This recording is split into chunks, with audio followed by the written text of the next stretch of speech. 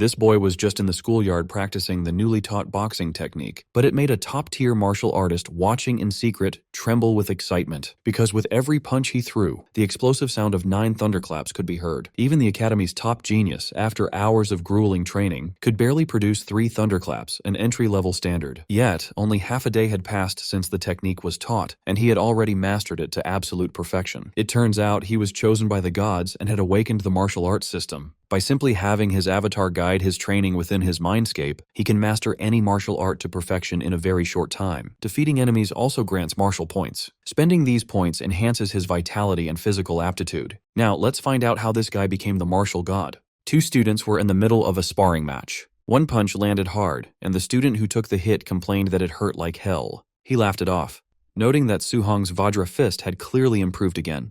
He wondered aloud if Su-hong had already stepped into the micro level. Su-hong stayed calm and replied that he had only broken through to the micro level 2 days ago. In this world, martial arts were divided into specific ranks: basic, proficient, micro level, mastered, and perfect. Reaching the micro level already put someone far ahead of most of their peers. The other student couldn't help but admire him, saying that when it came to the Vajra fist, no one else in their class could even compare. He then asked if Su-hong was done resting so they could continue practicing. But the pain from that single punch was still stinging, and he actually had no intention of taking another hit.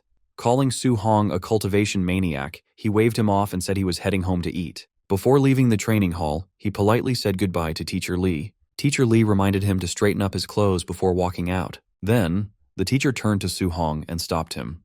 He asked why Su-hong still hadn't paid the 30,000 registration fee for the martial arts department, reminding him that applications were closing next month. Su-hong hesitated for a moment before asking if he could be given a few more days.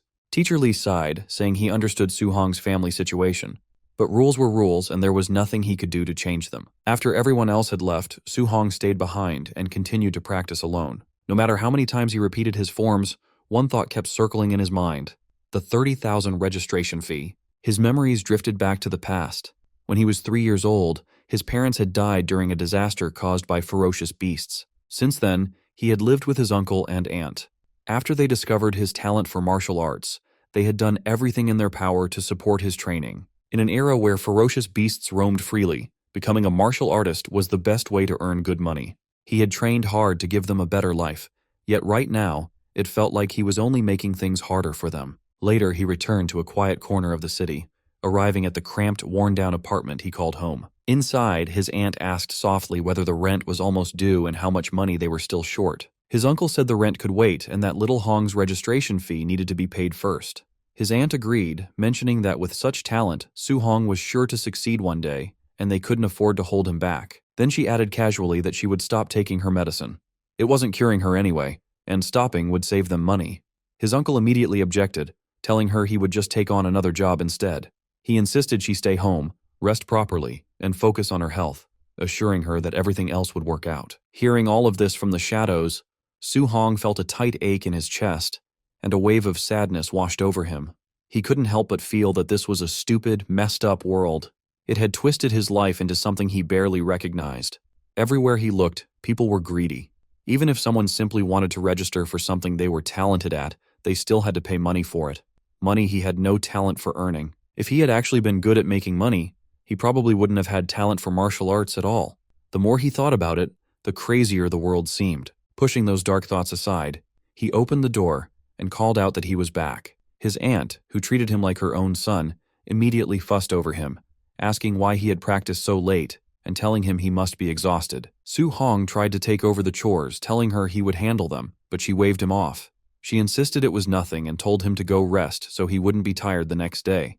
His uncle backed her up, telling him to listen and go to bed quickly. Su-hong returned to his room, but sleep refused to come. He lay there, wide awake, his thoughts running in circles. His uncle and aunt had already sacrificed so much for him. He couldn't keep letting that happen. This time, he would solve his own problem. For a martial artist to earn tens of thousands in just a few days, there was only one place that came to mind. The very next day, a loud announcement echoed through the streets. The crowd was welcomed to the Martial Apprentice Arena Challenge, a place where only victory or defeat mattered, regardless of life or death. It was the underground martial arena. The announcer's voice rose with excitement as she introduced the ring defender for the day, a fighter called Mr. Minotaur. The rules were simple. If he could win 4 matches in a row, he would walk away with 60,000 in prize money. If not, he would get nothing.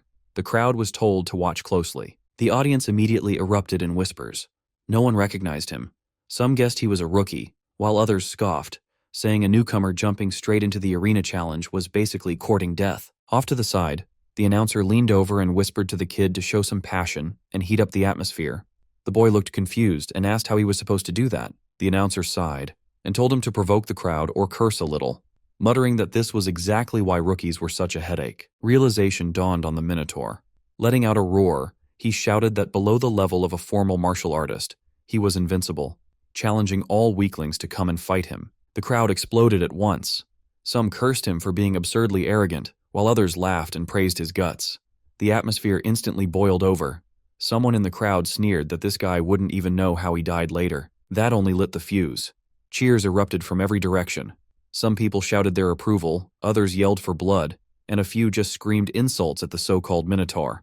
With the atmosphere at its peak, the announcer declared that the match had officially begun. Behind the Minotaur mask, Su Hong stayed calm.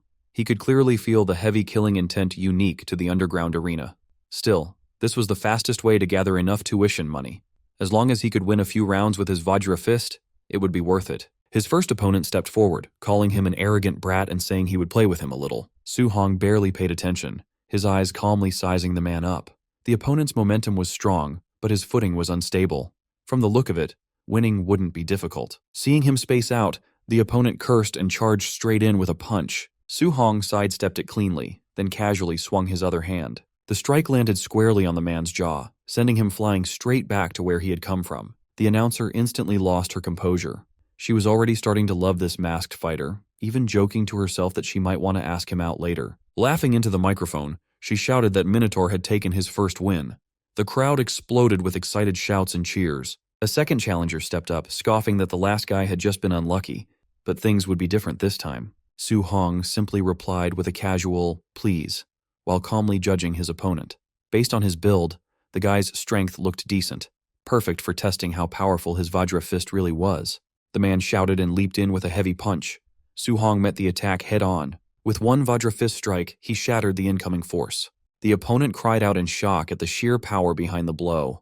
Su Hong could already tell the difference. This guy was strong, but still weaker than him. After taking a single counterattack, the opponent had relied too much on his upper body strength, leaving his waist wide open. Su Hong followed up with a brutal kick, and the man was sent flying off the stage just like the first one.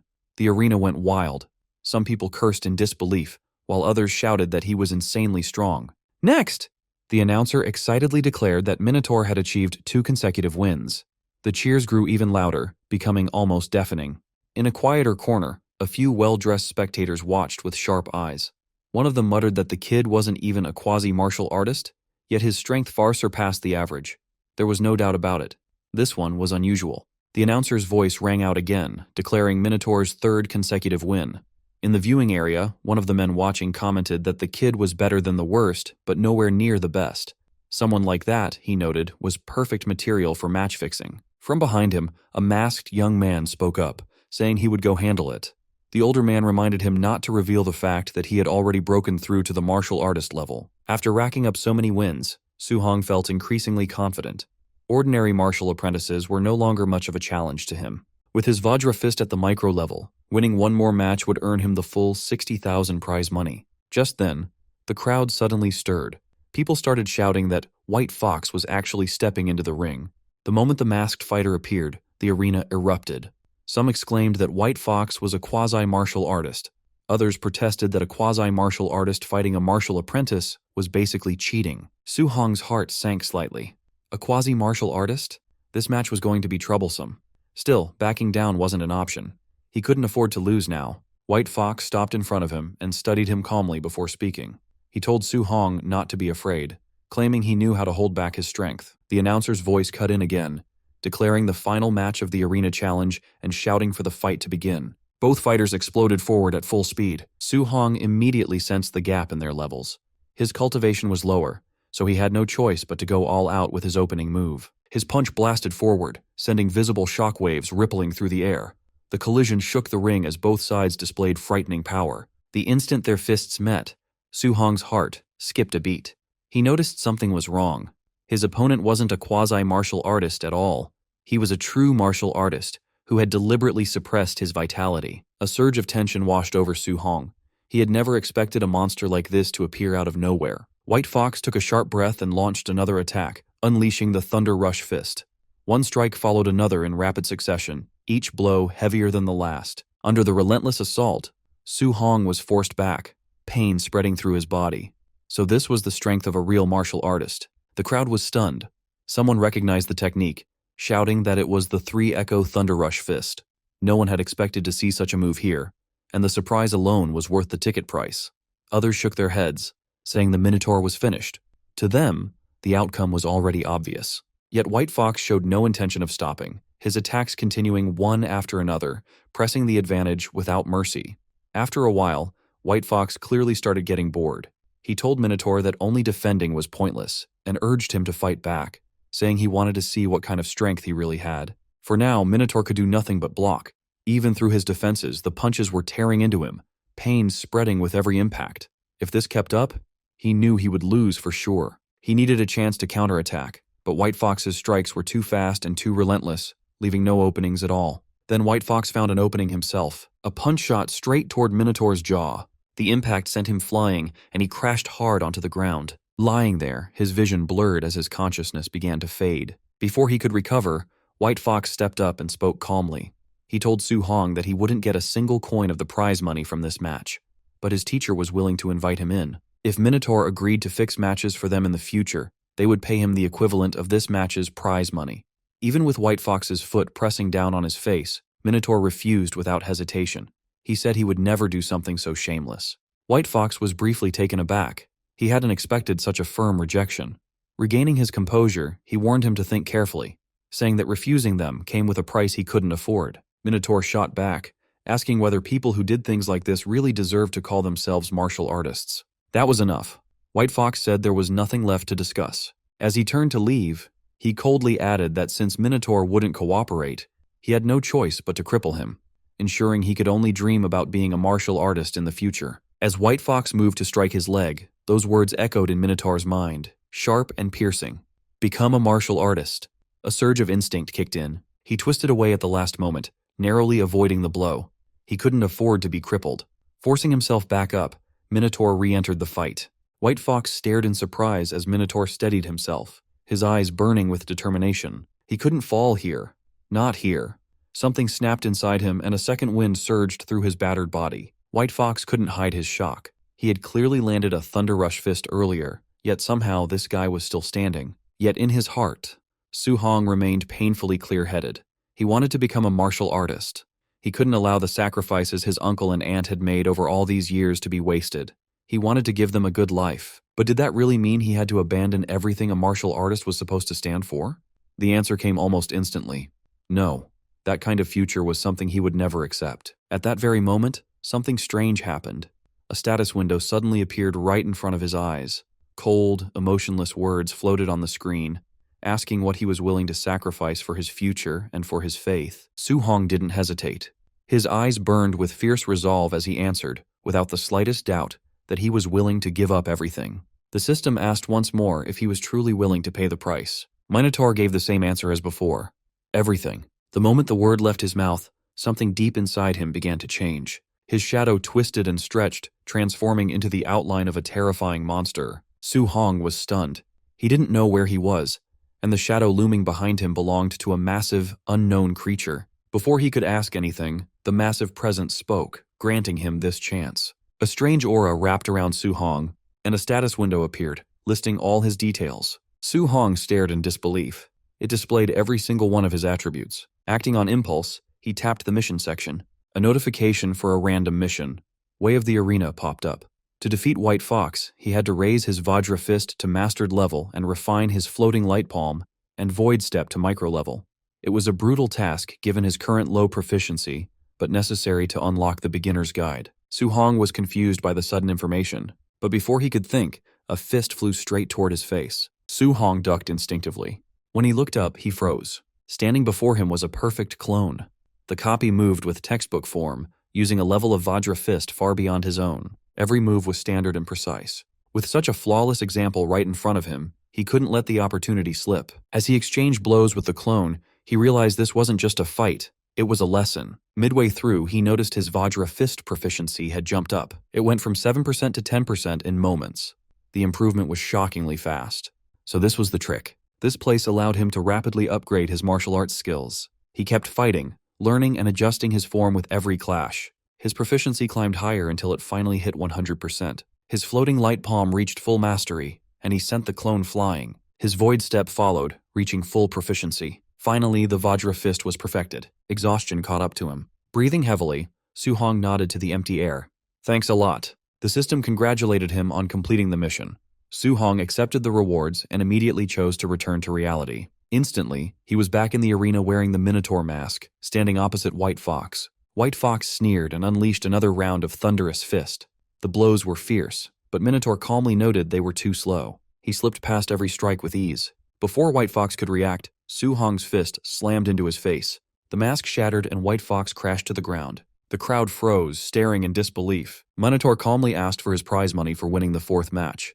The stunned announcer fumbled for words before finally declaring Minotaur the winner of the 60,000 grand prize. In the audience, the teacher frowned. A mere apprentice mastering the Vajra fist was impossible. Suspicious, he ordered his men to follow Minotaur and investigate his identity. Leaving the arena, Su-hong sensed he was being followed. He burst into motion, his speed exploding as he vanished from their sight. The pursuers stopped in confusion, unable to track him. Hidden safely, Su-hong mocked their clumsy attempt. An hour later, he returned home. His aunt and uncle were stunned by the large pile of money. His uncle asked if he robbed a bank. Su-hong explained he worked as a sparring partner, and the dojo master decided to sponsor his studies. The uncle asked if it was the stingy dojo, but Su-hong simply asked them to trust him. Seeing his serious expression, they smiled.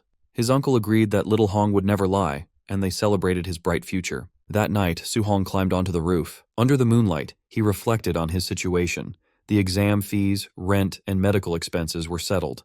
He laughed in relief. He checked the system interface. He survived thanks to this mysterious power.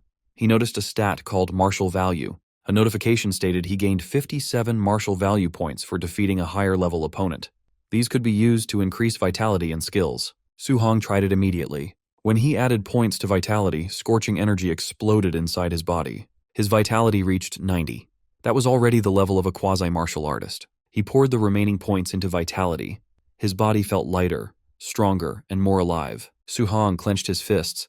Even his wounds were healed, and he felt brimming with power. He felt an urge to test his new strength. He leaped across the rooftops toward the combat power tester at the school's drill ground. He arrived at Star City No. 1 High School shortly after. The place was quiet, with a lone Tier 1 combat power tester sitting there. Su-hong gathered his vitality but decided to hold back.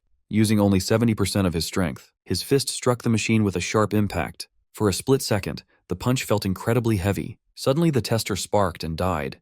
Stunned, he worried he would have to pay for the poor quality machine and decided to leave. A voice shouted from behind, asking who was there.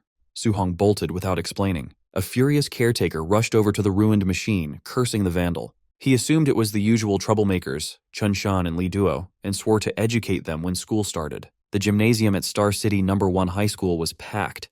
Students crowded every corner of the room, and Su-hong stood quietly among them. While he waited, he heard someone mention that Chun Shan had gotten beaten up. This immediately caught his attention, so he asked what had happened. A student nearby explained that Chun Shan had smashed the combat power tester in the middle of the night and refused to admit it. Because of that, the principal punished him right there. Hearing this, Su-hong felt a bit awkward. It turned out someone else had taken the blame for his mistake. At the same time, he felt relieved. If he had been caught, he never could have afforded to pay for that machine. Before he could think about it further, the announcer's voice echoed through the hall, telling everyone to be quiet. He announced that a special guest, a Tier 3 martial artist named Chan Tian, was here to teach them a C-rank martial art called the Thunder Rush Fist. He told the students to pay close attention. The gym instantly erupted with noise. Some students shouted that this was their first time seeing a Tier 3 martial artist in person. Others talked about how C-rank martial arts usually cost a fortune to learn at outside dojos. But the moment Su-hong heard the name, his eyes lit up. Thunder Rush Fist. That was the same move White Fox had used in the underground arena. One punch created the impact of 3. Its power was undeniable. Outside of school, just the registration fee to learn something like this would be huge. There was no way he was going to miss this chance. Chantian didn't waste time with small talk. He told the students he would demonstrate the technique 10 times from start to finish.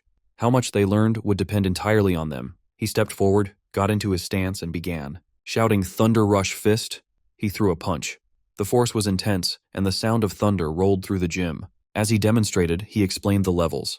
At the basic level, a punch makes 1 thunderclap. At the proficient level, it makes 3 sounds. At the micro level, it makes 5. At the mastered level, it creates 7 sounds, which was his current level. As he finished the move, 7 loud thunder sounds echoed out, making the air vibrate. After using so much energy, Chan Tian paused to catch his breath. He added that at the perfect realm, one could strike out 9 thunder sounds. However, he told them not to aim too high. If they could just grasp the basics today, that would be good enough. After a short break, Chan Tian announced the second demonstration and told everyone to try and follow along. The gym quickly filled with students shouting awkward battle cries as they tried to copy his movements. Hours passed by quickly. One by one, students began to collapse from exhaustion. Some complained that they couldn't get it at all, while others groaned about being totally drained. A few stubborn ones kept practicing, asking if anyone had found the trick, even though their bodies were giving out. One of Su Hong's friends wiped his sweat and sighed, saying that C-rank martial arts were just too hard to learn. Looking around, he realized Su Hong was gone. For a second, he wondered if Su Hong had already learned it, but then he just wondered where he went. Just then, excited laughter rang out nearby. Someone proudly announced that he had reached the basic level. The friend turned and saw Chun Shan looking very pleased with himself. A wave of jealousy hit him. No wonder everyone called Chun Shan a genius. How was he so good at this? The principal quickly stepped forward, introduced Chun Shan as the school's top genius, and asked Chan Tian if he wanted to train him. Students crowded around, calling Chun Shan a true prodigy.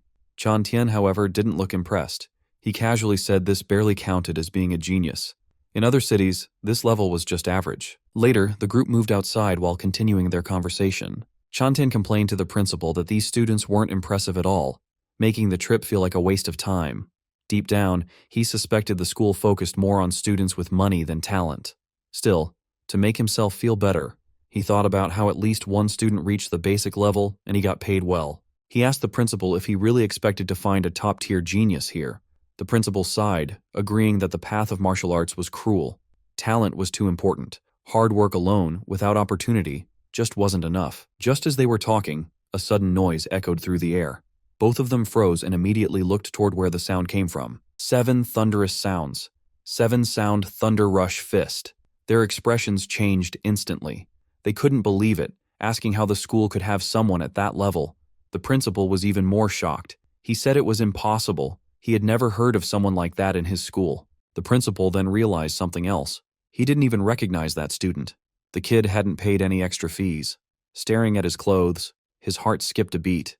That uniform clearly belonged to a student. The shock hit him hard. If he had been strict about the rules, this student probably wouldn't have even been allowed in the lesson. Even Chan Tian was stunned. He muttered that he had only taught for half a day, yet someone had already reached the mastered level. The principal's mind went blank. He asked if he heard wrong. 9 sounds? Was that really 9 sounds? Chan Tian couldn't speak. He stood there silently, feeling so emotional he almost wanted to cry. The principal wasn't doing much better. He never imagined someone without money could have such terrifying talent. Seeing Chan Tian frozen in place, the principal asked what was wrong. Chan Tian finally exhaled and said he understood now. Everything suddenly made sense. Without another word, he got into his stance and threw a thunder rush fist of his own. The air exploded. 8 thunderous sounds rang out. The principal nearly jumped. 8 sounds? Chan Tian had broken through? Chan Tian stared at his own fist, excitement showing on his face. He said that seeing that student's punch gave him the inspiration he had been missing for years. Without it, he might never have broken through in his lifetime. But then reality hit him. This was not the time to celebrate. Chan Tian urgently told the principal to hurry and find that student. The principal snapped out of it and actually started running. Unfortunately, by the time they reached the spot, the student was already gone. As for Su Hong, he had already achieved his goal. While walking away, he thought about how practicing a C-rank martial art was much more exhausting than the D-rank Vajra fist. His Thunder Rush fist had already reached the perfect realm. Now, the next step was figuring out how to earn more martial value points to become a true martial artist as soon as possible. He couldn't risk life-and-death fights in the underground arena every time. If he could gain points through normal sparring, that would be much better. Not long after, he arrived at his workplace, the Raging Thunder Dojo. Inside, students were training as usual. When they saw him, Someone asked why he came in today. Su Hong casually replied that he wasn't busy and just came by to practice. Just then, a loud thud echoed across the hall. A student was sent crashing to the floor. Standing over him, another guy sneered. He said that if someone dared to claim his teacher taught poorly, they should first admit they were just bad at learning instead of making excuses. Su Hong glanced over and asked what was happening. His friend explained that since Su Hong hadn't been around lately, he wouldn't know. That student's teacher was a new instructor who was very strong, but he looked down on ordinary people and taught in a very lazy way. On top of that, his disciple, a guy named Li Yen, was also extremely strong. Right as they were talking, another student was knocked down. Li Yen looked at him and sneered, saying he shouldn't dare to challenge him with such a weak level. Before things could get worse, Su Hong stepped in and grabbed Li Yen's wrist, telling him that was enough. Li Yen immediately glared at him, asking who he was and telling him to let go. He said if Su Hong had the guts, they could settle it properly in the arena one-on-one. Su Hong didn't back down and calmly agreed. At that moment, a voice interrupted, asking what the noise was about and announcing that class was starting. Li Yen pulled his hand back and sneered, telling Su Hong he was lucky this time. Watching him leave, Su Hong thought that this guy was way too arrogant. Soon after, the instructor spoke up. He announced that today was the last day he would teach the Raging Sea Spear technique. As usual, he would only demonstrate it once. As he took his stance, it was clear the instructor didn't believe anyone could learn it from just one demonstration. Still, Su Hong watched with intense focus. For him, once was enough. His eyes followed every movement as the spear swept through the air. When the demonstration ended, the instructor turned to leave, saying that how much they learned was up to them. Complaints immediately broke out. Some students called the one-time demonstration a scam. Others complained that those in the back row couldn't even see clearly. Su Hong, however, had already understood the essence of it. The spear moved like a dragon crashing into the sea, its power rolling forward like endless waves. Picking up a spear himself, he began to move, perfectly copying what he had just seen. For a moment, everyone fell silent. Then, the noise erupted. People stared in disbelief, shouting that Su Hong had actually learned it. Others muttered that this was the first time they'd seen such a prodigy, while some bitterly wondered if they were just too stupid to understand it. Drawn by the noise, Li Yen returned and asked who had supposedly learned the technique. He scoffed at the idea. Then he saw Su Hong. Watching Su Hong's spear flow smoothly, Li Yen's eyes narrowed. It really did look like he had understood it. He felt a spark of interest. Testing someone like this would be fun. Stepping forward, Li Yen called out to him, saying he would give him a few pointers on his spear technique. Li Yen grabbed his spear, twirled it, and pointed the tip at Su Hong, signaling him to come on. He repeated that he would teach him a lesson. Su Hong simply agreed. One of the students hurriedly tried to stop him. He warned that even though Li Yen was a bad person, he was actually very strong, so Su Hong shouldn't be impulsive. Su Hong just smiled and told him not to worry. He stepped forward with his spear and got into position. Facing Li Yen, he politely said he looked forward to his guidance. That sentence completely set Li Yen off. He snapped that Su Hong was being arrogant and declared that he would show him the Raging Sea Spear technique at the micro level. Su Hong remained calm. As he moved his spear, he quietly controlled his power, deliberately suppressing it. Proficient level. He didn't want to reveal everything. He only wanted the guy in front of him to see just how ridiculous he was acting. The moment Su Hong's spear moved, Li Yen froze. That flow, that momentum, it was unmistakable. Proficient level Raging Sea Spear technique. No matter how hard he tried to deny it, the reality right in front of him wouldn't change. Su Hong reached the proficient level with his Raging Sea Spear technique. His movements flowed just like crashing waves. When he unleashed the attack, his opponent just froze. He couldn't trust his own eyes. Su Hong was just a martial apprentice, not even a real martial artist yet. But somehow, he had mastered the Raging Sea Spear to the proficient level. That was something even veterans struggled to do. But it was happening right in front of him. A notification popped up for Su Hong. Defeated a higher level opponent, martial value plus 35. It worked. Even normal sparring gave him points. He didn't have to risk death every time. He could get stronger just by fighting smart. Meanwhile, the opponent was panicking inside. This is impossible. Totally impossible. I trained for years and he did this so fast? Was all my hard work for nothing? He felt completely crushed. Before things got worse, Su Hong pulled back his spear. That's enough, he said calmly. Just then, the instructor showed up. He saw what happened and immediately stepped in to scold his student. The guy tried to argue, but the instructor slapped him hard across the face. If you can't handle losing, he shouted, you aren't a real martial artist. The crowd loved it. That guy was always stuck up, so seeing him get humbled felt great. The instructor turned to look at Su Hong, amazed. Su Hong only showed the move once, but he already mastered it. Even the geniuses in the capital couldn't do that. Your talent is scary, the instructor said. My student is arrogant, but meeting you is good for him. He bowed slightly. Little brother, I failed to teach him manners. Please forgive us. Su Hong was surprised. He didn't expect the man's attitude to change so fast. This guy changes faces faster than flipping a book page, he thought. Leaving the training grounds, he felt tired, but it was a good tired. He got a lot done today. He mastered the Thunder Rush Fist and the Raging Sea Spear. Plus, he earned a ton of martial value. Walking through his high school campus, he thought about his next steps. The entrance exam was coming up fast. Rich kids were already buying high-grade alloy weapons. To compete, he needed one too. He could still feel the spear in his hands. I'll stick with the spear, he decided.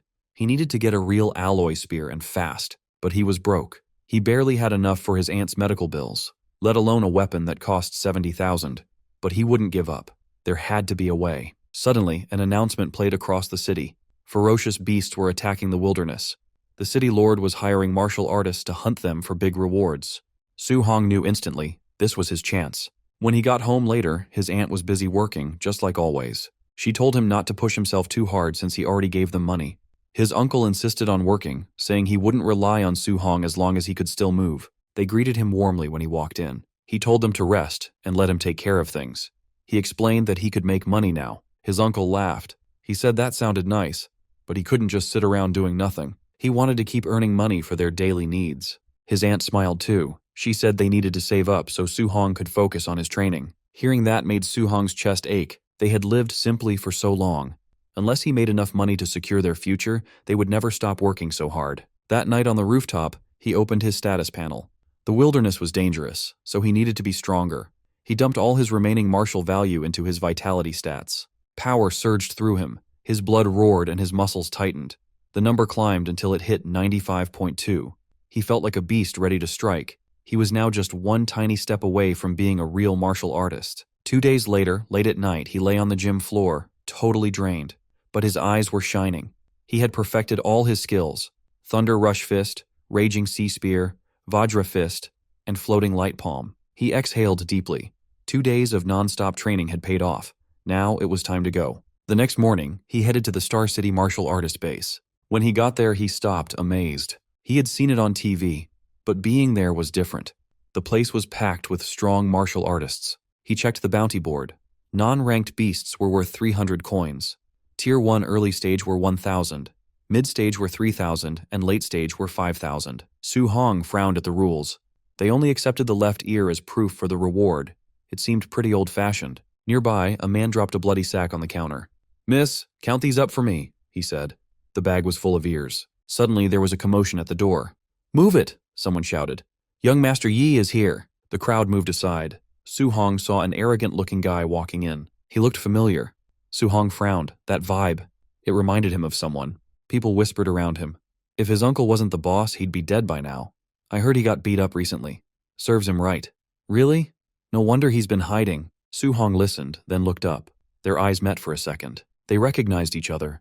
The air got tense. Su Hong realized something. The beasts weren't the only danger out here. People were dangerous too. He told himself to stay on guard. As he left, a stranger commented on how young he looked. "First time going out alone?" the man asked. Su Hong just nodded and kept walking. Behind him, the man shook his head. "Just another kid rushing to die," he muttered. Su Hong stepped into the wilderness and looked around. The forest was quiet and peaceful, but he stayed alert.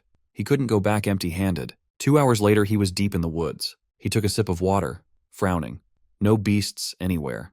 Maybe the outer area had already been hunted clean. He decided to move faster and go even deeper. Suddenly, his face changed. A massive shape blocked his path. It was huge and scary, exactly like in the books. A ferocious beast. Su Hong knew what it was immediately. An azure moonwolf, a Tier 1 early-stage beast. It stared at him with red eyes, showing its teeth and growling. It was definitely hungry. The wolf crouched, ready to jump. Su Hong took a deep breath and got ready.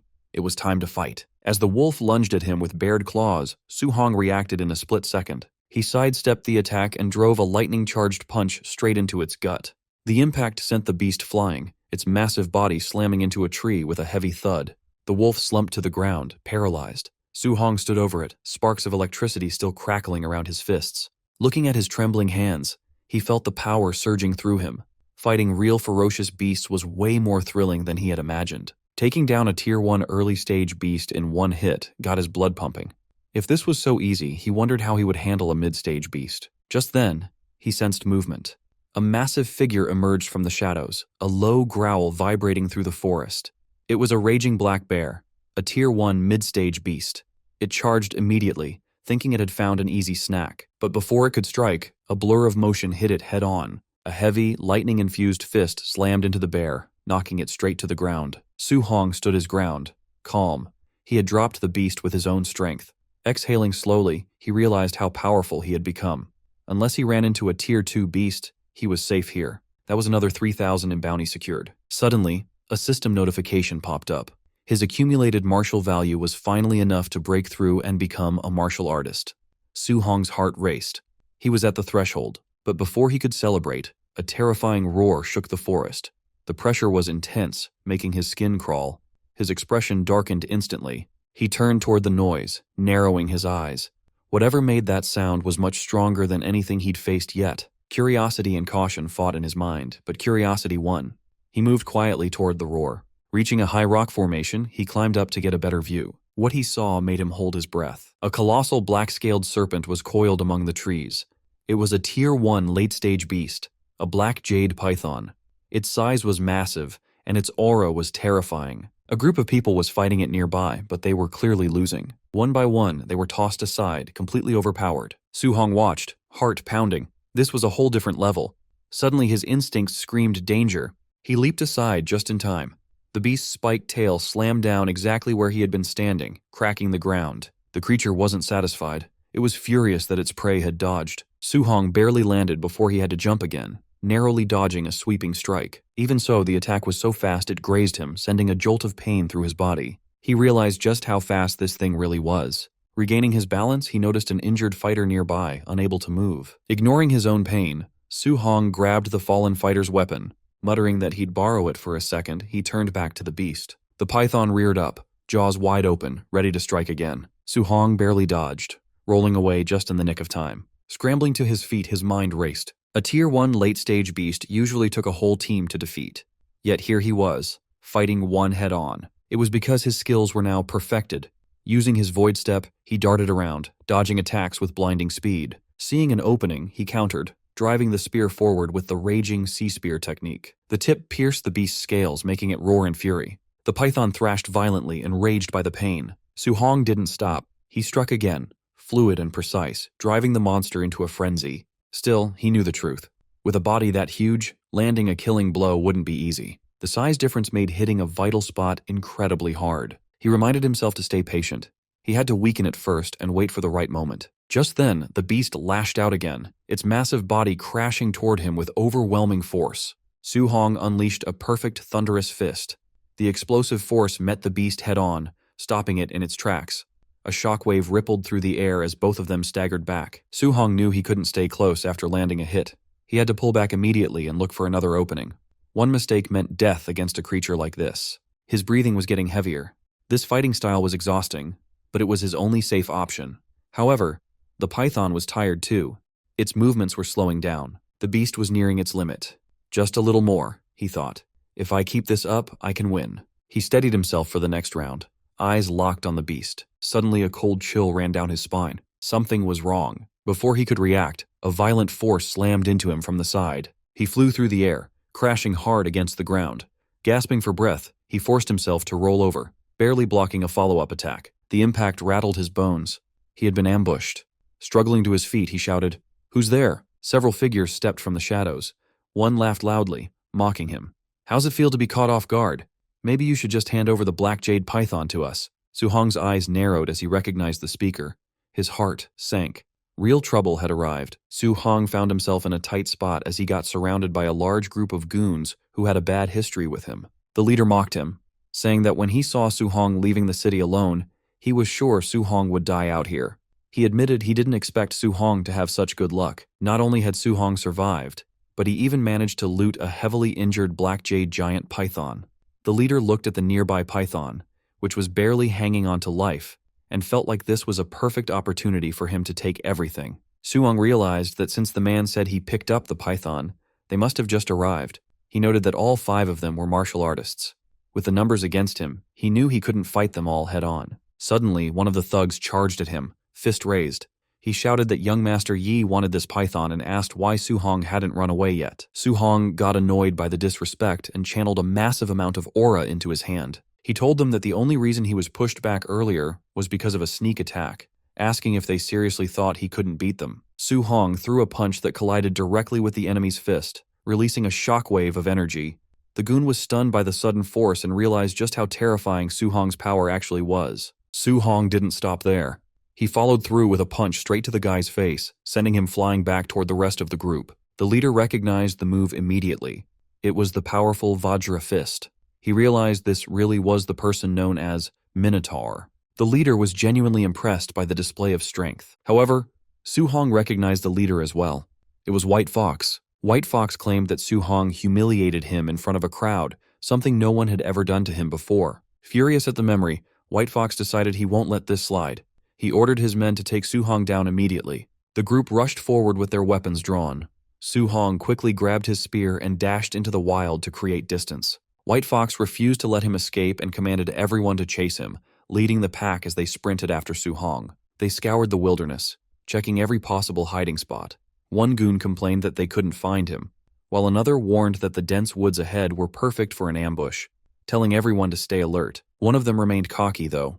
He said that with so many people on their side, there was no reason to be afraid of just one guy. But in an instant, a figure flashed behind him at blinding speed. The goon spun around, and standing right there was Su Hong. Su Hong landed a crushing punch, sending the man flying through the air until he landed right in front of his leader. That guy was definitely knocked out cold. The leader was shocked, wondering how Su Hong could possibly move that fast. White Fox couldn't believe his eyes. After seeing that brutal attack, the rest of the group quickly formed a defensive circle, terrified of being next. One goon identified the move as the Nine Echoes Thunder Rush Fist, noting that even Tier 3 martial artists struggled to perfect it. White Fox got frustrated and yelled at them to shut up. Internally, he was panicking, thinking that mastering both the Vajra Fist and Thunder Rush Fist should be impossible. He was starting to feel true fear. His fear would have only grown if he knew that Su Hong was currently hiding in a tree above, watching their every move. To Su Hong, they looked like rats being hunted by a cat. He thought that if he hadn't wasted so much energy fighting the python earlier, he would have crushed them head-on. He threw his spear to create a distraction, planning to pick them off one by one. The spear slammed into the ground nearby, startling the whole group. While they were distracted by the spear, Su Hong dropped down, grabbed one of the goons, and attacked. After the instant strike, he vanished back into the shadows. The remaining goons were now completely terrified. They felt like even sticking together won't save them against someone this intense.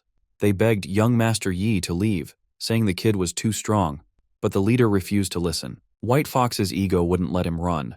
He wanted to prove his power, even though he was scared deep down. He declared that he had to kill Su Hong today. Meanwhile, Su Hong was darting around them at such high speeds that they could barely track him. Suddenly, while White Fox was still talking, Su Hong rushed past. Before the leader could react, another goon was grabbed and slammed into the ground. Just like before, Su Hong disappeared immediately after the attack. White Fox's panic turned into frustration. He couldn't understand how this kid became so much stronger in just a few days.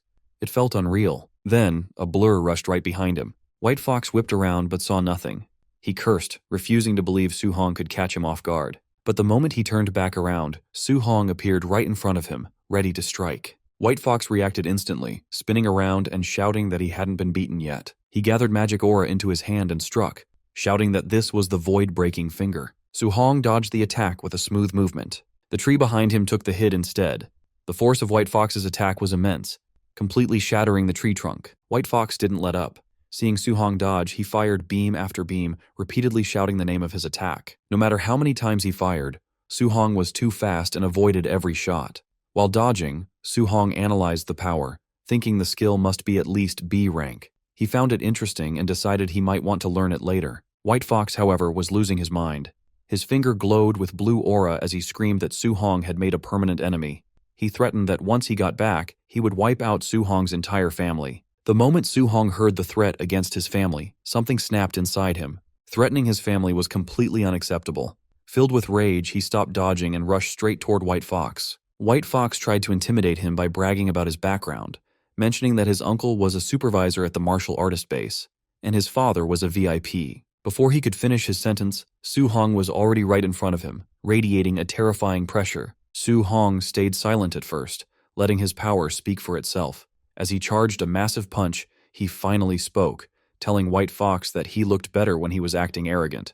He said this begging didn't suit him, but he was going to enjoy ending this. Su Hong punched White Fox squarely in the face, sending him launching backward. The power behind the blow was overwhelming. White Fox was sent flying deep into the forest, crashing through trees before hitting the ground hard. Dust and smoke filled the air from the impact. When the dust settled, Su Hong walked over with a furious expression, a red aura coating his body.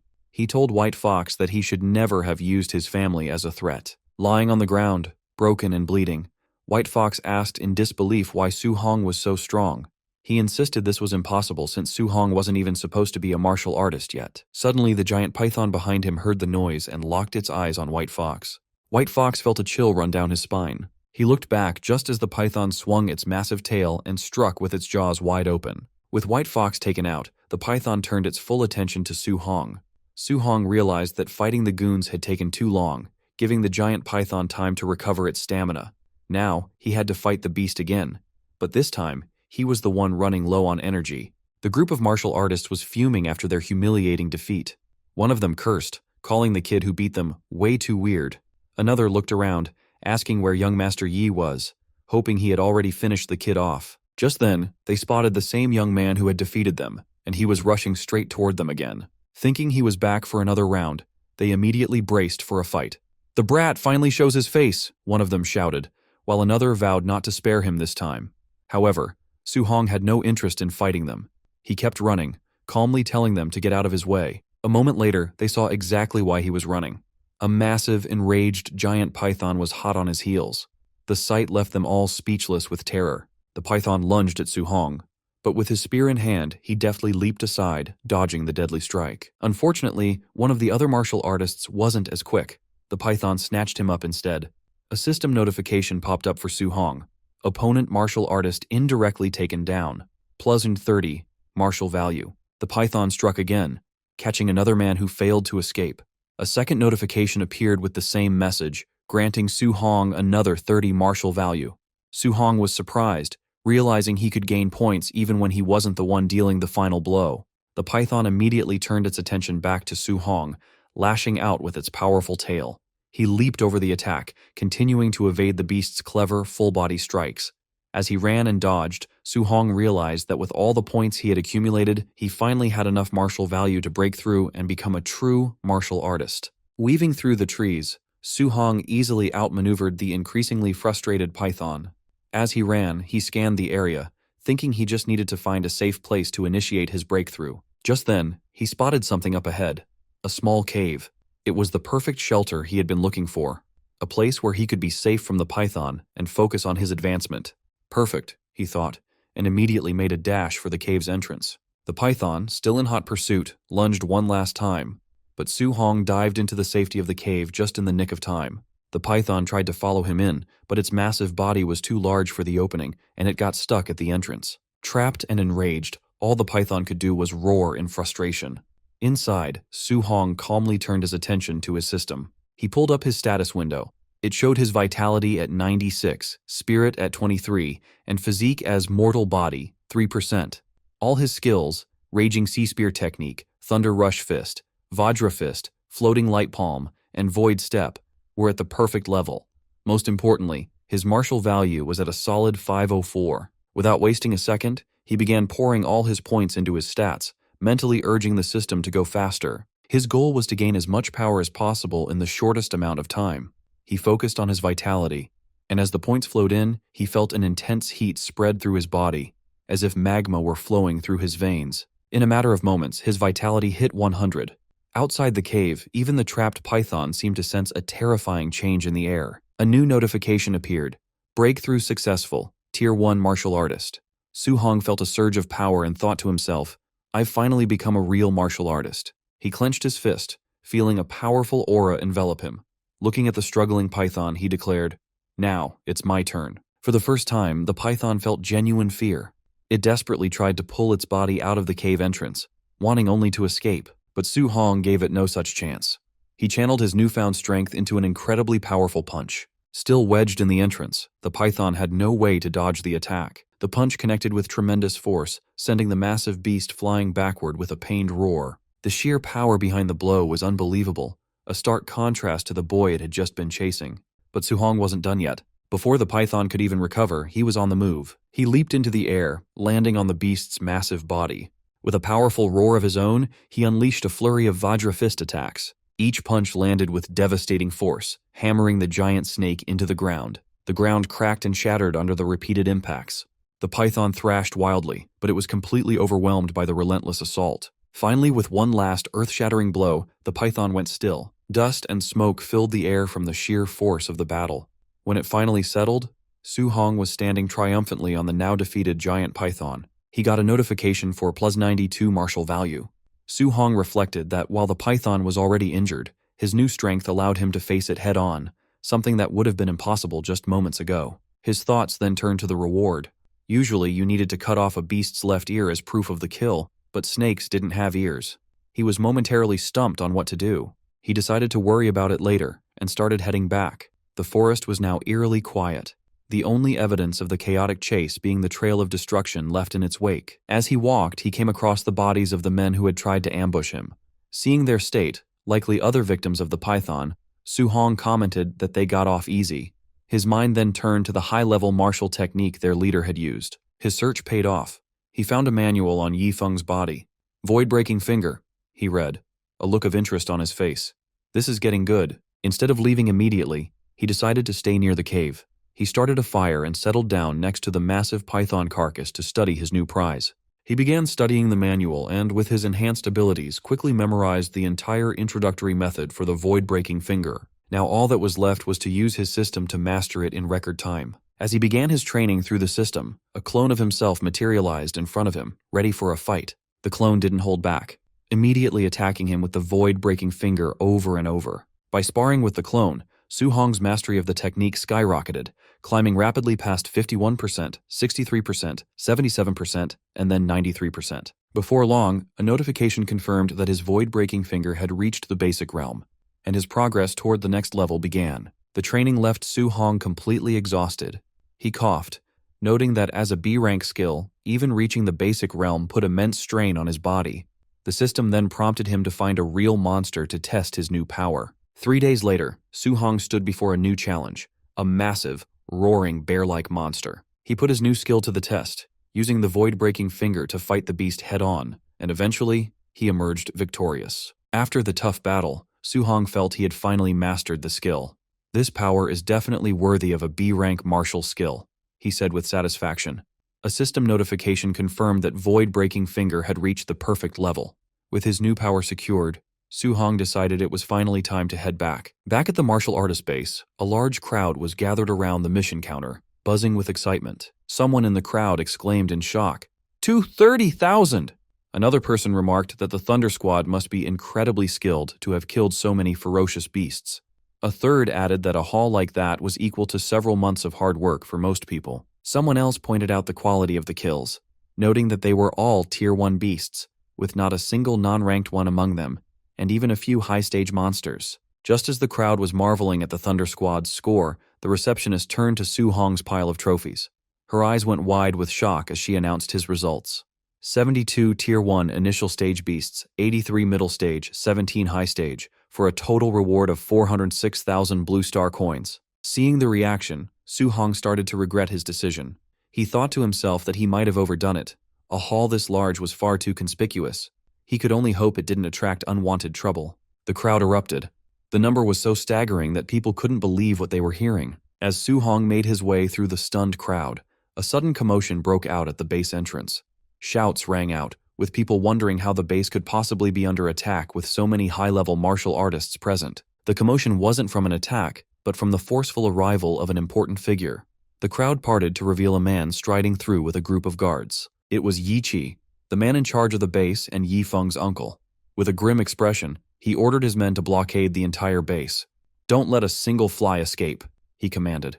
His guards immediately moved to carry out the order. Another supervisor hurried over, asking Yi Chi what was going on. Yi Chi's voice was cold as he replied, "My nephew, Yi Feng, and the 4 martial artists with him are all dead." A shocked silence fell over the crowd. People began to whisper in disbelief that young Master Yi Feng and his entire group were wiped out. However, not everyone was sad. One person muttered that it was a good kill, since Yi Feng had robbed nearly everyone at the base. Another added that if it weren't for his powerful uncle, someone would have dealt with him long ago. Ignoring the whispers, Yichi announced the real reason for the lockdown. A valuable B-rank martial skill was missing from Yi Feng's body. He ordered a search of every martial artist in the base, declaring that no one leaves until they were cleared of suspicion. Hearing this, Su Hong felt a moment of relief. He thought that the state of the bodies clearly pointed to the giant python as the killer, so the deaths shouldn't be traced back to him. However, as the search progressed, he started to feel uneasy. He noticed people glancing in his direction and whispering among themselves, and he began to suspect this search might be targeting him specifically. His fears were confirmed when Yi Chi, flanked by his guards, walked directly toward him. On the surface, Yi Chi's tone was polite. "I heard you killed over 400,000 worth of ferocious beasts all by yourself," he said, praising Su Hong's skills. But his calm words were betrayed by the menacing red aura flaring around him, making it clear that he was anything but pleased. It seemed he already suspected something. Su Hong kept a calm look on his face, but inside he knew the truth. He was much stronger now. Deep down, he even started to wonder if he could actually defeat this man if things really turned sour. The White Fox's father spoke up first. He said he heard that Su Hong took down ferocious beasts worth 400,000 credits all on his own, admitting that was pretty impressive for a student. However, the woman standing next to him wasn't buying it. She argued that Su Hong looked like a rank 1 early-stage fighter at best, so there was no way he could kill that many beasts. She accused him of stealing from young Master Ye's pack and immediately ordered her men to search him. As soon as the order left her mouth, 2 large men with flames burning in their hands started walking towards Su Hong. One of them gave him a sharp warning: "Do not resist, or this would get ugly." But in the blink of an eye, the situation flipped. One of the men suddenly found a spear tip pointed right at his face. The guard froze and asked what Su Hong thought he was doing. Su Hong calmly said it was nothing, keeping the spear steady. The man was completely shocked because he didn't even see Su Hong draw the weapon. It was just too fast. Su Hong then announced that he was a student of Star City High No. 1. He looked at them and asked if they really wanted to force a search on a student from that school. Hearing the school's name, the White Fox's father hesitated. He knew the principal of High School No. 1 was famous for being extremely protective of his students. That was not a person he wanted to offend over a small issue. Ye Chi still thought the whole thing smelled fishy. If this kid really hunted all those beasts, he was a genius. But if they were wrong and they offended a genius student, it wouldn't be worth the trouble. He signaled his men to stop and stepped forward himself. He explained that his nephew was attacked and a secret family technique was stolen, so he had no choice but to find the culprit. He added that he hoped Su Hong would cooperate. Su Hong simply replied that he just hoped they weren't accusing the wrong person. Ye Chi then offered 10,000 credits as payment for the trouble of searching him and asked if that sounded fair. Su Hong countered immediately, asking for 30,000. In his head, he knew Yi Feng was technically killed by the giant python. As long as they didn't find the stolen technique on him, they couldn't prove anything. Ye Chi agreed to the price. Su Hong opened his arms and let them search him. While the men checked his pockets, the woman dug through his bag. Su Hong told them to look closely because he didn't want any false rumors following him later. When they finished, the men reported that they found absolutely nothing. Ye Chi nodded, told them to pay Su Hong the 30,000 credits, and let him leave. Walking away, Su Hong thought to himself that it was a good thing he cleaned up the scene properly. If he hadn't, he would have been in serious trouble today. Ye Chi turned to the crowd and yelled for the search to continue, stating that no one left until the thief was found. Meanwhile, Su Hong planned his next move. He wanted to shower and change, then head straight to the Martial Artist Association to sign up for the assessment. He needed to get a proper guidance technique as soon as possible. A little later, Su Hong was resting at the underground hotel in the martial artist base. He opened his system interface and checked his points. He was surprised to see he had 534 martial points. He realized he was so busy training the world-shattering finger and hunting beasts that he forgot to spend them. His stats looked good. Vitality was over 103, Spirit was at 23, and his physique, the mortal frame, was at 6%. All his skills, Void-Shattering Finger, Raging Sea Spear Technique, and Void Step, were perfected. Looking at the numbers, Su Hong noted that Rank 1 early stage needed 100 Vitality, but mid-stage needed 200. He did the math and realized that even if he used all his points on Vitality, he would still be short about 40 points for mid-stage. He decided to look at Spirit and Mortal Frame instead, to see what upgrading those would do. His Spirit was at 23 and Mortal Frame was at 6%. Since he had points to spare, he decided to test it out. He upgraded his Spirit, watching it go up by 0.1 at a time. After spending some points, he admitted he didn't really feel any different. Next, he tried increasing his mortal frame by 0.1 at a time. This time, the result was instant. He felt a clear boost in physical strength immediately, so he decided to keep adding points there. Watching his martial points drop quickly, he decided to stop upgrading the mortal frame for now. He switched gears and dumped 200 martial points into his vitality instead. After the changes, his mortal frame was sitting at 36.1%. He decided to put whatever points were left into his spirit. The moment he finished, a massive wave of red energy exploded around him. He felt an endless amount of power rising up from inside his body. After a few moments, the energy faded and his body slowly returned to its normal state. He let out a long breath, relieved to be back to normal size. He thought it would have been really awkward to explain to people why he suddenly turned into a giant muscle man. An hour later, Su Hong arrived at the Star City Martial Artist Association, a huge building surrounded by skyscrapers. He walked up to the front desk and told the receptionist he was there for the assessment. The woman nodded and said a staff member would guide him to the testing area soon. As he followed a staff member down the hall, she commented on how young he looked and asked if it was his first time. She explained the rules. To pass as a rank 1 martial artist, he needed at least 100 vitality and a combat power over 1,000. She wished him luck, and Su Hong thanked her politely. Nearby, people in the waiting area started whispering. One guy pointed out that the kid came alone, without a master or teacher. Another guessed that since he was so young, he was probably just here to see what the test was like, not to actually pass. Suddenly the room got loud as a commotion broke out near the testing machines. A machine announced that a guy named Panjia had 102 vitality, but his combat power was only 992.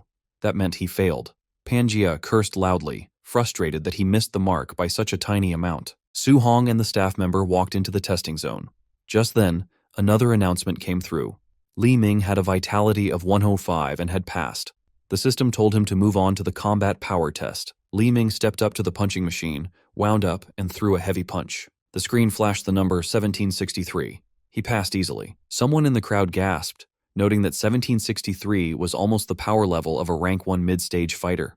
Another person asked if this was the disciple of Zhang Ming from the Raging Thunder Dojo. A bystander confirmed it, saying it made sense that he was a genius since he used the famous thunderclap fist. Su Hong heard the name and scratched his head. He thought Zhang Ming's disciple was named Li Yan. He wondered just how many students that guy actually had. Li Ming walked back from the machine and looked at Su Hong, telling him he was up next. As Su Hong stepped forward, Li Ming watched him. He figured that since Su Hong was taking the test at such a young age, he must be a genius too. He admitted Su Hong was rare, but he doubted the kid could compare to him. Suddenly the crowd screamed in shock. People were yelling, asking if the machine was broken because they couldn't believe the number they were seeing. Even the arrogant Li Ming spun around in surprise. The staff member announced that Su Hong's vitality was 123. He passed the first round easily. Li Ming muttered that it had to be impossible. He tried to calm himself down, thinking that vitality wasn't the only thing that mattered. Combat power was the real test. He told himself he could still be the number 1 student here. The officer called for the combat power test to start, and Su Hong was guided over to the punching machine. Standing in front of the target, Su Hong thought about his stats. He was already a martial artist and had upgraded his physique, so his raw strength was way higher than before. He considered using just 40% of his power, thinking that should be enough to pass. But then he worried. If he held back too much and failed the 1,000-point requirement, he would look stupid. To be safe, he decided to use 50%. He threw the punch with terrifying speed and force. Even at half strength, the power was too much. The punching machine was blasted straight off its mount, flew into the wall, and smashed into pieces. The destruction was total, and the room went silent. Everyone was staring with their mouths open. Li Ming looked terrified, realizing Su Hong just destroyed the tester with one hit. The silence broke into loud shouting as Li Ming realized the scariest part. Su Hong didn't even use a martial arts technique. That was just raw power. Someone in the crowd pointed out that a rank 1 high-stage fighter usually had around 3,000 combat power. This result was completely off the charts. Another person grabbed a teacher's arm and yelled that it was that kid again, calling him an absolute monster.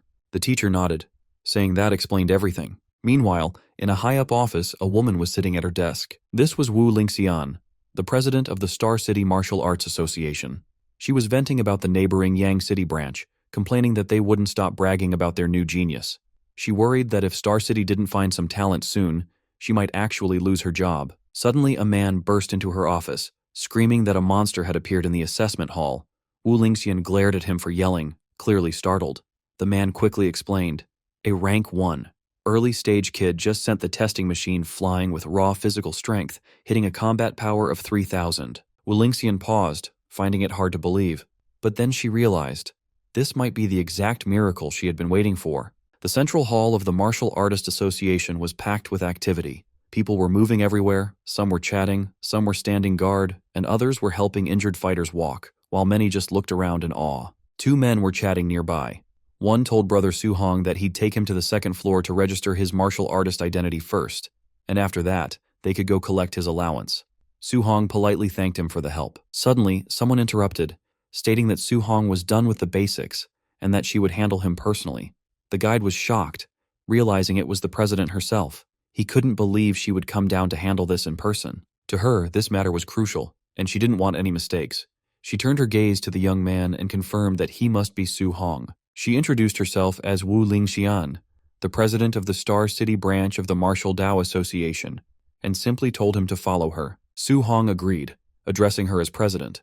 Internally, he was surprised. He recalled rumors that the president was a powerful Tier 8 Rank 5 martial artist, but she looked different from what he had imagined. Moments later, inside the president's private office, the two of them sat down to have a serious talk. Wu Lingxian noted that Su-hong was a student at Star City No. 1 High School. She mentioned that the principal, Li Changshan, had complained to her earlier. He was upset that the school had only produced 2 ordinary Tier 1 martial artists this year, completely missing a hidden genius like Su-hong. Su-hong felt a bit nervous. He asked why she had brought him to her office, explaining that he had only come here to register, get his allowance, and pick up a basic guidance technique. Wu Lingxian waved her hand, telling him to relax. She explained that her subordinates were already processing his ID and money. As for the guidance technique, she intended to teach him personally. She stood up and asked him directly, how much did he actually understand about guidance techniques? Su-hong thought for a moment. He recited the textbook definition. The heaven and earth spiritual key had attributes, and a guidance technique was a method to absorb that energy to strengthen the body. He added that different attributes required specific techniques to absorb them. The president extended her hand, conjuring a small flame. She explained that the textbook wasn't wrong, but guidance techniques were more than just simple cultivation methods. She revealed that her heavenly flame guidance technique absorbed fire attribute energy. While it strengthened her body, it also infused her attacks with deadly firepower. She added that mastering external attacks could increase range. However, she noted that for a Tier 1 martial artist, just carrying a trace of the element was impressive. Wrapping an entire fist in it was nearly impossible for beginners. Su-hong was surprised that these techniques could be used for attacking. He admitted he thought they were only for absorbing energy to level up, as the textbooks had never mentioned combat applications. The president continued her lesson. The spiritual key had 7 attributes: metal, wood, water, fire, earth, thunder, and wind. While each had pros and cons, in terms of pure destruction, thunder was first, metal was second, and fire was third. However, you couldn't just pick any element. It depended on your natural compatibility. Su-hong nodded, realizing now that a martial artist was limited by their own body's affinity. The president agreed and pulled out a crystal ball to test his compatibility. She explained that the more it glowed, the higher the affinity. Ordinary martial artists usually only had around 20 to 30%. She mentioned that her own affinity was around 80%, which was considered elite. However, she believed a genius like Su-hong would definitely exceed 90%. As the flame vanished, Su-hong took the crystal ball. He thought about how President Wu had become a Tier 5 master so young. She was a true genius. If she was only at 80%, reaching 90% himself would be absolutely incredible. Suddenly, the crystal ball began to shine, growing brighter and brighter until it was blinding. The president gasped, exclaiming that it was full. She hadn't been expecting this at all. She announced that Su-hong's fire attribute compatibility was a perfect 100%. She stared at him intensely and asked if he understood what that meant. She stepped closer, full of praise. Su-hong admitted he doesn't know the significance. The president explained that this meant he could absorb 100% of the fire attribute energy without wasting a single drop. She explained that with her 80% compatibility, she lost 20% of the energy during absorption. Yet, even with that loss, she had become a Tier 5 martial artist and the president of the association. She pointed right at his face, declaring that his future would definitely surpass hers. Su-hong sweated nervously. The president marveled that she had never expected a small place like Star City to produce a monster comparable to the elites from the imperial capital. While she spoke, Su-hong thought that the fire attribute was nice, but he actually preferred thunder. He thought that if only he had high compatibility with thunder, that would be perfect. Suddenly, the crystal ball lit up again, but this time it crackled with intense thunderous energy. This new development shocked the president even more. Su-hong looked at the ball and noted that his thunder attribute compatibility also seemed to be 100%. The president was completely speechless. She stood there stunned, wondering if she was hallucinating. Thunder and fire dual attributes at 100%? She could only conclude that this boy was a complete monster. Then, the glow shifted again. Su-hong added that his wind attribute compatibility also seemed to be 100%. The president stared in disbelief, wondering how something this outrageous was even possible. A few minutes later, she slumped back onto the couch, totally defeated, while Su-hong quietly watched her spiral into shock and panic. She muttered that this wasn't right. Every single element was full, all at 100%. She convinced herself she must be dreaming. She reflected that she once considered herself a top-tier genius. After all, a 30-year-old Tier 5 martial artist was incredibly rare. But after meeting someone who defied all common sense, she realized she was just an ordinary person in comparison. She realized that only another monster could ever hope to understand or defeat a monster like him. She muttered to herself about existences that ordinary people simply could not comprehend. Su-hong broke the silence, noting that all 7 attributes were at 100%. He complained that if he only cultivated thunder and ignored the other 6, it felt like a huge waste. It was actually quite distressing for him. He then boldly asked the president if she could just give him the guidance techniques for all 7 attributes. The president fell silent. She eventually explained that human energy was limited. No matter how high his talent was, it was best to focus on 1 or 2. She warned him that someone in the past had tried to cultivate all 7 at once, and after decades, that person was still stuck as a Tier 1 martial artist. Su-hong insisted that he couldn't decide right then. He wanted to try cultivating all of them first and pick a focus later. The president reluctantly agreed but warned him seriously. He absolutely must not squander his God-given talent. Then she changed the subject, asking if his school's monthly exam was coming up soon. Su-hong nodded yes, asking why she wanted to know. The president explained that friction in the all-heavens battlefield was intensifying. The Great War between the 10,000 races and humanity could erupt at any moment. Because of this, nations were pouring resources into a special genius training camp. She wanted to recommend Su-hong for it, but there was a condition. He had to take first place in his school's monthly exam. If he succeeded, she would secure his spot. Su-hong thought about the War of the 10,000 Races. He remembered the conflict that had happened over a decade ago. He recalled losing all his relatives except his uncle and aunt when he was young. He told the president he understood and would work hard. In his heart, he vowed to never let that tragedy happen again. He had to become strong enough to protect his family. That night, back at home, Su-hong excitedly announced to his uncle and aunt that he had become an official martial artist. He proudly displayed his new credentials. His uncle and aunt started crying tears of joy.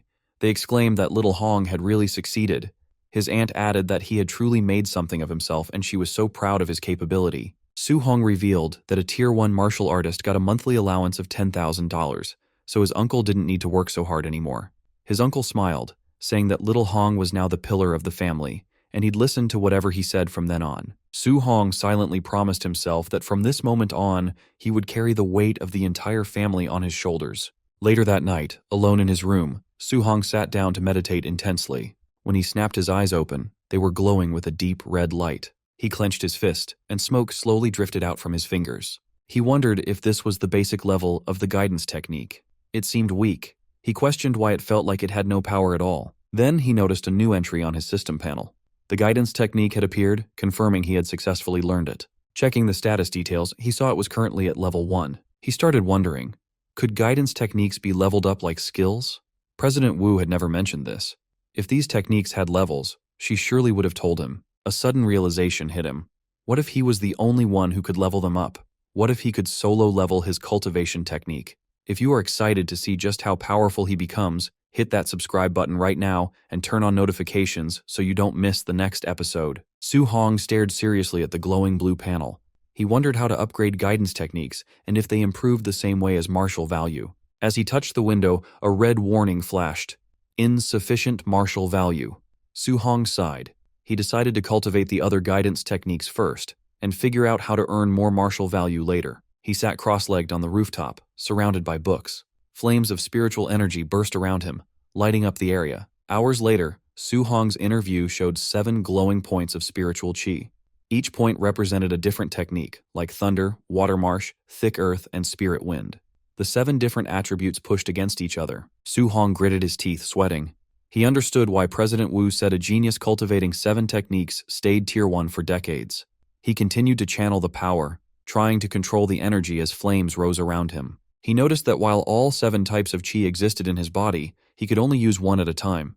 A ball of fiery qi formed in his hand as he breathed heavily. The flames swirled in his hand. He realized that if he forced a second attribute, the forces would collide and cause a violent explosion. A huge explosion of energy shook the rooftop, making both attributes disappear.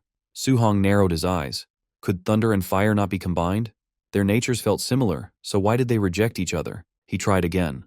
Thunderlight and fire sparks wrapped around his fingers. When the forces touched, another explosion burst out, scattering the energy. Sweating, Su Hong clenched his teeth and refused to give up. He yelled to try one more time. Flashes burst from the rooftop all night as he tried to fuse the attributes. At dawn, the building still glowed faintly from the sparks of Su Hong's nonstop training. Breathing heavily with sweat running down his face, he told himself he just needed a little more. Lightning and flame flickered in his hand. He stared at it, insisting he only needed a tiny bit more. Gritting his teeth, he shouted for the power to fuse. Lightning and fire wrapped around his arms as he forced the energies together. A bright flame exploded in his palm. After trying all night, he finally succeeded. He looked at the flame with relief. Straightening his clothes, he decided it was time to go out and test the power. At Star City's Citizen Martial Arts Square, a large plaza with a clock tower, training robots stood ready. Su Hong stood before a spider-shaped combat tester. He noted that he had switched to a Tier 3 tester, hoping this one wouldn't break. Remembering that 50% power reached 3,000 previously, he decided to try 30% power first. He struck with his glowing fist. The result went above 2,300. He was surprised. At 30% strength, it should have been around 1,800, but it had increased by 500. He looked at the lightning in his hand. The power of thunder alone was already very strong. Then he clenched his hand to aim. He wondered how strong the fused thunder and fire would be, then released the combined force. His punch smashed into the tester with overwhelming speed and power. The screen flashed 3041. Su Hong stared in surprise. It was far higher than expected. He muttered in shock, wondering how it passed 3,000. Rubbing his hands beside the damaged tester, he realized that 30% of his fused power already surpassed a Tier 1 high-stage martial artist. He glanced at his status and sighed. His vitality was only 123, making the result even more terrifying. If the power was this strong with 2 attributes, what kind of strength would he have fusing all 7? The thought filled him with excitement. Watching the flames and lightning in his hand, he smiled. He decided to try fusing 3 attributes next time. Later, he lay flat on the rooftop, exhausted, shirtless and sweating. He breathed heavily as small lights floated around. Fusing 2 attributes was hard, but fusing 3 felt much harder. He had rearranged all 7 patterns repeatedly, but made no progress. Still, he imagined the power if he succeeded. He checked the system, wondering if leveling up his techniques would help. The screen listed his level 1 techniques like thunder, flame, and water. He remembered the monthly exam was tomorrow, and he needed to earn martial value. The next day, students gathered at Star City No. 1 High School. The principal walked onto the stage. The principal announced this exam was different. Due to frontline pressure, a special training camp would now be held yearly to select geniuses. He explained the camp had resources like powerful arts, rare pills, and grandmaster instructors. The top 3 students in the exam would join the Star City training camp. The students became excited, shouting about the genius training camp. Others were shocked that a Tier 7 grandmaster might teach, since their principal was only Tier 3. Su Hong stared ahead tiredly. President Wu had said if he got first place, she would give him a spot. But didn't the top 3 all receive spots anyway? A friend told Su Hong that Chen Shan and Li Tu were now Tier 1 martial artists, and others had learned Thunder Rush Fist. Su Hong looked confused. He had only missed 10 days, yet they had already broken through. He explained that the principal asked instructor Chen Tian to give private lessons. Now Chen Shan and Li Tu's vitality exceeded 100, and their Thunder Rush Fist could echo 3 times. Suddenly, Chen Shan and Li Tu walked forward. One said he wanted everyone to know who the real genius was. The other replied that he hoped he would stay confident after being beaten down. As the principal left the stage, instructor Chen Tian asked if he found the genius who used the 9 Echoes Thunder Rush Fist. Principal Li said he searched everywhere but didn't think the person was from his school. While talking, they heard noise behind them and turned. A man in a black suit approached with 2 others. It was Jiang Ming, Su Hong's spear teacher, with Li Ming and Li Yan. Jiang Ming joked, asking Principal Li why he looked so sad. The principal asked why Jiang Ming was there. Jiang Ming smiled, saying the students looked weak. He brought 2 disciples and suggested letting the first-place student spar with them after the exam. Principal Li's expression tightened. Jiang Ming had come to embarrass him. If he refused, it would admit his school had no talent. Jiang Ming said the students looked weak, so he would understand a refusal. Instructor Chen Tian snapped back, asking if Jiang Ming was looking for trouble. Nearby, Jiang Ming's student Li Yan pointed at the crowd. He told his teacher there was bad news. Su Hong was here. Jiang Ming was confused and asked which Su. Turning toward the students, he recognized Su Hong standing at the back. Jiang Ming shouted in surprise, realizing it was that same little monster. Su Hong looked at them calmly with a faint smile. Jiang Ming stared in shock, sweating. He realized the kid they talked about was actually from No. 1 high school. He looked at his disciples, troubled. If Li Yan and Li Ming fought Su Hong, they would lose. He needed to avoid the match to save face. He quickly smiled, telling Principal Li not to be angry. He said he was joking, and there would be no competition, calling his own disciples trash compared to the students. Li Yan and Li Ming immediately conceded. Principal Li and Instructor Chen were furious, thinking these men were mocking them sarcastically. Soon at the arena, a loud announcement called for match number 666, Su Hong, to begin. From the stands, Su Hong's friend watched anxiously. He noted Su Hong's opponent was a quasi-martial artist, which was unlucky. He shouted to Su Hong not to push himself or get injured so early. The opponent, Chen Ping, stepped forward. He asked if Su Hong planned to walk down or be beaten down. He clenched his fist to charge confidently. But before he could react, Su Hong moved. He disappeared and instantly appeared in front of Chen Ping. With one clean strike, he sent Chen Ping flying. The impact flipped Chen Ping upside down, and he crashed hard onto the ground. Everyone stared in shock.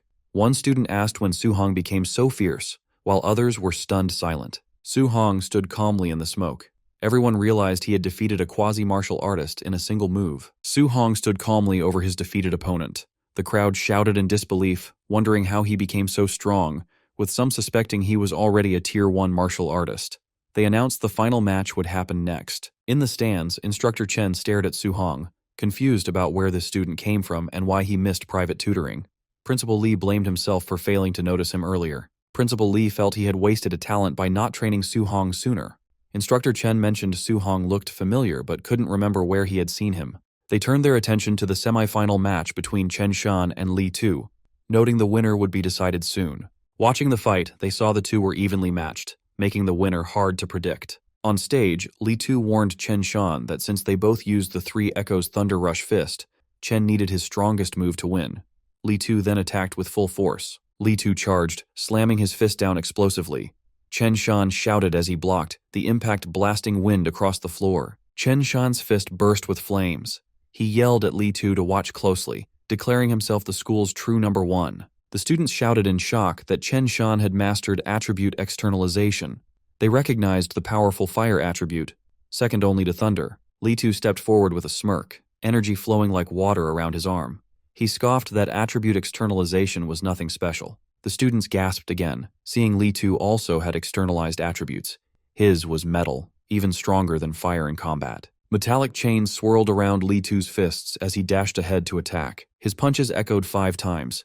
Chen Shan was shocked to see Li Tu unleash the 5 Echoes Thunder Rush Fist. A violent impact followed. Li Tu's strike blasted his opponent backward, sending shockwaves across the arena. Principal Li and Instructor Chen were stunned. Li noted Li Tu had hidden his strength, while Chen marveled that Li Tu mastered attribute externalization and the micro-level Thunder Rush Fist in just 10 days. Principal Li said the final was pointless. Su Hong couldn't beat Li Tu's metal attribute.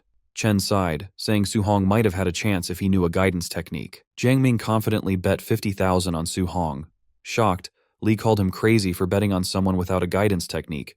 Chen laughed, happy to take the easy money. The final battle began. Li Tu against Su Hong. Students cheered, some for Su Hong, others urging Li Tu to win. The fighters stepped onto the stage. Li Tu told Su Hong he was lucky to reach the finals without facing him or Chen Shan earlier. Su Hong remained calm. After hunting beasts, these students seemed weak, but Li Tu finally looked like a worthy opponent. Li Tu grinned, calling Su Hong the second strongest. Su Hong simply asked who the first was. Li Tu stomped the ground, declaring that he was naturally No. 1. He attacked, claiming one move would show the huge gap between them. Students panicked, seeing Li Tu use the 5 Echoes Thunder Rush Fist immediately. They feared it was already over for Su Hong. But Su Hong's eyes glowed with golden light as power built up inside him. Flames burst from his fist as he charged, wanting to test the limits of his physical body. The crowd screamed that Su Hong was crazy for meeting the attack head-on instead of dodging. Their fists smashed together explosively, shaking the ground. They clashed repeatedly, sending energy bursts through the air. Su Hong met the thunderous attack directly.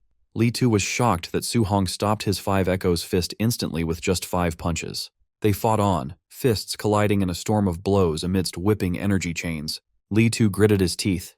Every punch from Su Hong felt overwhelmingly heavy, like fighting a monster. In the stands, a teacher exclaimed that Su Hong was evenly matching Li Tu without using any martial skills. His friend shouted that his strength was terrifying. The officials were stunned. Chen guessed Su Hong had a special physique. Principal Li laughed, proud the school produced such a genius.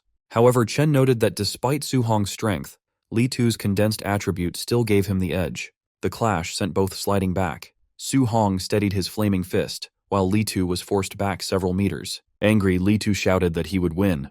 Blue lightning surged around his arms as he powered up. He lunged, fists wrapped in energy chains, demanding Su Hong accept defeat. Su Hong realized Li Tu was no longer holding back and was attacking at full power. Since Li Tu went all out, Su Hong decided to show some respect. Flames burst from his fist as he sprinted to meet the attack. Lightning burst across the arena.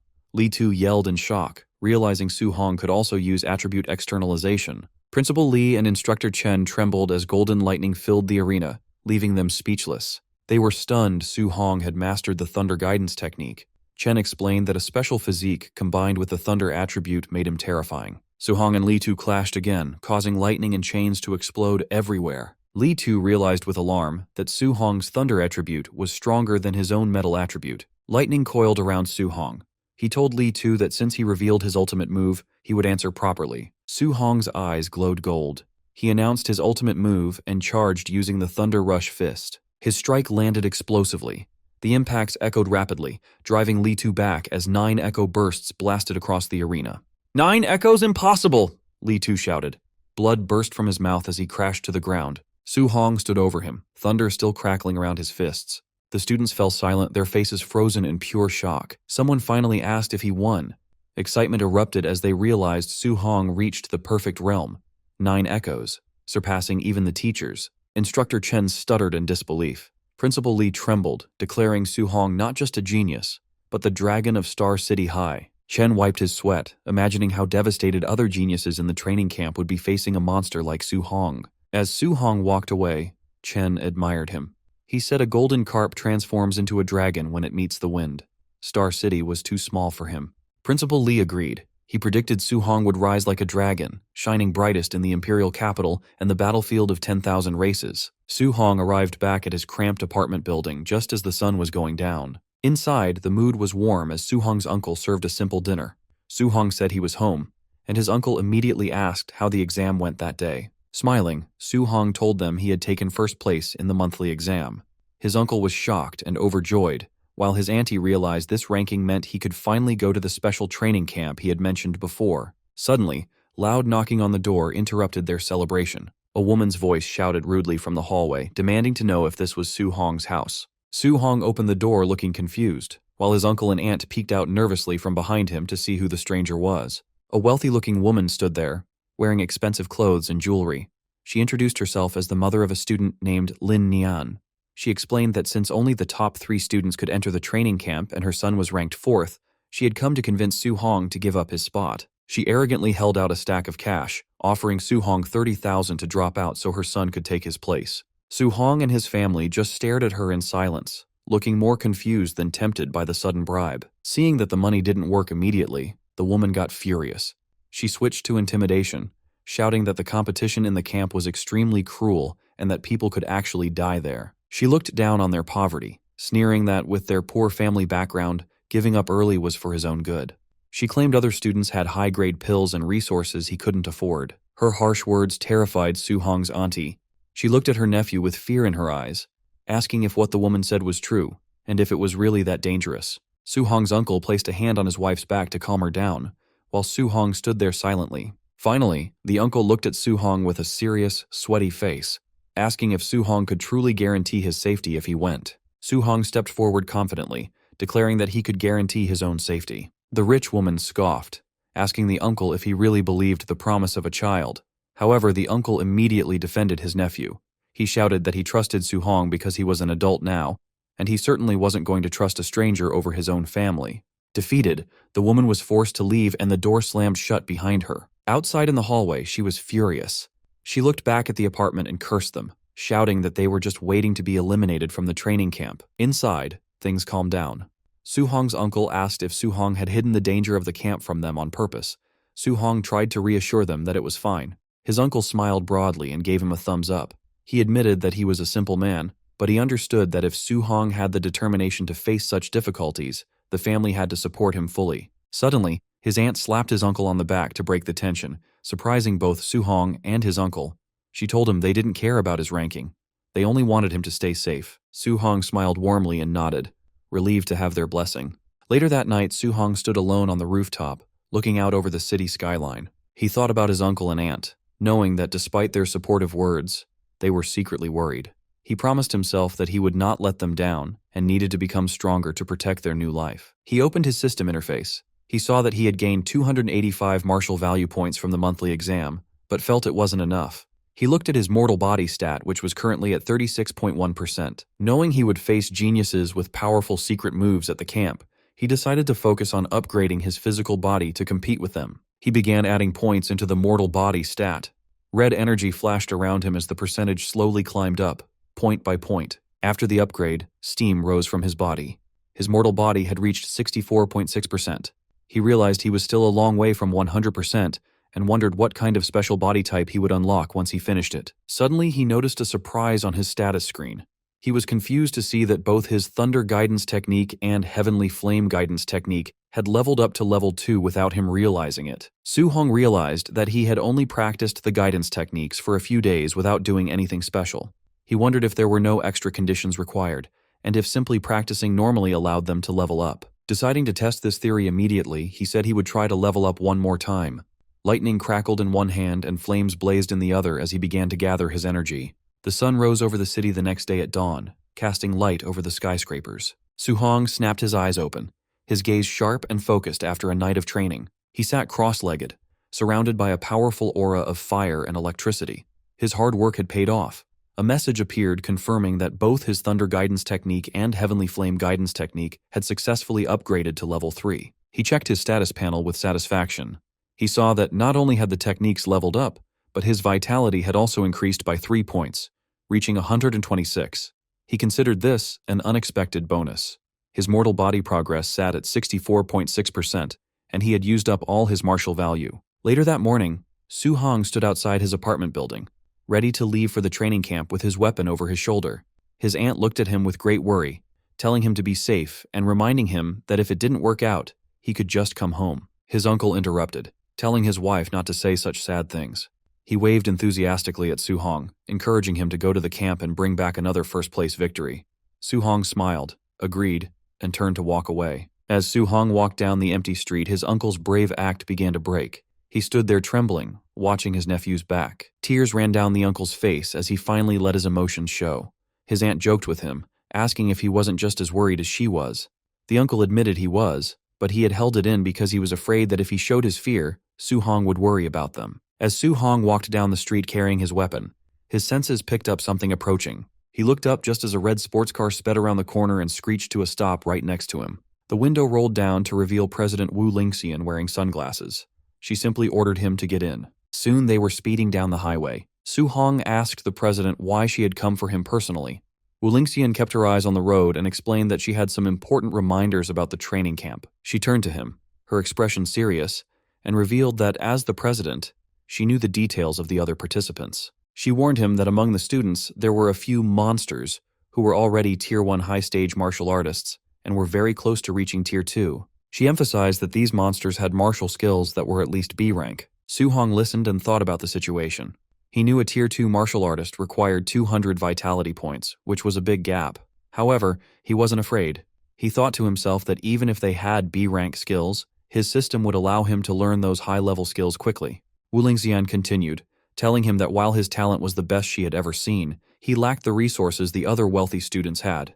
She comforted him, saying that even if he faced failure in the camp, He shouldn't feel bad because surpassing them was only a matter of time for him. Su-hong smiled with genuine confidence and thanked her, calling her Sister Wu. Wu Lingxian watched him silently. She noted that even though he knew his stats and skills were currently lower than the others, he remained completely calm. She thought to herself that she didn't need to worry about his mindset causing any problems. The black van carrying the students wound its way through the scenic roads of the Tianlin Mountains. Inside, the students panicked. Li Tu and Li Ming were shocked the camp was in a place famous for fierce beasts. President Wu Lingxian tried to calm them, saying a grandmaster was presiding, so their lives weren't in danger. Su-hong sat quietly, analyzing the situation. He knew this range spanned multiple cities and held dense spiritual energy, but also beast kings comparable to Tier 7 grandmasters. It was a place governed by the law of the jungle, where beasts fought cruelly. The danger was high. Even a standard Tier 2 martial artist would not dare to tread here easily. As the car sped through the forest, the local wildlife began to take notice. From the shadows, the glowing red eyes of bears and monsters glared at the intruders. Sensing killing intent from the woods, Li Tu and Li Ming sweated nervously, fearing a beast might suddenly attack their vehicle. However, Su-hong felt excited. He realized the camp competition would be as cruel as the beast's slaughter, and he actually liked that intense feeling. Eventually, they arrived at the campsite and joined the gathering crowd. Standing there, one student wondered aloud how strong the other participants would be. They saw a group of intimidating young martial artists with serious expressions, all radiating power. Facing the pressure from these rivals, Li Tu and Li Ming stood in awkward silence. Su-hong rallied his companions, flashing a confident smile to signal it was time to move. With his weapon over his shoulder, he marched forward with Li Tu and Li Ming. However, a hand abruptly blocked their path. An official in a suit said they had to wait for everyone before the camp entrance assessment began, surprising the students who didn't expect a test so soon. Su-hong noticed the remaining participants arriving. He watched with annoyance as luxury cars drove through mud, thinking how wealthy families made everyone wait. Bodyguards opened the doors of the expensive vehicles, and the atmosphere shifted immediately. 3 prominent figures stepped out, drawing admiration. Students whispered about Xiao Nan, an orange-haired woman, Lin Xingge in white clothes, and Wang Tiantuo, the city lord's muscular son, known as the barbarian god. The elites walked with superiority, while ordinary students parted ways to let them pass. As they took their places, the tension in the air increased. Su-hong recognized them as the geniuses the president mentioned, but instead of fear, he was eager to see their skills. The assessment began with the official addressing the assembled students. He announced that the true training camp was 30 kilometers deep within the Tianlin Mountains. To enter, each student needed a special token. These tokens were surgically placed inside local beasts, meaning they had to hunt to earn their place. This caused anxiety. Li Ming and Li Tu whispered nervously, realizing a 30-kilometer journey was dangerous. Deep in the mountains, a single mistake with high-level beasts could be fatal. Su-hong remained unfazed. He saw the 8-hour limit as a chance to kill extra beasts and earn more martial value. One student asked what if they met a beast beyond their level. The official coldly replied they would be eliminated, though a rescue team would save them from death. The crowd protested that the rules were unfair and relied on luck, risking the strong being eliminated by a chance encounter. The official snapped. He said the world isn't fair, comparing their complaints to protesting on the real all-heavens battlefield. He shouted that battlefield rules were simple: avoid risks, bully the weak, and use numbers. If they feared strong beasts, they needed more caution. A young man in a suit agreed with the official. He sneered at the complainers, calling them trash and telling them to quit if they were afraid. This provoked a rugged student who challenged him. The man in the suit called him a coward and threatened to cripple him. The official interrupted, stating violence was banned at base camp but allowed in the mountains. Snatching tokens or attacking others was acceptable. The 2 students glared at each other, marking one another as future targets. Su-hong realized the camp encouraged fighting. He guessed half the people would be eliminated early. A new opportunity crossed his mind. If fighting was encouraged, this assessment was a gold mine. Fighting these geniuses could be a great way to obtain martial value. The official cut discussion short and pressed a button to start the test. Instantly, the students erupted into a frenzy, charging into the forest, determined to pass. In the woods, the man in the suit pursued the rugged student, taunting him and promising to send him home. They squared off, channeling energy into their fists for a decisive blow. Their attacks clashed, sending a shockwave through the trees. A furious exchange followed, with energy beams lighting up the forest as they fought. From a high branch, Su-hong observed the battle critically. He wanted to gauge the geniuses, but was unimpressed. Their power was weak, so defeating them wouldn't yield much martial value. Deciding to leave, he turned to hunt high-level beasts instead. Below, the fighters were in a stalemate. The suit man sneered that a pauper couldn't compare to his family resources. The rugged student shouted back angrily. Hearing the word pauper echo, Su Hong froze in his tracks. It struck a nerve. Su Hong turned back with a dangerous glint, thinking he couldn't let this delivered martial value slip away. He walked toward the fighters and told them to stop. Carrying a wooden club, he casually suggested they should play with him instead. Infuriated, the suit man called Su Hong a pauper and threatened him, while the other student asked why he interfered. Su Hong smirked, explaining he didn't want them to stop fighting completely. He proposed they join forces against him. Insulted, the rugged student abandoned his opponent and rushed at Su Hong. Su Hong countered with a brutal knee strike to the stomach, sending the student flying. The student gasped in pain, landing in a heap. The suit man stared in disbelief.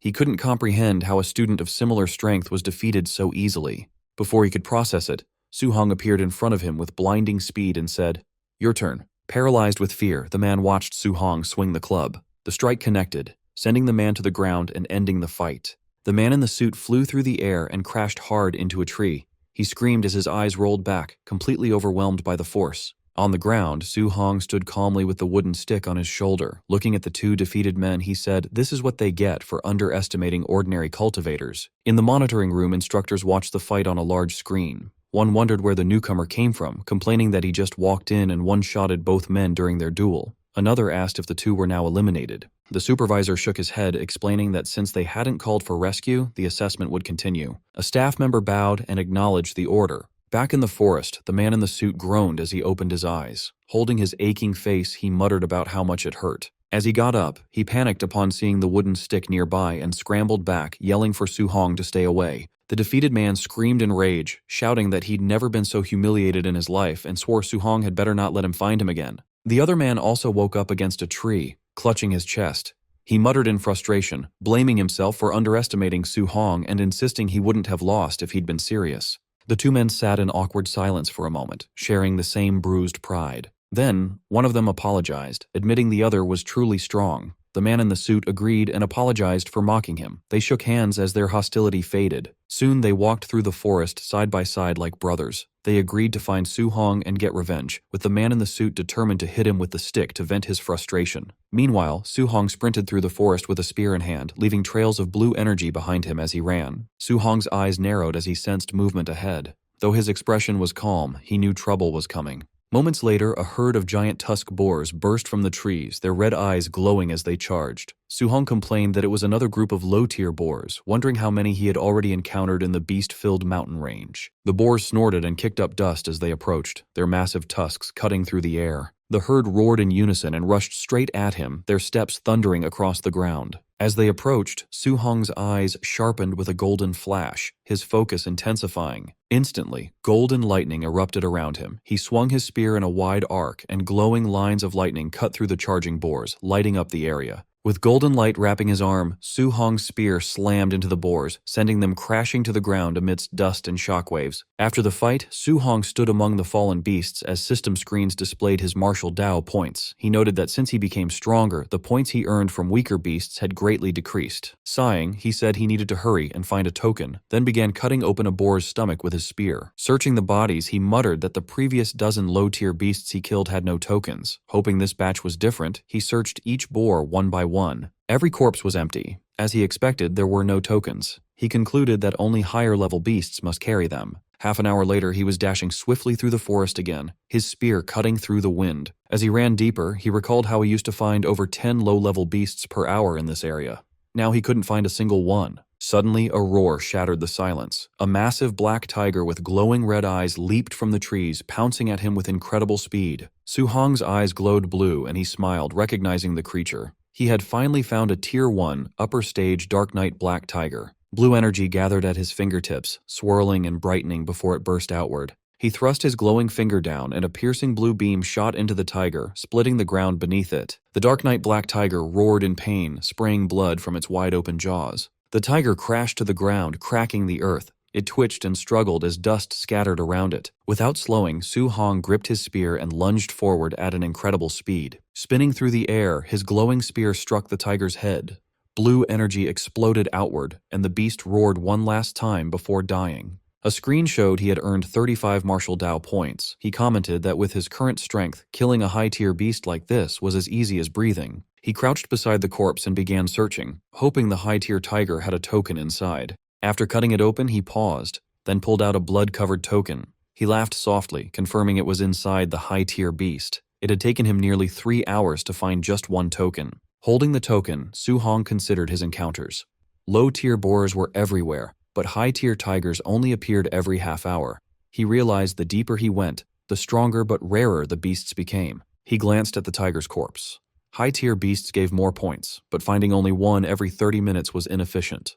Hunting the more numerous low-level beasts would earn him points faster. Gripping the token, he smiled. He decided to focus on quantity over quality for earning points. He continued on, determined to use the remaining 5 hours to gather enough points to max out his mortal body progress. As he walked on, he came across a blood-soaked clearing filled with the torn-apart corpses of deer. The ground was also littered with the corpses of boars he had killed. As Su Hong killed another boar with his bare hands, a massive bear with glowing red eyes lunged at him, swinging its claws down. He dodged the sudden attack with incredible speed, spinning to the side. Flames wrapped around his fist as he charged, noting that after killing dozens of low-tier beasts, he had finally found a mid-tier one. His fiery punch shot forward like a cannon, blasting the bear into the air and through the forest. The bear slammed into a rock wall, roaring in pain and coughing up blood as it struggled to get up. Reflected in the bear's trembling eye, Su Hong was already leaping in for another strike. He slammed his fist down, driving a beam of fiery energy into the bear's head as the impact sent shockwaves through the ground. The force dragged the bear across the ground until it crashed into a large tree, snapping the trunk. As the dust settled, Su Hong stood covered in blood and dirt. He calmly noted that with his mortal body over 60%, he could kill mid-tier beasts with physical strength alone. A system panel appeared, showing his stats and 254 martial Dao points. He needed just over 100 more to max out his mortal body progress, which was currently at 64.6%. The panel also displayed his level 3 guiding arts and his martial skills, all in a perfect state. Tightening his grip on his weapon, Su Hong knew he had to use the remaining 3 hours to gather the rest of the points he needed. Before he could move, a deafening roar echoed through the trees. Su Hong froze, sweat on his face as the noise echoed. What was that sound? He wondered. Suddenly, a massive shadow fell over him. A gigantic golden bird with glowing wings descended, swirling leaves and wind. As its golden feathers shined like fire, he realized it might be the legendary Golden Rock Beast King. The beast screeched and dived, its body wrapped in blazing energy. The force of its descent tore through the forest, sending out violent shockwaves. Su Hong braced himself, gripping his spear as the wind roared around him. The Beast King's power was terrifying. A single flap of its wings had created this devastating shockwave. A violent crash echoed as a massive tree split apart, its trunk snapping under immense force. Su Hong leaped onto a broken stone as a shockwave rushed past. Wind roared around him while he steadied himself, looking to the sky and wondering what beast could cause this. Pressed against a cliff, sweat on his face, he admitted he'd grown complacent. Faced with such overwhelming power, he realized he was just an ant to top-tier experts. Then his eyes widened. He saw something else approaching high in the air. The Golden Rock Beast King hovered on spread wings. A second figure approached, also shining with golden light. It was Rank 7 Grandmaster Qin Tianli, wrapped in a fierce, flaming aura. He announced himself as Qin Tianli, saying he was borrowing the territory and asked why the Beast King returned. The Golden Rock Beast King swooped down, claws extended. It shouted it never agreed to lend its territory. Qin Tianli shot forward like a golden firestorm. He yelled he would beat the Beast King until it agreed, and the two forces collided in midair. The rock's wings flashed gold as it twisted. Qin Tianli's punch exploded against its feathers, and the beast beat its wings again with a sharp cry. Light spiraled around it, forcing Qin Tianli back with a shockwave. He steadied himself, irritated by the noise. Yelling the rock was too noisy, he rushed in again. A rapid series of impacts followed. Explosions of golden force repeatedly struck the beast, lighting up the sky as they clashed violently in mid-air. Qin Tianli's punch smashed into the Beast King's head, sending feathers and blood scattering. The impact forced the massive beast backward. Floating calmly in his golden aura, Qin Tianli spoke with an icy voice. He declared he was borrowing this land and ordered the beast to leave, warning it not to make him repeat himself. The beast screeched angrily as it flew away, yelling for Qin Tianli to wait. Qin Tianli waved dismissively, telling it to get lost. As the beast disappeared, Qin Tianli took a slow breath, golden light swirling around him. His voice echoed across the area. He announced he was Rank 7 Grandmaster Qin Tianli and told the trainees not to panic as the assessment would continue. Far below, Su Hong looked up in shock, watching golden rings of power spread through the sky. He wondered if this was the true strength of a Rank 7 martial artist, clenching his jaw. With determination in his eyes, he vowed that he would reach that realm one day. High above, Qin Tianli descended toward the base. Below, the crater-like area was filled with buildings for the assessment. Hovering above the officials, Qin Tianli complained the beast should have just agreed. He only wanted to borrow the territory for a trial, but it forced him to fight. The staff stood at attention. Among them, Rank 5 martial artists Lin Zi and Bai Mu spoke in admiration. They noted Grandmaster Qin was more fearsome than rumored, having beaten the famously tough Golden Rock Beast King. Qin Tianli brushed off the praise and ordered them to the monitoring room. He wanted to see which trainees withstood the Golden Rock's pressure earlier, and the staff followed. Inside the surveillance room, the monitors showed trainees collapsed from the shockwave. Lin Zi explained that most were unable to move under the Golden Rock's aura. Qin Tianli stared in surprise. On one screen, a trainee knelt beside dead black tigers, remaining calm under the beast's pressure. "Who is that boy?" Qin Tianli asked. Bai Mu checked the documents. Wang Tiantuo, a Tier 1 high tier with Blood Chai 340 and 95% fire affinity. He has the barbarian god physique and is the Star City Castellan's son. Qin Tianli raised an eyebrow, noting the Castellan treated having children like lottery tickets and had finally produced a good one after 100 tries. Another trainee appeared, using incredible speed to escape the pressure zone. "Impressive movement skills," Qin Tianli commented. Bai Mu identified him as Lin Xing He, a Tier 1 high tier from the Lin family with Blood Qi 325 and 96% wind affinity. The footage showed a girl using a glowing barrier to shield herself. Qin Tianli noted she was a spiritual telekinetic, skillfully using her power to resist the pressure. Bai Mu identified her as Xiao Yan, a Tier 1 mid-stage telekinetic from the Xiao family with Blood Qi 290 and 95% wood affinity. Qin Tianli nodded, noting these three easily handled the pressure and outmatched their peers. He asked for other talents. Bai Mu listed more names from the Lin and Wang families, hesitating as she realized all the top performers were from Star City's famous families. Qin Tianli frowned. Bai Mu explained the dozen on the list all had Tier 2 combat power and withstood the aura. He questioned why every standout was from a major family, asking about the students from the schools, especially number 1 high. Bai Mu explained the school students were only Tier 1 early stage, with the 3 from number 1 high having just broken through. Qin Tianli waved his hand dismissively, saying he wouldn't bother looking and that number 1 high was unworthy of its reputation. Then Lin Zi shouted in shock, pointing at one person on the screen. All three looked up. The screen showed Su Hong cutting down a beast. They were shocked he still had the strength to hunt after experiencing the Golden Rock's pressure. Bai Mu trembled and stuttered. "That's Star City number 1 high's monster." Lin Zi scolded her, telling her not to make a fuss in front of the Grandmaster. Qin Tianli was silent, but after Lin Zi glanced at the report, he also began shaking and repeated with wide eyes, "Monster." Qin Tianli glanced at them, reminding the two rank 5s they should have seen plenty of geniuses. He asked why they were making such a fuss, awkwardly adding that their temperaments weren't steady yet. But when Qin Tianli read the report, his own eyes widened in shock. He screamed internally, wondering if the boy was even human. The report showed Su Hong's profile, 18, from number 1 high, Tier 1 early stage, Blood Chai 123. He had perfected a C-rank art, and his physical strike produced 3004 combat power, rivaling a Tier 1 high level. He also likely had a special physique, a 100% affinity for all 7 elements, and was cultivating all 7 simultaneously. Qin Tianli trembled, muttering in disbelief that such a freak came from a place like Star City. He wasn't a once-in-a-century talent, he realized, but a once-in-a-millennium rarity. His shock turned to joy. Clenching the paper, his eyes glowing red with excitement, he shouted, "I've struck gold!" Then he paused, confused. He demanded to know why someone so talented was only Tier 1 early stage with Blood Qi 123. Bai Mu quickly explained that Su Hong was cultivating all 7 guiding techniques at once. Grandmaster Qin erupted in frustration. "No wonder he's so low," he said. Cultivating 7 techniques at once was a doomed path, even for an immortal. He questioned how Su Hong could advance at all, growling that the local martial arts association president should have stopped him. Just then, a staff member reported that trainees were arriving at the camp. Qin nodded and said they would go take a look. Outside, the first 3 trainees greeted him. Wang Tiantuo saluted, addressing himself as a junior.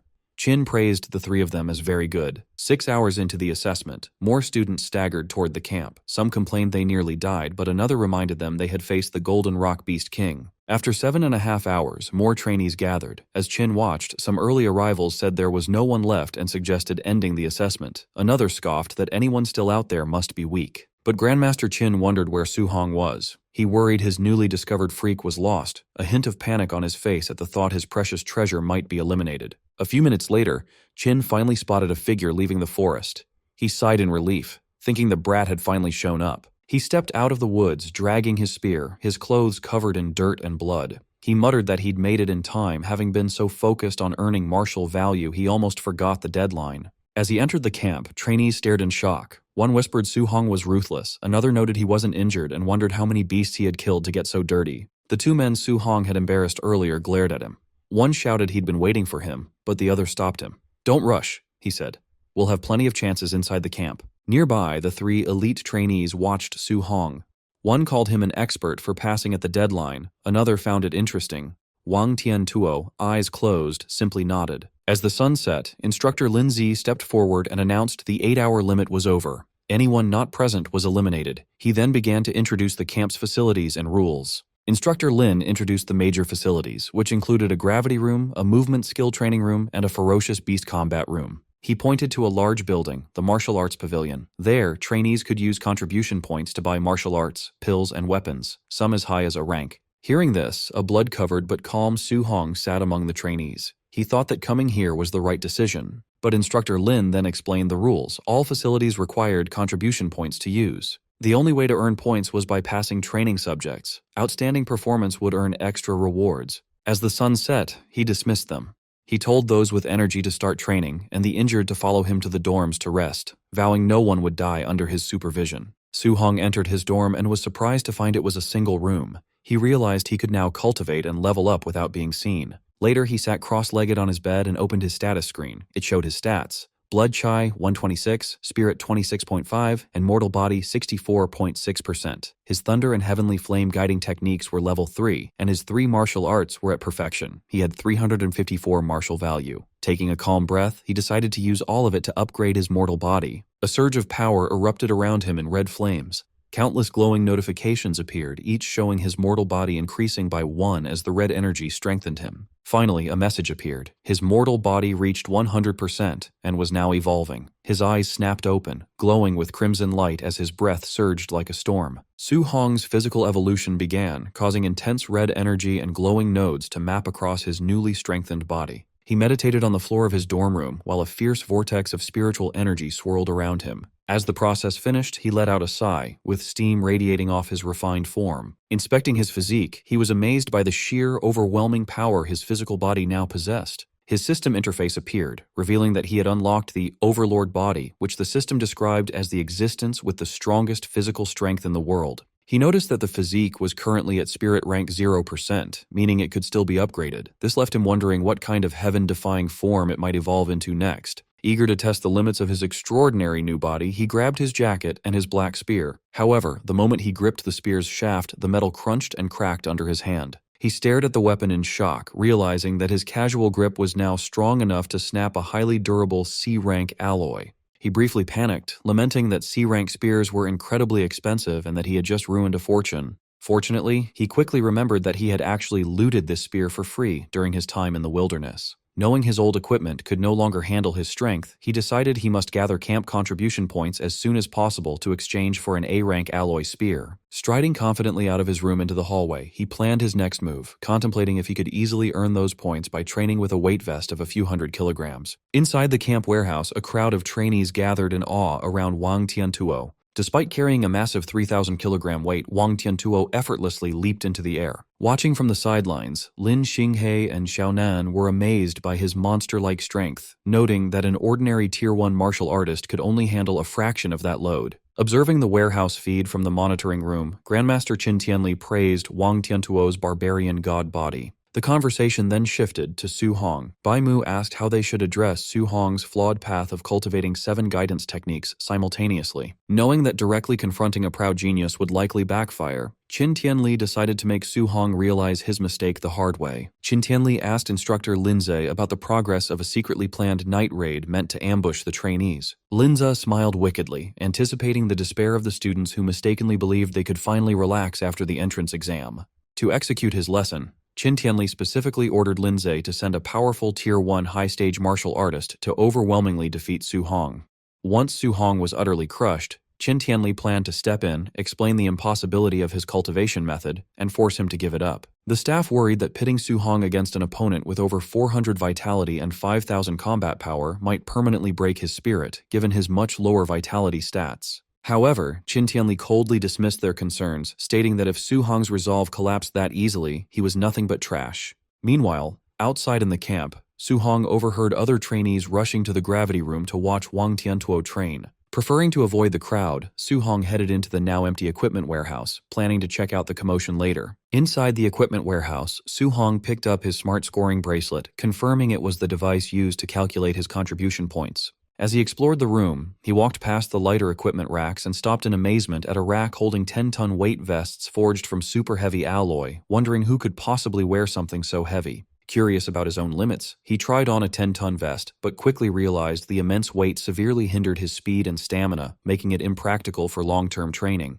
He decided to swap it for a 5-ton vest instead. After rapidly leaping around the warehouse to test his mobility, he concluded that the 5-ton load was perfectly suited for his current physical state. Thinking about his competition, Su Hong wondered how much weight Wang Tiantuo and the other top-tier geniuses chose to wear, assuming that since they were at the Tier 1 high stage, they must be at least as strong as him, if not stronger. Hoping to learn from their cultivation methods, he left the warehouse to go observe them. Outside, a large crowd was gathered in front of a pyramid-shaped gravity room. The trainees were astounded that Wang Tiantuo had entered the facility without taking off his 3-ton weight vest. A monitor displayed Wang Tiantuo straining inside the room under 2 times normal gravity, which the crowd noted effectively turned his 3-ton vest into a grueling 6-ton load. Standing at the back of the crowd with his arms crossed, Su Hong was genuinely surprised to hear that Wang Tiantuo's base vest was only 3 tons. Considering that weight to be incredibly light compared to his own comfortable 5 tons, Su Hong realized he had completely underestimated the sheer toughness and superiority of his newly evolved overlord body. Su Hong approached his former schoolmates, Chen Shan and Li Tu, and asked why they weren't going into the gravity room to cultivate. Looking defeated, the two explained that the massive gap in strength between them and the top-tier geniuses made them feel completely inadequate, and they feared the embarrassment of being compared to them if they trained right then. Su Hong sighed and patted one of them on the shoulder, disappointed that they would let their pride and fear of comparison stop them from improving. Ignoring their warnings to wait until the crowd left, Su Hong confidently walked toward the brightly lit, pyramid-shaped gravity room. The gathered onlookers immediately began to mock him. Assuming he was trying to arrogantly surpass Wang Tiantuo's record, they called him brainless and shameless, especially since he didn't appear to be wearing a weight suit. Unbothered by their taunts, Su Hong stepped through the entrance, reflecting that such expensive, heavily funded facilities were usually restricted to elite aristocratic families, making this a rare opportunity he refused to let slip by. Inside the high-tech room, Su Hong evaluated his limits. He calculated that because he was secretly wearing the 5-ton weight vest under his tracksuit, setting the room to double gravity would subject his body to 10 tons of force, a crushing load he could only endure for about 10 minutes. Deciding to pace himself so he could train for a longer period, he adjusted the control dial to 1.5 times normal gravity instead. Instantly, the increased pressure hit him and he grunted as his body strained to brace against the heavy, invisible force. Completely unaware of his hidden 5-ton vest, the crowd outside watched his struggles on the monitor and laughed. They mocked him for barely being able to handle a mere 1.5x gravity without any extra weights, cementing their belief that he was just weak, since he had been the last to finish the entrance assessment. Meanwhile, completely focused on his training, Su Hong sat cross-legged on the floor, surrounded by a fiery red aura. He realized that while the intense pressure made cultivating his guidance technique significantly more difficult, the high-end facility was doing its job perfectly, as his cultivation speed had drastically accelerated. After enduring the intense pressure for 2 hours, Su Hong remained seated on the floor of the gravity room, cultivating while enveloped in a fierce red aura. Sweating heavily and pushing his limits, he focused on his training while his eyes glowed with a sharp blue light. His strenuous effort yielded significant results when he checked his system panel. He noted with satisfaction that his water, earth, and wind guidance techniques had all leveled up by 1, and his vitality had jumped from 126 to 130 points. Struggling to his feet, he finally turned off the gravity machine. Impressed by the room's effectiveness, he eagerly considered how beneficial the camp's movement technique and ferocious beast rooms would be. Utterly exhausted, he stumbled out of the facility, wiping the thick sweat from his face. Waiting outside, 2 other trainees immediately began to mock him. Still under the false impression that he had been training without weights at a mere 1.5x gravity, they laughed at his worn-out state, with one arrogantly boasting that he could easily sleep overnight in those conditions. Ignoring their baseless taunts, Su Hong simply complained about the boiling heat and terrible breathability of his gear before unzipping his tracksuit, casually revealing the massive 5-ton weight vest he had been wearing the entire time. Seeing the heavy equipment hidden underneath his clothes, the 2 mocking trainees were left completely paralyzed in shock. The 2 trainees were surprised when Su Hong removed his weight vest, assuming it only weighed around 500 kilograms. Despite acknowledging that his strength was passable for lasting 2 hours, they still looked down on him as he dropped the vest to the ground, insisting that he was nothing compared to the camp's top genius, Wang Tiantuo. Suddenly, a commotion broke out as the crowd noticed Wang Tiantuo finally exiting the gravity room. The trainees marveled that he had withstood 6 tons of heavy pressure for over 2 hours. Sweating profusely and panting, Wang Tiantuo stepped out while the crowd praised his physical strength as the absolute best in the training camp. He unfastened his heavy weight vest and carelessly tossed it to the floor. The massive impact shook the earth, terrifying the nearby trainees. Relieved to be free of the immense burden, Wang Tiantuo massaged his sore shoulder and admitted the weight was incredibly grueling. Lin Xinghe then approached Wang Tiantuo, casually fanning himself, and challenged him to a competition in the movement technique room. Wang Tiantuo immediately declined, acknowledging that Lin Xinghe cultivated an A-rank wind attribute movement technique and admitting he would be completely foolish to compete against him in agility. Overhearing their conversation, Su Hong was instantly intrigued by the mention of an A-rank movement technique. Realizing that despite the immense raw power of his newly evolved overlord body, he still lacked high-level agility skills, Su Hong smiled, seeing a perfect opportunity to upgrade his arsenal. Following the crowd, Su Hong arrived at the dome-shaped movement technique training room, eager to witness the A-rank flying swan startling cloud step for himself. Inside, the trainees watched the monitors in disbelief, noting that Lin Xinghe had confidently set the room's arrow-dodging simulation to its absolute maximum difficulty of level 10. On the screen, Lin Xinghe moved with blinding speed, effortlessly weaving through a dense, rapid-fire barrage of flying arrows. He moved with such grace that he even closed his eyes mid-air, dodging the projectiles while mysteriously conjuring falling pink petals, leaving the audience stunned by his effortless showboating. Watching the spectacular display, Su Hong calmly praised the technique. Almost instantly, his system interface appeared in front of him, revealing that merely by observing the skill in action, he had successfully copied the flying swan startling cloud step and unlocked it at 1% proficiency. Su Hong carefully analyzed Lin Xinghe's graceful movements. He stepped forward to test the technique himself, drawing the attention of nearby bystanders. The crowd immediately began to laugh and mock him, finding it ridiculous that he believed he could master a complex A-rank movement technique simply by watching it once. Ignoring their taunts, Su Hong's consciousness entered his system's virtual training space, where he battled against a simulated clone of Lin Xinghe.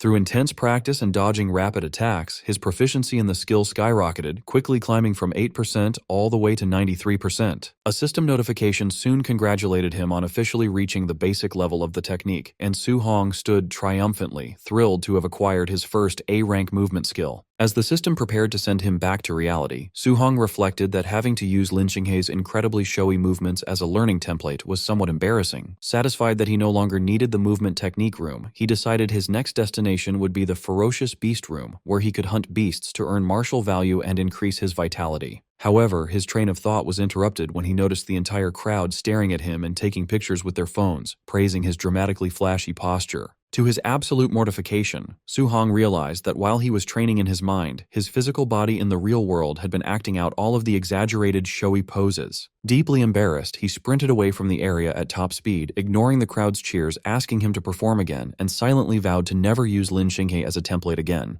As he dashed off, Su Hong's sharp senses picked up the feeling of being followed. Trailing a short distance behind him were the student in the suit, now armed with a wooden club, and the rugged student he had defeated during the entrance assessment.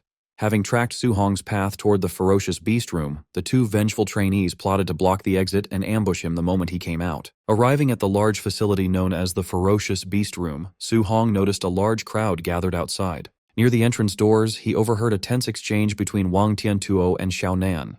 Wang Tiantuo laughed, noting that Xiao Nan wanted to compete with him in hunting beasts to determine who was truly the #1 trainee in the camp. Wang Tiantuo arrogantly asked if she genuinely believed her spiritual telekinesis could defeat his barbarian god body, feeling underestimated. In response, Xiao Nan confidently retorted that he was the one underestimating the true power of a spirit master. Intrigued by the mention of a spirit master, a fighting style he had never seen before, Su Hong decided to delay earning his own martial value so he could observe her techniques first. Looking through the observation window into the simulated forest environment, Su Hong was completely shocked to see Xiaonan gracefully walking down from the sky toward a pack of black tigers. He marveled at this, knowing that walking on air was a miraculous feat typically restricted to high-level grandmasters, and realized this must be the unique power of a spirit master. With a simple, glowing motion of her outstretched hand, Xiaonan summoned her power. Instantly, several streaks of blinding golden light shot forward, simultaneously piercing the skulls of 3 Tier 1 high-stage black tigers. Su Hong watched in awe as the beasts were killed instantly, wondering what the mysterious flowing light was made of. Suddenly, a massive, terrifying bear-like beast enveloped in a red aura roared and attempted to ambush Xiaonan from behind.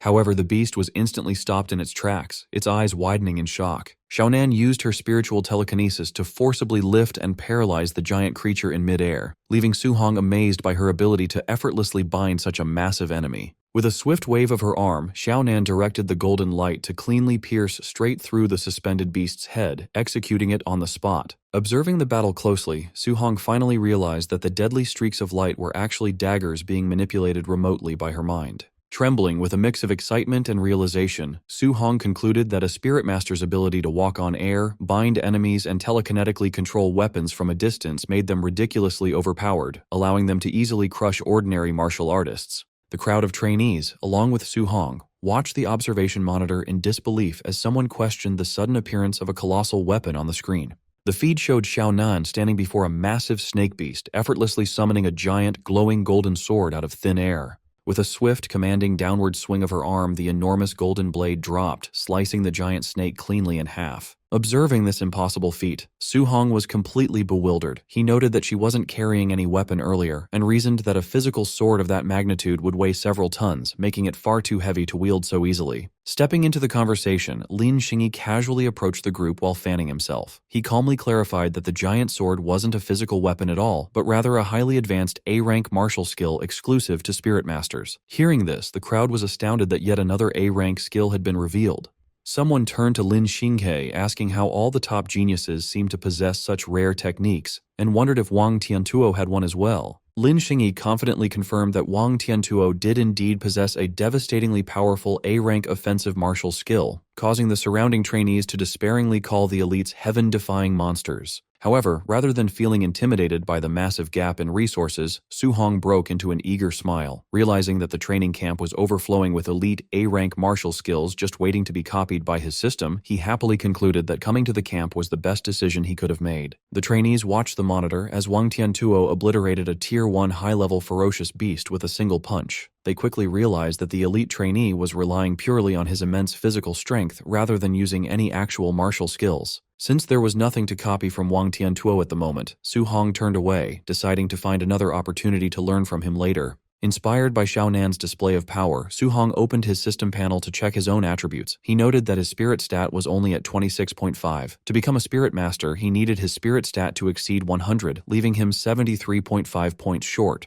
Calculating that he needed exactly 735 martial value points to bridge this gap, he gathered blue energy in his hand and eagerly resolved to go on a massive monster-killing spree to farm the necessary points. Meanwhile, the student in the suit and the rugged student were still secretly tailing him. They watched as Su Hong entered one of the testing arenas inside the ferocious beast room. Noticing that the rest of the camp was completely distracted by Wang Tiantuo and Xiaonan's training, the two vengeful trainees concluded that no one would interfere. They decided this was the perfect opportunity to corner Su Hong inside and ruthlessly beat him up. As they prepared to ambush him, the rugged student suddenly cried out in alarm, prompting the suited student to nervously shush him so they weren't discovered. The rugged student pointed up at the large observation monitor mounted above the facility's entrance. The two stalkers were absolutely horrified by what they saw on the screen. Su Hong was casually standing in the arena, surrounded by a towering red-eyed bear monster, giant armored scorpions, and massive stone-skinned beasts. They realized in utter disbelief that Su Hong had simultaneously challenged more than 10 Tier 1 high-stage ferocious beasts at once, leaving them wondering if he had completely lost his mind. Watching the spectacle, the rugged student urged finding an instructor to save Su Hong. The suited student replied it was too late, saying he would be torn to shreds in seconds. Seeing the odds, they realized their chance for revenge was gone. Inside the arena, Su Hong was unfazed and took a confident fighting stance. With a calm smirk, he taunted the surrounding horde of beasts to attack. Provoked, the massive snake and giant armored scorpion lunged at him with deafening roars. Su Hong effortlessly dodged the scorpion's powerful, sweeping strike with blinding speed. He conjured a swirling sphere of intense blue energy in his hand. He unleashed a burst of energy beams, blasting the surrounding beasts and sending them flying. Without pausing, his hand glowed brighter as he readied his next move. Darting through the air, he delivered rapid, glowing blue slashes that tore through the monster pack, cutting down tigers and scorpions. Outside, the two stalkers watched the massacre in shock. The suited student wondered if he was dreaming, noting a mid-stage artist would die against so many high-stage beasts, while the rugged student noticed Su Hong's movements looked familiar. In disbelief, the suited student realized Su Hong was perfectly using Lin Xingqi's signature technique, the flying swan startling cloud step. The rugged student asked if Su Hong learned the skill just by watching Lin Xinghe.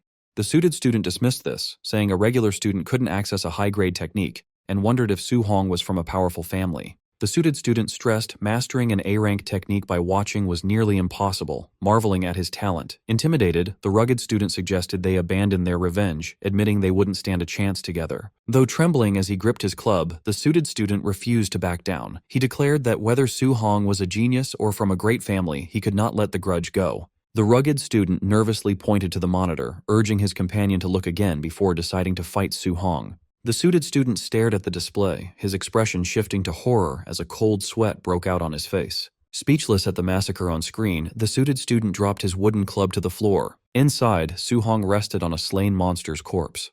The two stalkers were astounded, realizing he slaughtered all 11 high-stage beasts in just a few minutes. Sweating slightly, Su Hong checked his interface.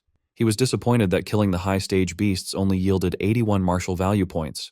He realized farming points was getting harder as his power grew. Suddenly, Su Hong caught movement in the shadows. Several more red-eyed beasts emerged from the dark enclosures, glaring at him. Standing on his fresh kill as new monsters roared, Su Hong stretched and decided not to rest, eager to continue farming. A massive, saber-tooth-like beast leapt from above, aiming its sharp claws at his head. Su Hong spun around, his fist glowing with intense golden energy as he prepared to counter. He intercepted the beast with a Vajra fist, smashing its face with an explosive burst of golden light. His heavy landing sent a powerful shockwave outward, blowing back the surrounding beasts. Intimidated by his display of strength, the remaining monsters flinched and cautiously backed away. Unwilling to let points escape, Su Hong's eyes flared blue as he charged the retreating monsters for their martial value. He leapt into the air and grabbed the armored tail of a giant scorpion. With monstrous strength, Su Hong swung the giant scorpion like a club, smashing it into the other fleeing beasts. Outside, the two stalkers stood in terrified silence, watching the one-sided beatdown unfold. His desire for revenge broken, the suited student sweated and decided to forgive Su Hong.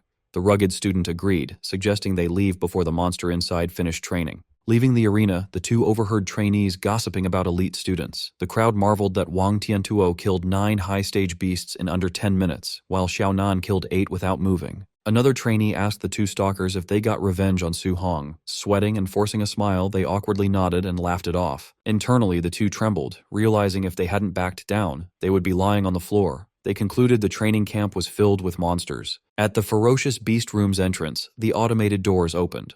Wang Tiantuo and Xiaonan emerged, looking exhausted. The crowd praised them, asking how many contribution points they earned. Checking his smart bracelet, a panting Wang Tiantuo revealed he earned 280 points, while Xiaonan announced 270. The trainees were shocked by the high numbers. One calculated they must have slaughtered 50 to 60 beasts each. Wang Tiantuo added that his weight vest gave him an extra 100 points. Xiaonan sighed, noting she only got 50 points from her weight training. Hearing this, the crowd checked their devices in despair. Some complained about getting only 20 or 30 points, while another cried over earning just 10. Lin Xinghe asked the pair who won their competition.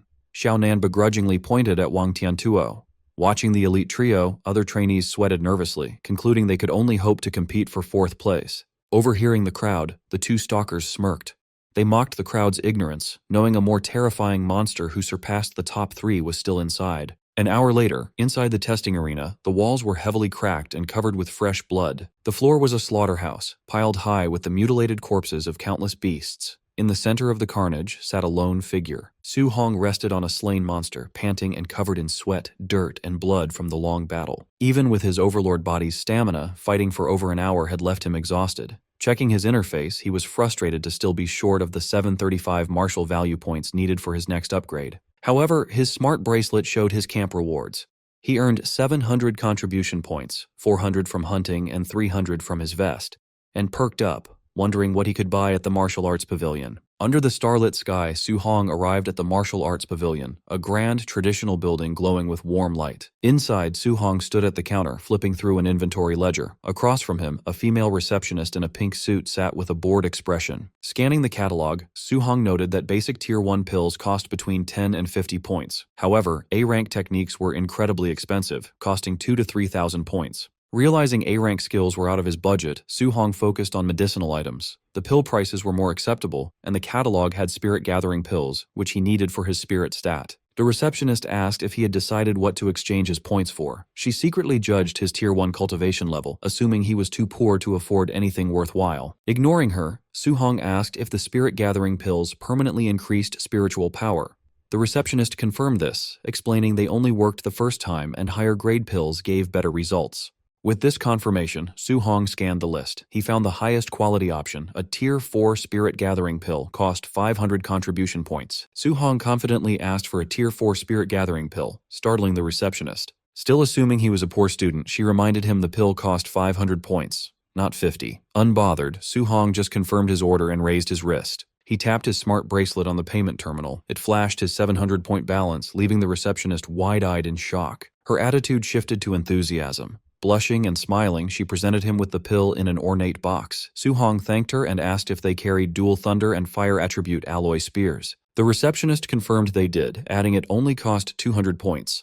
She flirtatiously thanked her handsome customer for his business. Later that night, the moon shone over the quiet camp dormitories. Inside his room, Su Hong's new weapon, a C-rank Thunderfire spear, leaned against the wall. On his bed, Su Hong reviewed his glowing interface. He saw his vitality and elemental techniques had leveled up, and he had 490 martial value points. He was satisfied, as his progress today exceeded a normal week's. Opening the box, he revealed the glowing spirit gathering pill. He calculated his stats, noting his base spiritual power was 26.5. Even converting all 490 martial value points, he'd still be 25.5 points short of the 100 needed to become a spirit master. Holding the pill to the light, he hoped the Tier 4 medicine would provide the remaining 25.5 spiritual power points he needed. With a determined smile and a fierce glint in his eyes, Su Hong swallowed the pill, resolved to become a spirit master. The glowing green, pearl-like medicine activated. Vibrant green energy flowed through Su Hong's body, lighting his energy pathways. He felt immediate comfort as the pill soothed his exhausted nerves. Sitting cross-legged on his bed, his mind cleared and his senses expanded to perceive his entire room. Su Hong opened his eyes, which glowed bright blue.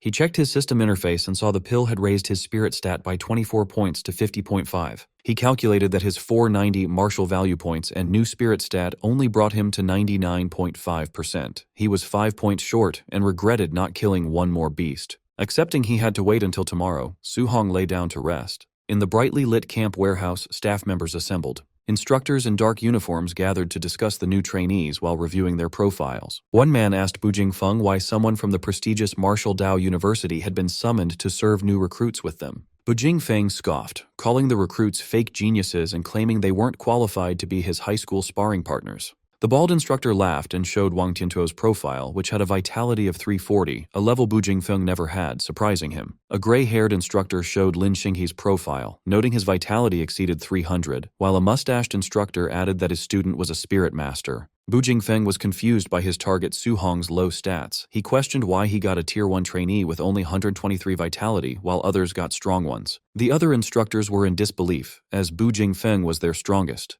They wondered why he had been assigned a weak target and questioned if Grandmaster Qin Tianli had made a mistake. Grandmaster Qin Tianli entered with Lin Ze and Bai Mu, confirming he had made no mistake. Bu Jingfeng complained to the Grandmaster, feeling insulted. Qin Tianli clarified that Su Hong's combat power rivaled a Tier 1 high-stage martial artist. This stunned the instructors, who wondered what monster could have such power with only 123 vitality. Qin Tianli said some info was classified and Bu Jingfeng would understand after fighting. Reluctantly, Bu Jingfeng sighed that with his vitality near 500, it felt like bullying. Annoyed, Qin Tianli slapped Bu Jingfeng's head, telling him to stop talking and do the mission.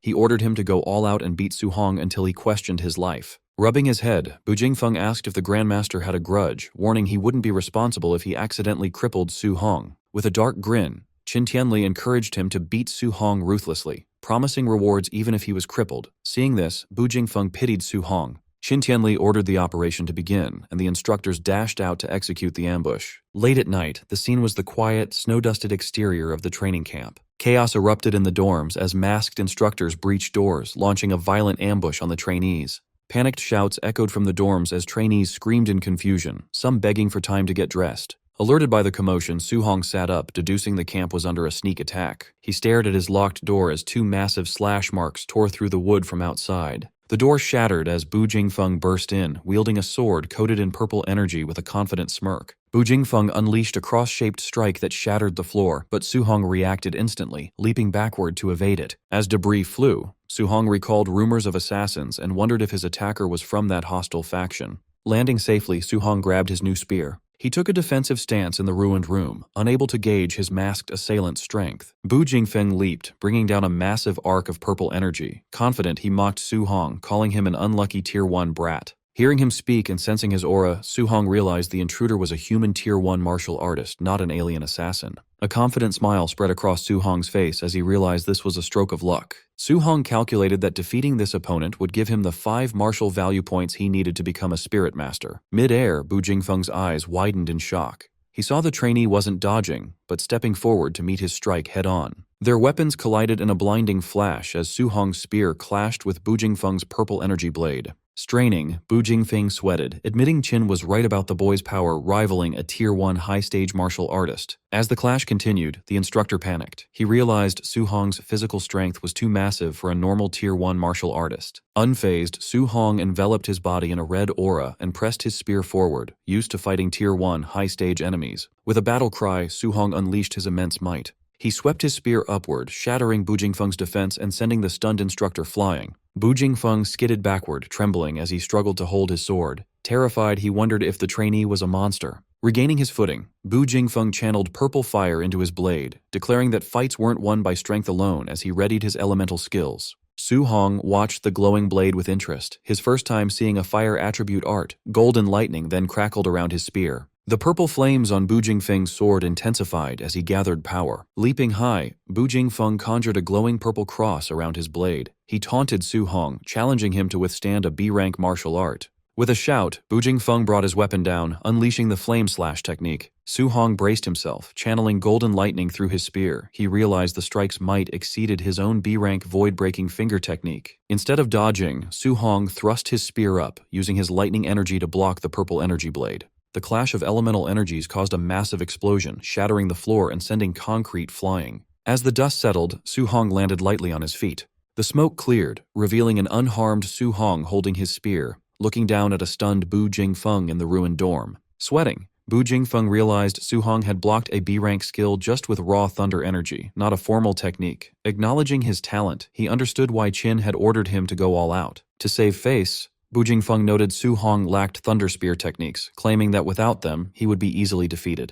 Unfazed, Su Hong smirked, lightning crackling on his spear, and admitted he lacked thunder techniques. However, Su Hong then summoned red flames that wrapped around his spearhead, merging perfectly with the golden electricity. Enveloped in a dual aura of fire and lightning, Su Hong stood confidently as Bu Jingfeng stammered in disbelief at the sight. Sweating and wide-eyed, the instructor stared in shock, terrified to see the trainee had perfectly executed an advanced attribute fusion. Su Hong faced Bu Jingfeng, his spear blazing with merged fire and lightning energy. Bu Jingfeng sweated in shock as he witnessed the dual attribute fusion, a feat he previously had thought was just a legend. Fire surged from Su Hong's eyes as he lunged at the instructor. Bu Jingfeng forcefully swung his weapon, unleashing a wave of purple energy. The purple blade clashed violently against Su Hong's lightning-infused spear. Su Hong overpowered the strike, thrusting his spear to unleash a massive eruption of combined elemental energy that completely engulfed his opponent.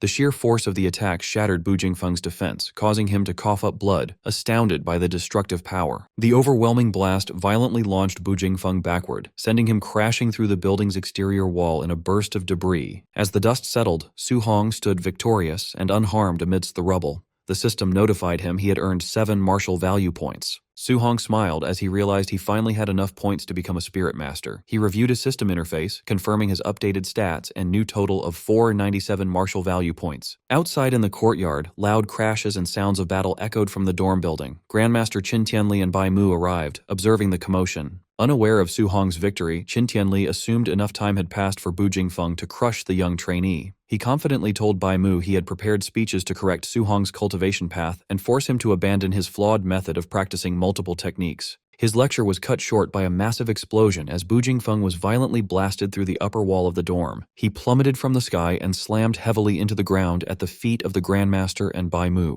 Bu Jingfeng was completely unconscious, his eyes rolled back with blood dripping from his mouth. Bai Mu gasped in shock, recognizing the elite instructor. Beside her, Qin Tianli stared down at the body in stunned silence, his confidence entirely shattered. Trembling, Bai Mu pieced together the terrifying implication. If Bu Jingfeng was the one defeated, it meant the low-level Su Hong actually beat him. Before they could fully process this upset, 3 more massive blasts shattered the remaining upper windows of the dorm. 3 more figures were launched into the night sky, trailing distinct paths of elemental energy. The 3 figures plummeted downward, crashing violently into the courtyard right next to Bu Jingfeng. They were revealed to be the other 3 masked instructors sent to ambush the top trainees. All of them were battered and unconscious. Up in the ruined building, the top 3 elite trainees emerged victorious. Wang Tiantuo stood with his arms crossed. Xiaonan floated comfortably inside a telekinetic bubble, and Lin Xinghe sat on a ledge, fanning himself. Wang Tiantuo called down to Grandmaster Qin, suggesting he send stronger opponents next time because these instructors were too weak. However, Wang Tiantuo paused in confusion when he noticed 4 defeated instructors lying in the courtyard instead of the 3 they just fought. Xiaonan wondered aloud who could have possibly finished their fight faster than they did. Lin Xinghe, misreading the situation, casually assumed the 4th trainee was weak and was simply crushed instantly by their assigned instructor. Still sweating from the revelation, Bai Mu mentally corrected Lin Xinghe's arrogant assumption. Staring down at Bu Jingfeng's broken body, she knew he was actually the strongest of the 4 instructors sent out tonight. Grandmaster Qin Tianli stroked his beard, analyzing the situation. He acknowledged the swift victories of the top 3 trainees made sense given their high cultivation levels and unique talents. However, he was deeply perplexed that Su Hong, a mere early-stage Tier 1, had managed to defeat a near Tier 2 opponent even faster than the elite geniuses did. Frowning in intense thought, the Grandmaster wondered what secret had allowed Su Hong to achieve this, speculating whether the boy used an ultimate martial art or possessed a supreme physical constitution. Suddenly, Instructor Lindsay sprinted towards them in a panic, shouting that a major incident had occurred. Qin Tianli calmly closed his eyes and waved a hand dismissively. He casually assumed a trainee was accidentally killed in the ambush, stating that a few casualties were a normal part of harsh training. Sweating and frantic, Lindsay loudly corrected him, revealing the crisis wasn't a death, but rather that Su Hong had used an elemental attribute fusion technique during his fight with Bu Jingfeng. Qin Tianli casually nodded, noting a fused technique perfectly explained how the boy had won against a superior opponent. A split second later, the sheer impossibility of what he just heard fully registered, and the Grandmaster was shocked. Erupting in a blazing golden aura, Qin Tianli violently grabbed Lindsay by the shoulders, demanding he repeat himself and warning the instructor not to make up ridiculous lies about Su Hong achieving a dual attribute fusion. Lindsay nervously defended his claim, recalling seeing the monitor feed of Su Hong wielding a spear cloaked in both fire and lightning. He urged the Grandmaster to ask Bu Jingfeng if he still had doubts. Qin Tianli looked down at the defeated Bu Jingfeng, the reality of the thunder and fire fusion finally sinking in. Shaking Linzhou with wild enthusiasm, the Grandmaster noted that the only human genius in history to successfully research dual attribute fusion had taken over a decade to do so. Yet, according to Star City's records, Su Hong had been practicing his guiding techniques for less than a month. Overjoyed to the point of ecstatic laughter, Qin Tianli praised Su Hong as a heaven-sent prodigy and a true dragon among men. He completely ignored the exhausted Lin Ze, who slumped over and had to be awkwardly supported by Bai Mu. Holding up her reeling colleague, Bai Mu asked the Grandmaster if attribute fusion was truly powerful enough to let an early-stage Tier 1 defeat a near Tier 2 opponent. Regaining his dignity, Qin Tianli confirmed it, explaining that the historical pioneer of the technique could easily suppress Tier 2 enemies while still at Tier 1. Intrigued by the overwhelming power, Bai Mu questioned why such a formidable combat method wasn't widely promoted for cultivation, reasoning that despite the extreme difficulty, the potential rewards were worth the risk. Qin Tianli solemnly explained that many had tried attribute fusion in the past, but the process was incredibly difficult and carried a high risk of severely crippling the practitioner. He added that even if someone succeeded, they often remained permanently stuck at the Tier 1 cultivation level, making the immense effort and danger ultimately pointless. However, his demeanor shifted back to intense excitement as he clenched a fiery fist, emphasizing that Su Hong had managed to master this fusion in less than a month. He marveled at the boy's monstrous comprehension skills, and wondered aloud just how devastating his power would become if he successfully fused all 7 of his elemental attributes. Spreading his arms wide, the Grandmaster envisioned a future where the young prodigy fully matured, imagining Su Hong wielding a blinding, multicolored fusion of all 7 elements to obliterate a colossal alien emperor with a single, earth-shattering strike. Linzu and Baimu sweat-dropped at the Grandmaster's wild imagination, awkwardly pointing out that he was severely overhyping the boy. They reminded him that while fusing 2 elements was an incredible feat, successfully combining all 7 was purely a fantasy. Coughing to hide his embarrassment, Qin Tianli regained his composure and told them to forget his outburst. His tone turned serious as he realized the massive responsibility now resting on his shoulders. He worried that if he left Su Hong alone to juggle all 7 attributes without intervention, the boy might eventually hit a wall trying to fuse a 3rd element and ruin his potential. If that happened, Qin Tianli believed he would become a sinner to humanity for failing to guide such a rare talent. Suddenly, Lindsay shouted out another startling realization, reminding the Grandmaster that Su Hong must also possess a special physique, as his raw physical strength alone was enough to completely overpower Bu Jingfeng before he had even used the elemental fusion. Annoyed by the delayed report, Qin Tianli scolded Linzi for not mentioning such a crucial detail sooner. The instructors quickly discussed the sheer math behind the boy's power. Lindsay noted that Su Hong had managed to crush Bu Jingfeng's near 500 vitality, using his own base vitality of only 120. They concluded this massive physical amplification far surpassed even Wang Tiantuo's elite barbarian god body, solidifying their belief that Su Hong's physical constitution was truly monstrous. Staring toward the battered dorm building, Grandmaster Qin Tianli formulated a new plan. He declared that tomorrow he would organize a formal combat tournament to thoroughly test Su Hong's true combat power and vitality limits. To do this, he planned to pit the camp's top 3 elite trainees, Wang Tiantuo, Lin Xinghe, and Xiaonan, directly against Su Hong. With a determined glint in his eye, the Grandmaster stated he wanted to personally witness exactly what happened when an unprecedented monster like Su Hong clashed with the absolute strongest geniuses the training camp had to offer. Su Hong sat calmly in the ruined room, meditating amidst the debris. He remained undisturbed by the people gathered outside, focused entirely on his progression. Eager to advance, he opened his system and poured all his martial value into his spirit stat. A radiant blue aura enveloped him as he finally became a spirit master. He closed his eyes, enjoying the sensation of his newly awakened power. Testing his abilities, he conjured a glowing phantom fist. The telekinetic control felt a bit strange, like suddenly growing a 3rd arm. Sweating slightly, he checked his interface and confirmed his spirit stat had crossed the 100% threshold. To test his power in the real world, he focused on his bed and effortlessly levitated it with a mere thought. Thrilled, Su Hong floated off the ground alongside his spear, celebrating that he could now walk on air and use telekinetic attacks like Xiaonan.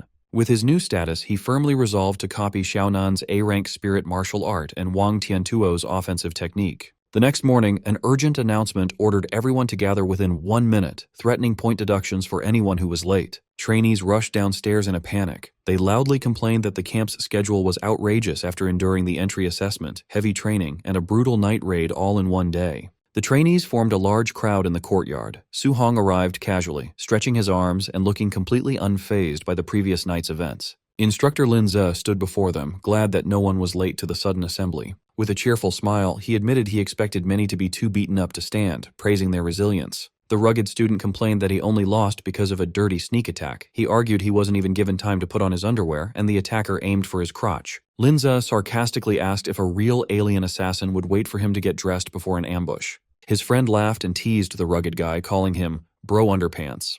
Observing from the crowd, Su Hong agreed with the instructor's logic about real combat, though he understood why everyone was exhausted. Sensing their dissatisfaction, Lindsay announced a comprehensive test to give everyone a fair chance to prove themselves. He explained that an automated system would evaluate their vitality, combat power, spirit, strength, speed, and martial skills. As the top 3 elites, Wang Tiantuo, Xiaonan, and Lin Xinghe, listened confidently, Linze added that a combat ranking would follow. The top 10 students would earn daily contribution points based on their placement. The trainees buzzed with excitement. Knowing the top 3 spots would go to the elites, they resolved to fight fiercely for the remaining 7 positions. Intrigued, Su Hong smiled, wondering what the grand prize for first place might be. Lindsay quieted the noisy crowd and led them to the testing facility. They arrived at a massive warehouse. Inside, Lindsay stood on a stage beside a mechanical spider-like device called a Tier 2 Combat Power Tester. As the crowd settled, Grandmaster Qin Tianli intensely scanned the students. He noted that his target was blending in perfectly. A bandaged trainee next to Su Hong assumed the Grandmaster was admiring his potential. Su Hong glanced at him and bluntly told him he was wrong.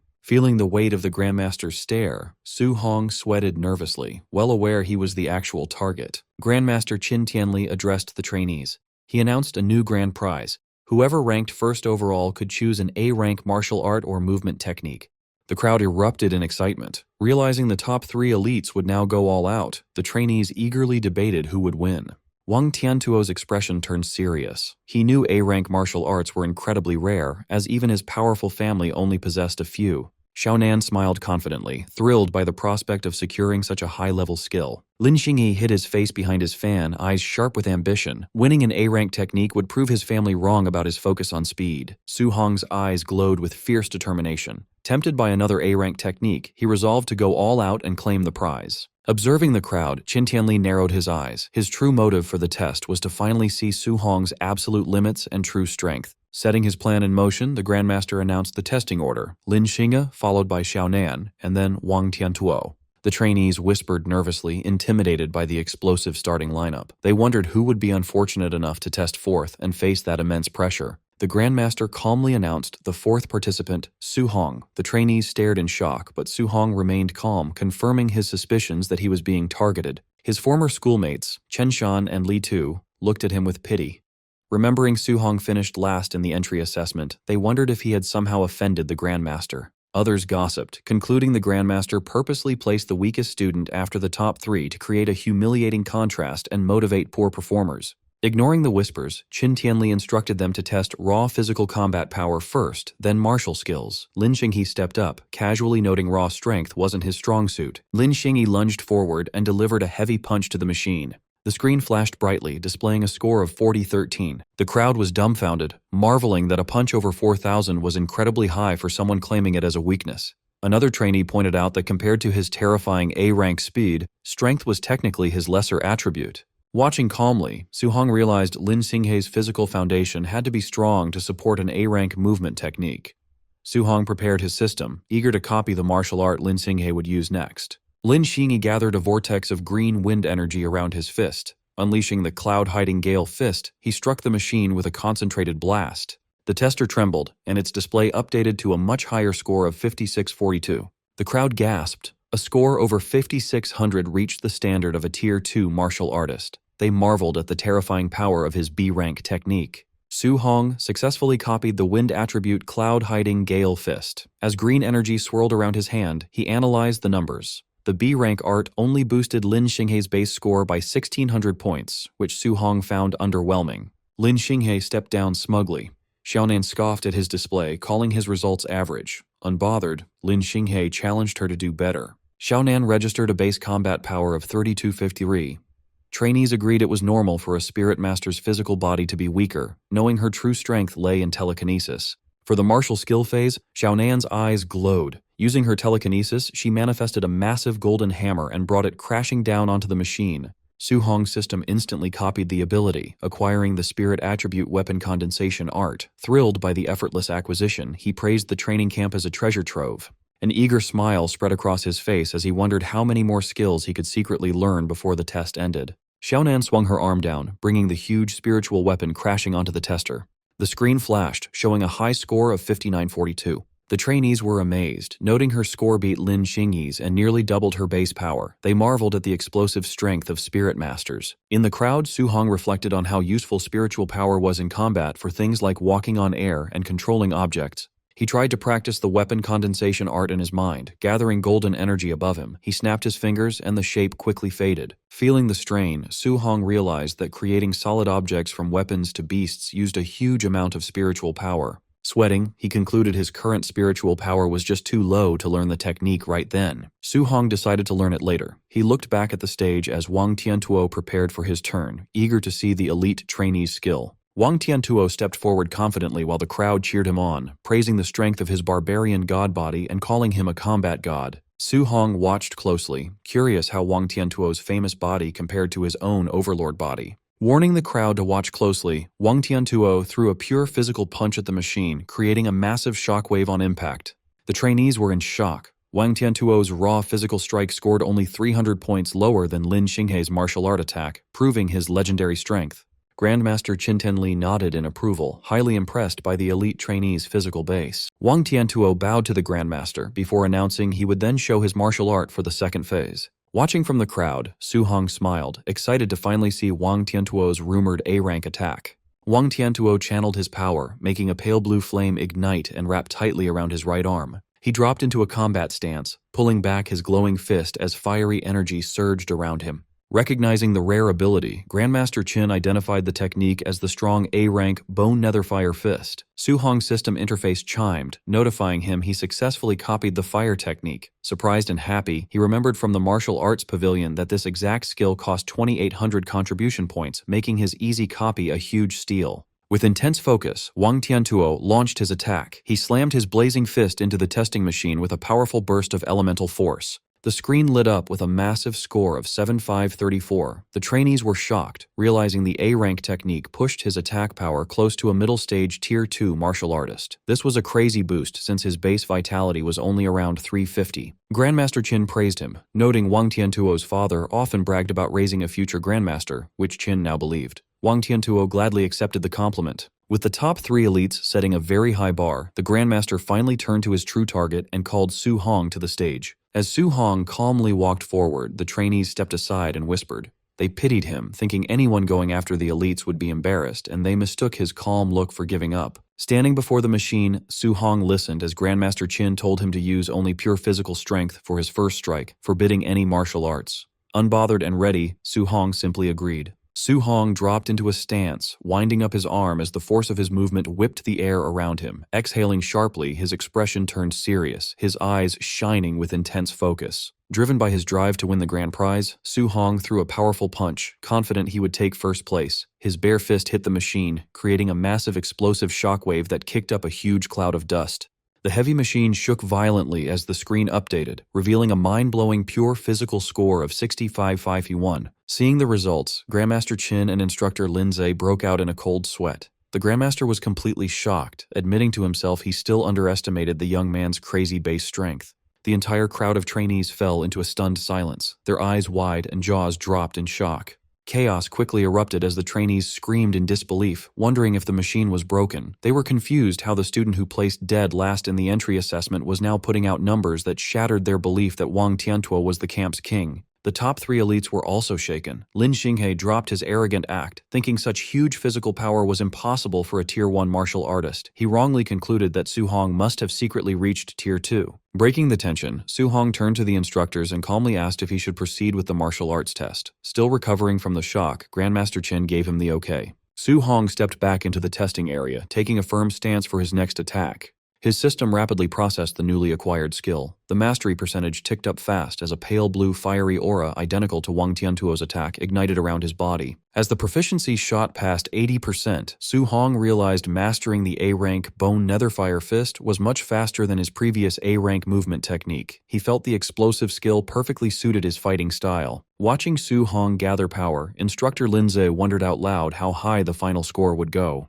Knowing Su Hong came from an ordinary working-class family, Lindsay assumed he didn't have the resources for anything higher than a low-rank martial art. Grandmaster Qin narrowed his eyes, sensing the strong elemental energy radiating from the trainee. He corrected the instructor, stating that based on the intense aura, the technique was definitely not a low-level martial art. Su Hong's system chimed as his understanding of the Bone Netherfire Fist hit 100%, officially mastering the technique. His eyes flashed with glowing energy as the process completed. He casually summoned the pale blue flames around his fist. The crowd immediately recognized the aura and went crazy, completely confused how Su Hong secretly learned Wang Tiantuo's exclusive martial art. Eager to test his new A-rank attack, Su Hong dropped into a fierce combat stance. He launched forward, slamming his blazing fist into the testing machine with a massive impact. The explosion was massive, creating a shockwave so powerful it blew the trainees backward. Struggling against the wind, they screamed in terror, noticing the force of the strike was much greater than Wang Tiantuo's. As the dust cleared, the screen showed an unbelievable score of 9,013. The crowd lost their minds, knowing that breaking 9,000 points was the standard for a high-stage Tier 2 martial artist. Instructor Linza sweated, unable to understand how a Tier 1 student with only 123 base vitality could produce such numbers. He suspected the machine might be broken. Beside him, Grandmaster Qin admitted Su Hong was a true monster.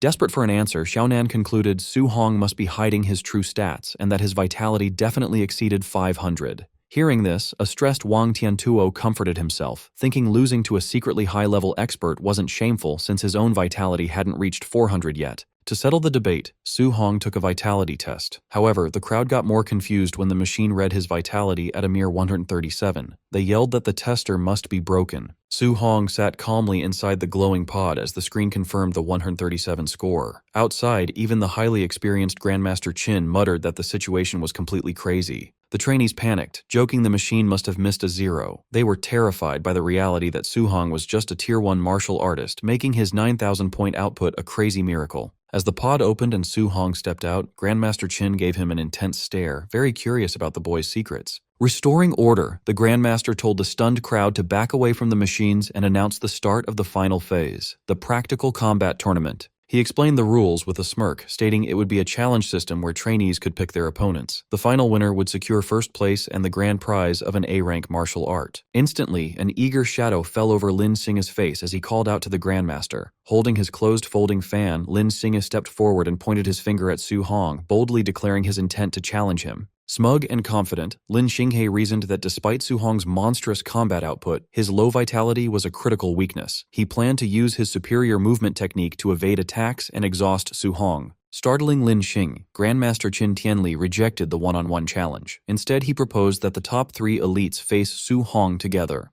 The trio was deeply offended. Wang Tiantuo scowled at being underestimated. Xiaonan scoffed at Su Hong's worthiness of a combined assault, and Lin Xinghe worried their combined might would cripple the lower-tier trainee. Ignoring their complaints, the Grandmaster asked for Su Hong's opinion. Su Hong calmly agreed to fight all 3 simultaneously. The elites glared at Su Hong, irritated by his apparent arrogance. Wang Tiantuo believed he could easily defeat Su Hong all by himself. Grandmaster Qin Tianli announced the start of the match, and the 3 elites squared up against Su Hong in the testing facility. As the fight commenced, Wang Tiantuo and Xiaonan charged forward while Lin Xinghe leaped backward to create distance. Lin Xinghe intended to hang back and wait for Su Hong to be fully engaged before using his high-speed movement skill for a devastating sneak attack. His plan shattered when Xiaonan and Wang Tiantuo screamed in panic, warning him to dodge. Caught off guard, Lin Xinghe turned in shock. Moving with blinding speed, Su Hong slid effortlessly past his line of sight, appearing directly behind him. Su Hong unleashed a glowing blue punch, calmly bidding him farewell. Just before landing, the crushing blow was brought to an abrupt halt inches from Lin Xinghe's face. Given a split-second reprieve, a terrified Lin Xinghe frantically leaped backward to escape. Landing safely, Lin Xinghe thanked Xiaonan for her telekinetic intervention, warning his teammates about Su Hong's dangerously unnatural speed. Restrained by a faint telekinetic aura, Su Hong looked at his hand with mild intrigue. He remarked it was his first time experiencing spiritual telekinesis in combat, unaccustomed to his movements being controlled. Realizing he needed to eliminate Xiaonan first, Su Hong unleashed an explosive burst of speed, shattering the floor as he rushed toward her.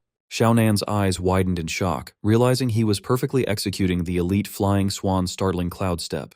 Lin Xinghe and Wang Tiantuo charged to intercept. Baffled by how a fire attribute user could perform his wind-based technique, Lin Xinghe concluded Su Hong possessed dual attributes and yelled for Wang Tiantuo to stop him. Wang Tiantuo stepped into Su Hong's path, his arm igniting with a fiery aura. He instructed Xiaonan to focus on her spiritual control while he physically blocked the advance. Wang Tiantuo unleashed his A-rank bone netherfire fist. Instead of dodging, Su Hong mirrored the attack perfectly, his own fist violently erupting with the exact same pale blue flames.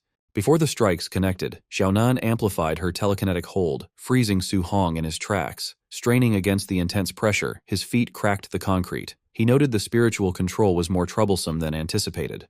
Taking advantage of Su Hong's immobilized state, Lin Xinghe leaped and brought down a fierce kick aimed at his head. Observing from the sidelines, Grandmaster Qin Tianli mused it might have been premature to let Su Hong fight all 3. He acknowledged that escaping a spirit master's crowd control required either overwhelming physical strength or counteracting spiritual power. Despite the intense combined attacks and telekinetic hold, a confident smile spread across Su Hong's face. The Grandmaster noted with shock that he didn't seem panicked at all. Just as the attacks were about to land, Su Hong unleashed a massive surge of brute strength, shattering the telekinetic bind. The violent backlash caused Xiaonan to cough up blood, losing her spiritual control. Now free, he effortlessly intercepted their attacks, creating a shockwave. The spectating trainees erupted in disbelief. Terrified that Su Hong shattered Xiaonan's telekinesis and blocked the elites using only sheer physical strength, they likened him to a ferocious beast. With a ruthless motion, Su Hong twisted the limbs he held, completely throwing Lin Xinghe and Wang Tiantuo off balance. Caught off guard by the overwhelming force, Lin Xinghe panicked and Wang Tiantuo cursed, realizing they were entirely at Su Hong's mercy. Utilizing his monstrous strength, Su Hong lifted both elites and spun them rapidly through the air like ragdolls. Eyes glowing fiercely, Su Hong halted his spin and mercilessly slammed both elites face first into the concrete floor. The massive impact shattered the ground. Wang Tiantuo's face was driven into the rubble while Lin Xinghe coughed up blood from the immense shock. The trainees watched in horror as heavy thuds echoed through the facility. Displaying terrifying savagery, Su Hong repeatedly lifted and smashed the two elites into the ruined floor in a relentless blur of motion. When Su Hong finally released his grip, the once proud elites lay completely motionless, having fainted from the savage beatdown. Standing tall amidst the settling dust, he had completely dominated the match. Still radiating a fierce battle aura, Su Hong locked an intense gaze onto his last remaining opponent.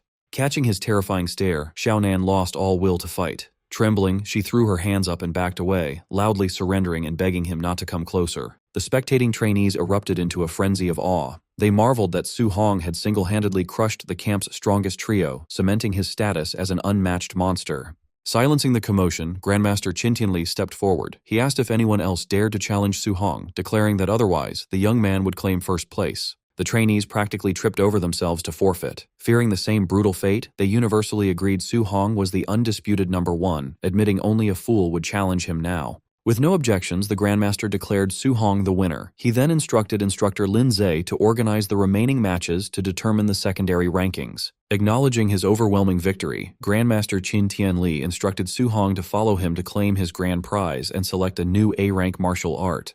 A satisfied smile spread across Su Hong's face. He was thrilled that his victory meant adding another powerful A-rank martial art to his arsenal. As they walked, Grandmaster Qin Tianli mentioned he had been observing Su Hong since his arrival. He questioned why Su Hong chose to hide his true strength when most trainees eagerly showed off. Su Hong explained his caution, stating that without the backing of a powerful family, revealing his abilities too early would make him an easy target. The Grandmaster laughed, appreciating the boy's survival instincts. He confessed he had orchestrated the tournament specifically for Su Hong, intending to use it to secure more elite training resources for him. Qin Tianli advised that resources were heavily concentrated on recognized geniuses. He assured Su Hong he no longer needed to hide his power, offering his personal protection. Grateful for the backing, Su Hong thanked the Grandmaster. They soon arrived at the martial art pavilion. Inside, the startled receptionist stood at attention as the Grandmaster ordered her to bring out the master list of martial arts. While reviewing the catalog, Qin Tianli told Su Hong to ask if he needed clarification. Taking advantage of the expert guidance, Su Hong asked what type of martial art would best suit his progression. Before advising, the Grandmaster asked Su Hong to list his current martial arts. Su Hong casually listed the Bone Netherfire Fist, Flying Swan Startling Cloud Step, Cloud Hiding Gale Fist, and Void Breaking Finger, noting his other skills were lower ranked. The Grandmaster's expression tightened, pointing out the Flying Swan and Cloud Hiding techniques weren't in their inventory. He incredulously asked if the boy genuinely learned them just by watching Lin Xinghe once. When Su Hong casually confirmed, a drop of sweat rolled down the Grandmaster's face. Staring in stunned silence, he internally reaffirmed that Su Hong was an absolute monster. The receptionist watched in shock, wondering who Su Hong was to have Grandmaster Qin Tianli personally help him choose a martial art.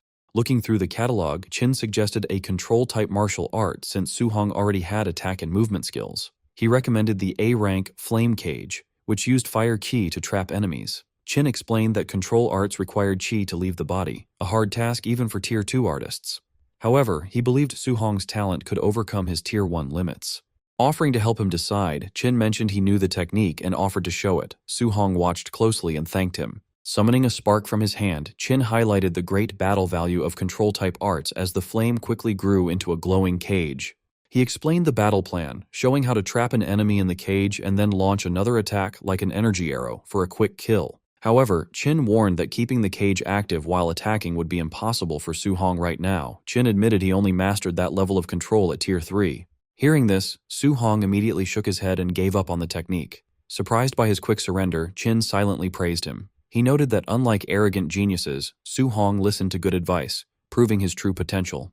Secretly, Su Hong smiled. His system confirmed he had learned Fire Flame Cage just by watching the display. Having gotten the skill for free, he politely asked Qin to recommend a different martial art. Agreeing to change focus, Qin flipped through the book and suggested looking into defensive arts to balance the young man's skills. He recommended the A-rank Thick Earth Armor, an earth skill that formed a strong defensive key layer over the user's body. Su Hong thought about it carefully. Realizing that adding a defensive art to his already strong body would give great results, Su Hong gladly accepted the recommendation. While finalizing the choice, Qin asked about Su Hong's special body type. Su Hong confidently made up the name Overlord Body. In his head, he got excited, imagining Qin praising this rare constitution and giving him a mountain of A-rank skills. Qin admitted he had never heard of that physique. Su Hong awkwardly confessed he just made the name up.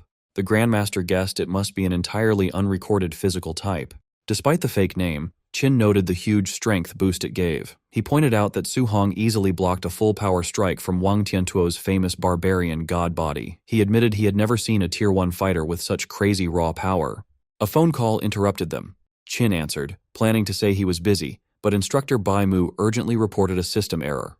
She revealed that the point system showed Su Hong had worn his training weight vest during the whole tournament. Shocked, Qin asked if Su Hong really fought the top 3 elites while wearing the heavy vest. Su Hong casually agreed, explaining he kept it on to earn passive points. Hearing this, Qin clutched his chest, trying to stay calm while accepting that this boy was a total monster who defied logic. Calming down, Qin ordered Su Hong to take off the vest immediately. He promised that challenging the training camp later would earn him plenty of rewards, so he did not need to worry about minor points. Su Hong agreed. As Su Hong took off the black vest, the receptionist cheerfully offered to return it to the warehouse. Handing it over, Su Hong warned her that it was a bit heavy. The receptionist proudly stated she was a Tier 2 martial artist and could handle it. But the moment she took it, her eyes widened in shock. Unable to hold it, she dropped the vest, shattering the wooden floorboards under its huge weight. Staring at the broken floor, the shocked receptionist asked how heavy the vest was. Su Hong casually replied it weighed 5 tons. Watching him, Qin sweated nervously, amazed that a beginner Tier 1 trainee carried a 5-ton weight while beating 3 late-stage geniuses. Deeply impressed, the Grandmaster put an arm around Su Hong's shoulder. Calling him a little monster, Qin excitedly said he had another A-rank martial art in mind to teach him. Curious, Su Hong asked what art it was. Qin recalled Su Hong liked using the spear and mentioned a man named Grandmaster Jiang Lin from Yang City, a famous spear master.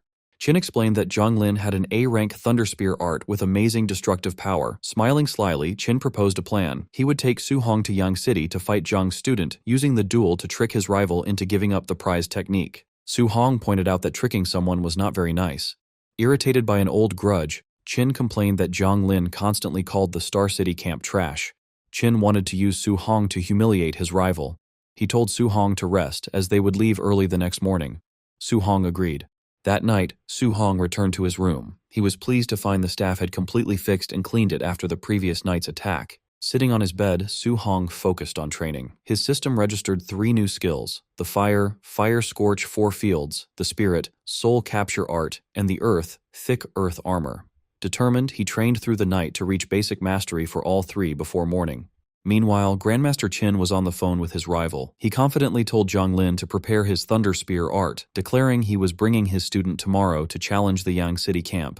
Over in Yang City, Grandmaster Jiang Lin smugly brushed off the challenge. He bragged that his camp recently found a rare wood spirit body genius who was already a Tier 2 fighter.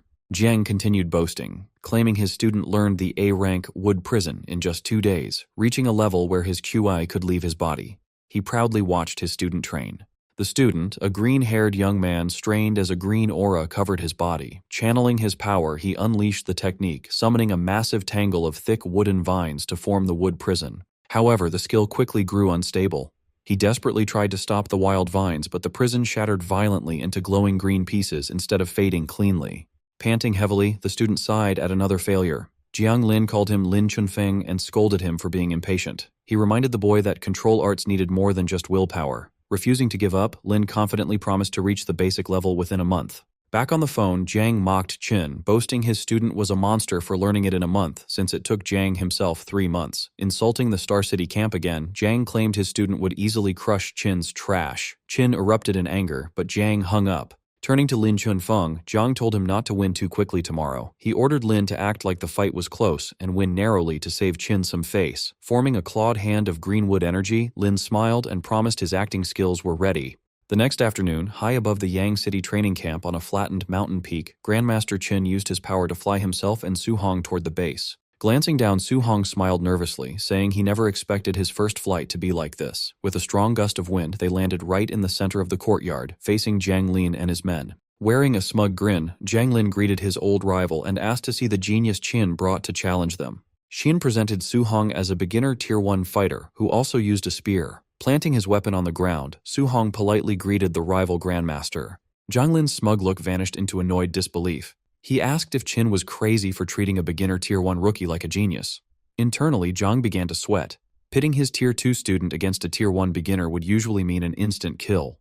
He worried Lin's acting skills would be heavily tested to make this fight look fair. Ignoring the insult, Qin confidently urged Jiang Lin to start the match, casually adding that he and Su Hong needed to get home in time for dinner. A large crowd of trainees gathered at the Yang City Training Camp's arena, waiting in excitement. Some wondered about the visiting genius from Star City, joking that they hoped the challenger wouldn't be too weak.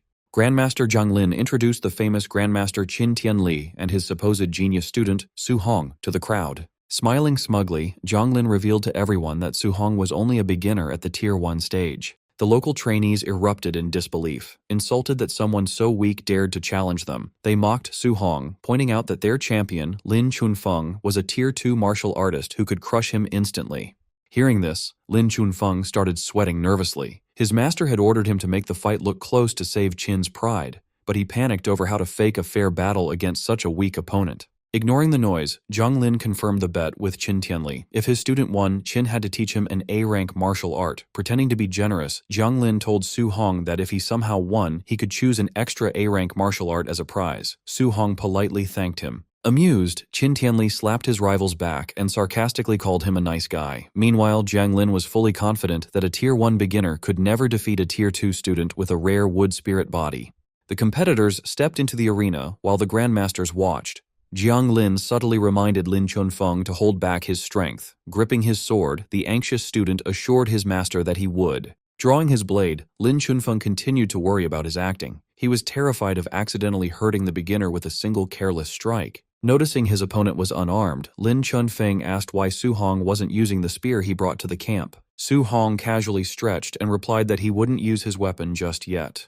In reality, Su Hong chose to go unarmed because his only spear skill was a basic C-rank technique. This was much weaker than his new A-rank fist and movement skills, making the spear a clear disadvantage. Misunderstanding this practical choice as pure arrogance, Lin Chunfeng grew annoyed. Eager to test this supposed confidence, he leapt into the air and charged at the unarmed trainee with his sword. Covered in a green aura, Lin Chunfeng swung his sword down. Su Hong easily dodged the heavy slash, stepping aside as the blade smashed into the stone floor and sent debris flying. Using his A-rank movement skill, Su Hong gracefully glided backward across the arena. He left a trail of wind behind him as he casually kept his distance. Lin Chunfeng was shocked to see a beginner use an A-rank wind movement technique. Watching from above, the grandmasters smirked in amusement at the impressive display. Refusing to let him escape, Lin Chunfeng charged forward. He declared that movement skills were useless now and unleashed his wood prison technique. Thick green vines shot from the ground and tightly wrapped around Su Hong's leg. Surprised to face a rare control-type skill, Su Hong briefly praised Lin Chunfeng's talent. Still, he remained calm and flared his aura, preparing to use his raw physical strength to break the vines. Before Su Hong could even try, the weak green vines suddenly shattered and vanished into thin air. Confused and disappointed, he wondered how such a powerful technique could fall apart instantly. Using this brief distraction, Lin Chunfeng appeared mid-air behind Su Hong. Swinging his sword down, he confidently claimed that stopping his opponent for just a second was enough to win. Unfazed, Su Hong calmly looked over his shoulder. Gathering glowing green wind energy around his fist, he prepared a quick counterpunch. As Su Hong threw the wind-infused strike, Lin Chunfeng's eyes widened in shock. He realized Su Hong's attack was so fast that the punch would hit before his own sword could land. He desperately used his wood escape technique, creating a thick wooden barrier to shield himself just as the fist struck. The defense was completely useless. Su Hong's punch violently shattered the wooden shield into splinters, launching Lin Chunfeng backward with immense force. Sent flying through the air, a battered Lin Chunfeng was completely baffled by the overwhelming physical power of this lower-level beginner. The local trainees watching were equally shocked. Seeing their champion's A-rank defense easily broken, they fearfully realized the beginner's raw strength was greater than a wild beast's. Above the arena, Grandmaster Qin laughed loudly, teasing his rival about the sudden turnaround. Sweating but stubborn, Grandmaster Jiang Lin argued that raw strength alone wouldn't defeat his genius student and told Qin to keep watching. Pressing his advantage, Su Hong launched himself forward at high speed to chase down the retreating Lin Chunfeng. Su Hong delivered a fierce kick, but his leg passed right through the target, shattering it into shadows. He quickly realized he had hit an afterimage. Using his own A-rank movement skill, Lin Chunfeng appeared directly behind him. Boasting about his own footwork, he unleashed an explosive sword slash, but Su Hong easily dodged it. As the dust cleared, a panting Lin Chunfeng looked across at Su Hong. Acknowledging the boy's immense power, Lin Chunfeng urged him to give up. He humbly admitted that if they were at the same level, he would definitely lose. Surprised by this shift in tone, Lin Chunfeng watched as Su Hong knelt and extended a hand toward him. Bright orange flames violently erupted from Su Hong's fist. Before Lin Chunfeng could question this new element, a massive cage of fire roared to life, instantly trapping him in a fiery control skill. Sweating from the heat, Lin Chunfeng was amazed that a beginner had mastered such a skill. However, he figured Su Hong's energy wouldn't last long, so he decided to wait inside for the flames to collapse on their own. On the platform, Qin Tianli lost his composure, shocked that Su Hong had already mastered the flame cage. Confused, Jiang Lin asked why he was so surprised by a move he supposedly taught his own student. Qin awkwardly stammered for an excuse. Jiang Lin then demanded to know how a wind attribute student was suddenly using fire. Masking his own ignorance of the boy's abilities, Qin coughed and casually claimed that having multiple elements wasn't a big deal. Desperate to change the subject, Qin pointed back at the fight. He loudly wondered why the flame cage hadn't collapsed yet and pointed out the new glowing energy on Su Hong's hand. Su Hong stood calmly outside the cage, gathering a swirling pale aura around his fist. Trapped inside, Lin Chunfeng stared in horror. He realized Su Hong was multitasking by preparing an attack while maintaining the cage, a feat incredibly difficult even for advanced fighters. Confirming his worst fears, Su Hong launched himself forward and drove his glowing fist right through the flames toward the trapped student. Panicking as the strike approached, Lin Chunfeng desperately triggered his wood escape again, summoning thick wooden roots to shield himself. The defense was useless. Su Hong's glowing fist pierced straight through the wood and slammed into Lin Chunfeng's stomach. Coughing up blood as the force blasted him backward, the defeated student cursed the absurdity of the beginner's power. Su Hong's fist smashed brutally into Lin Chunfeng's chest, spraying blood into the air. The massive force launched Lin backward. He crashed violently against the scorching walls of the flame cage, severely burning his bare back. However, bright green energy instantly flared over the burns, rapidly healing the damaged skin. With a confident smirk, Lin warned his opponent not to underestimate the healing power of a Tier 2 wood spirit body. Unfazed, Su Hong stared at him coldly. He figured that if one punch wasn't enough to keep him down, he would just throw more. Charging forward, Su Hong unleashed a rapid, relentless barrage of glowing punches, refusing to believe Lin could heal forever. Even while taking the heavy blows, Lin absorbed the damage and taunted his attacker. He insisted the effort was useless, as a Tier 1 fighter's stamina could never outlast a Tier 2's.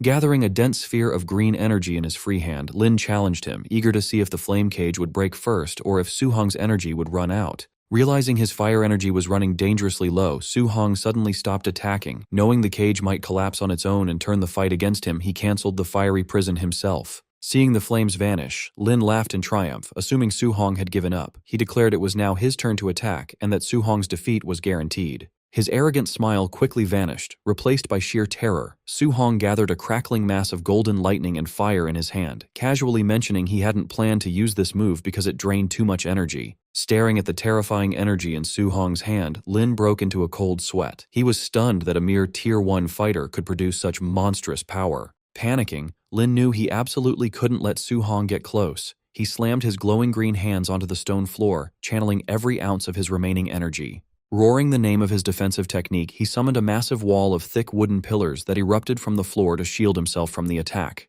Su Hong's eyes flared with intense golden light. Stepping up to the towering wooden wall, he pulled back his fist, which violently crackled with raw lightning energy. With devastating force, Su Hong drove his blazing, lightning-infused fist forward, warping the very air around the impact. The strike pierced straight through the thick wood like paper. The overwhelming punch hit Lin squarely in the face, blasting him backward and sending his unconscious body crashing onto the stone floor. Su Hong stood calmly among the fading flames and debris, looking down at his defeated opponent. A stunned silence quickly fell over the massive crowd around the arena.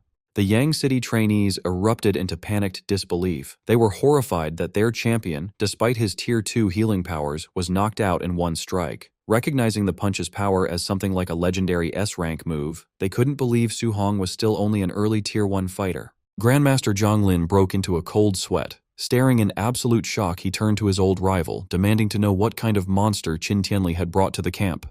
Trembling, Zhang Lin pointed at the arena, realizing the boy had used element fusion to achieve that level of destruction. He was amazed by the impossible reality of a young Tier 1 fighter already mastering such an advanced technique. Sipping his tea innocently, Grandmaster Qin casually remarked that he definitely wouldn't tell his old rival about Su Hong mastering dual-element fusion in just 1 month. Zhang Lin stared back in complete disbelief. Continuing to brag, Qin looked away and added that if Zhang Lin knew Su Hong had perfect compatibility with all 7 elements and was training 7 techniques at once, he would probably drop dead from fright. This left Zhang Lin completely shell-shocked. Pretending to be clumsy, Qin cheerfully apologized for letting the secret slip, though his smug face showed he didn't regret it at all. Meanwhile, Zhang Lin stood paralyzed, his mind struggling to process how a student could achieve such insane feats in a single month. Seizing the moment, Qin threw an arm around his dazed rival and brought up their bet. Since Su Hong won the match, Qin demanded Zhang Lin teach the boy the A-rank Thunder Spear art and his ultimate skill, Palm Thunder.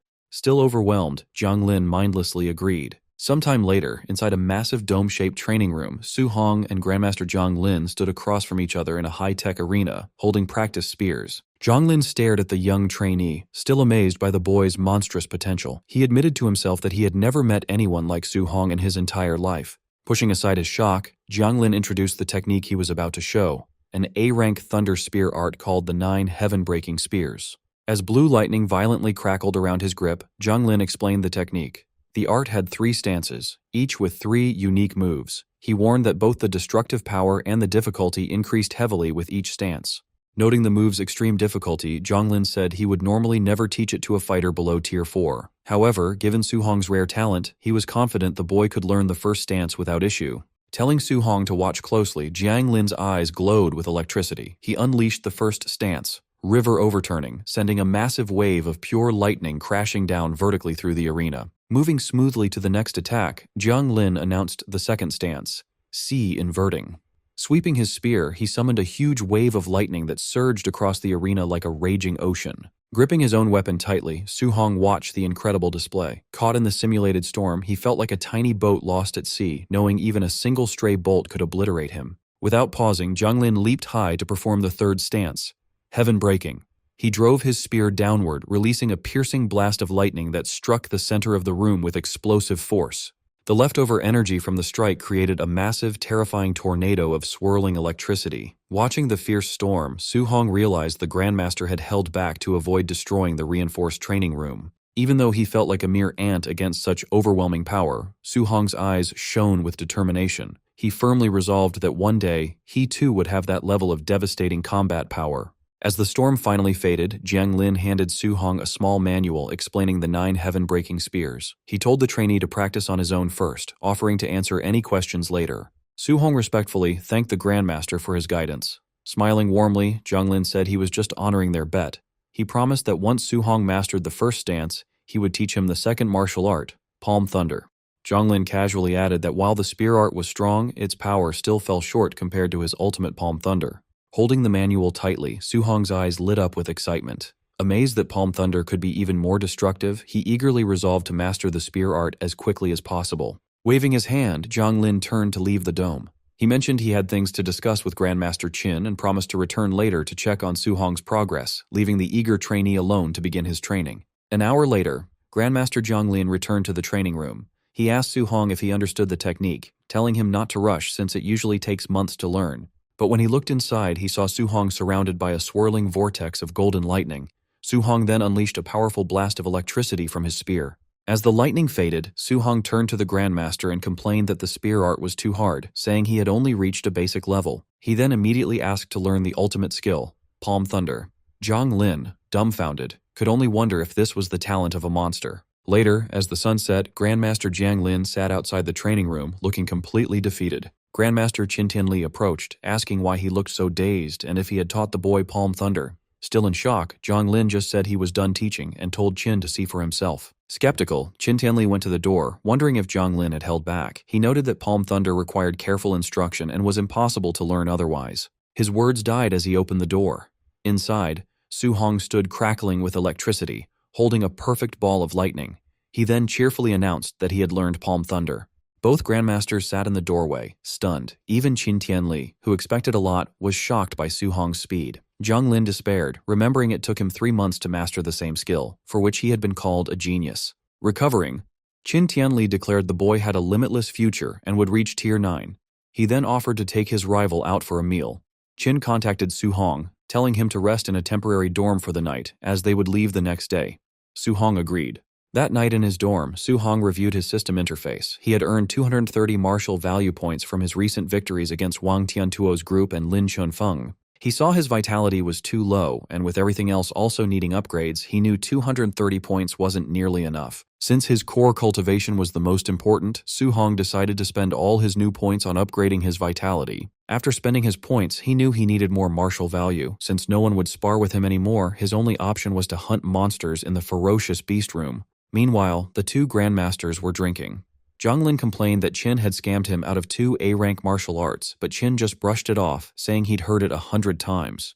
They were interrupted by a staff member who announced that the camp's night raid event was ready to start, awaiting Grandmaster Zhang's command. Zhang Lin casually approved the raid, telling the staff not to go easy on the trainees. The man immediately relayed the orders, and the raid began. Xin Tianli sobered up instantly, panicking. He reminded Zhang Lin that Su Hong was in those dorms. Realizing their mistake, Zhang Lin also sobered up and tried to stop the raid, but it was too late. The instructors were already on their way. Outside, a team of instructors assembled. Bu Jingfeng, who Su Hong had humiliated before, asked his brother Jinglong why a high-level Tier 2 was on a basic raid. Jinglong explained Grandmaster Jiang sent him to deal with a resilient wood spirit body trainee. Bu Jingfeng remarked that attacking a low-level Tier 2 felt like bullying, then paused, feeling a strange sense of déjà vu. Jinglong smirked and teased his brother about being beaten by a trainee in Star City. A flustered Jingfeng defended himself, claiming he underestimated his opponent and vowing to eliminate Su Hong if they met again. Jinglong mockingly questioned if beating a Tier 1 was worth bragging about, and warned him not to underestimate the wood spirit body trainee. Jingfeng scoffed, confident he wouldn't fail again. Jinglong then ordered his squad to put on their masks. With a final shout, they charged toward the dorms to begin the ambush. The dorm's peace was shattered by breaking doors and screams as the masked instructors launched their surprise attack. The chaos alerted Su Hong, who peeked out of his room and realized a night raid was happening. An instructor punched a student who yelled at him for having no martial virtue. The instructor saw Su Hong and lunged, surprised they had missed a student. Before he could react, Su Hong's uppercut sent the instructor smashing into the ceiling. With the instructor stuck in the ceiling, an annoyed Su Hong ignited a flame in his hand, complaining that as a guest he shouldn't be attacked. Looking at the instructor's mask and uniform, Su Hong had an idea.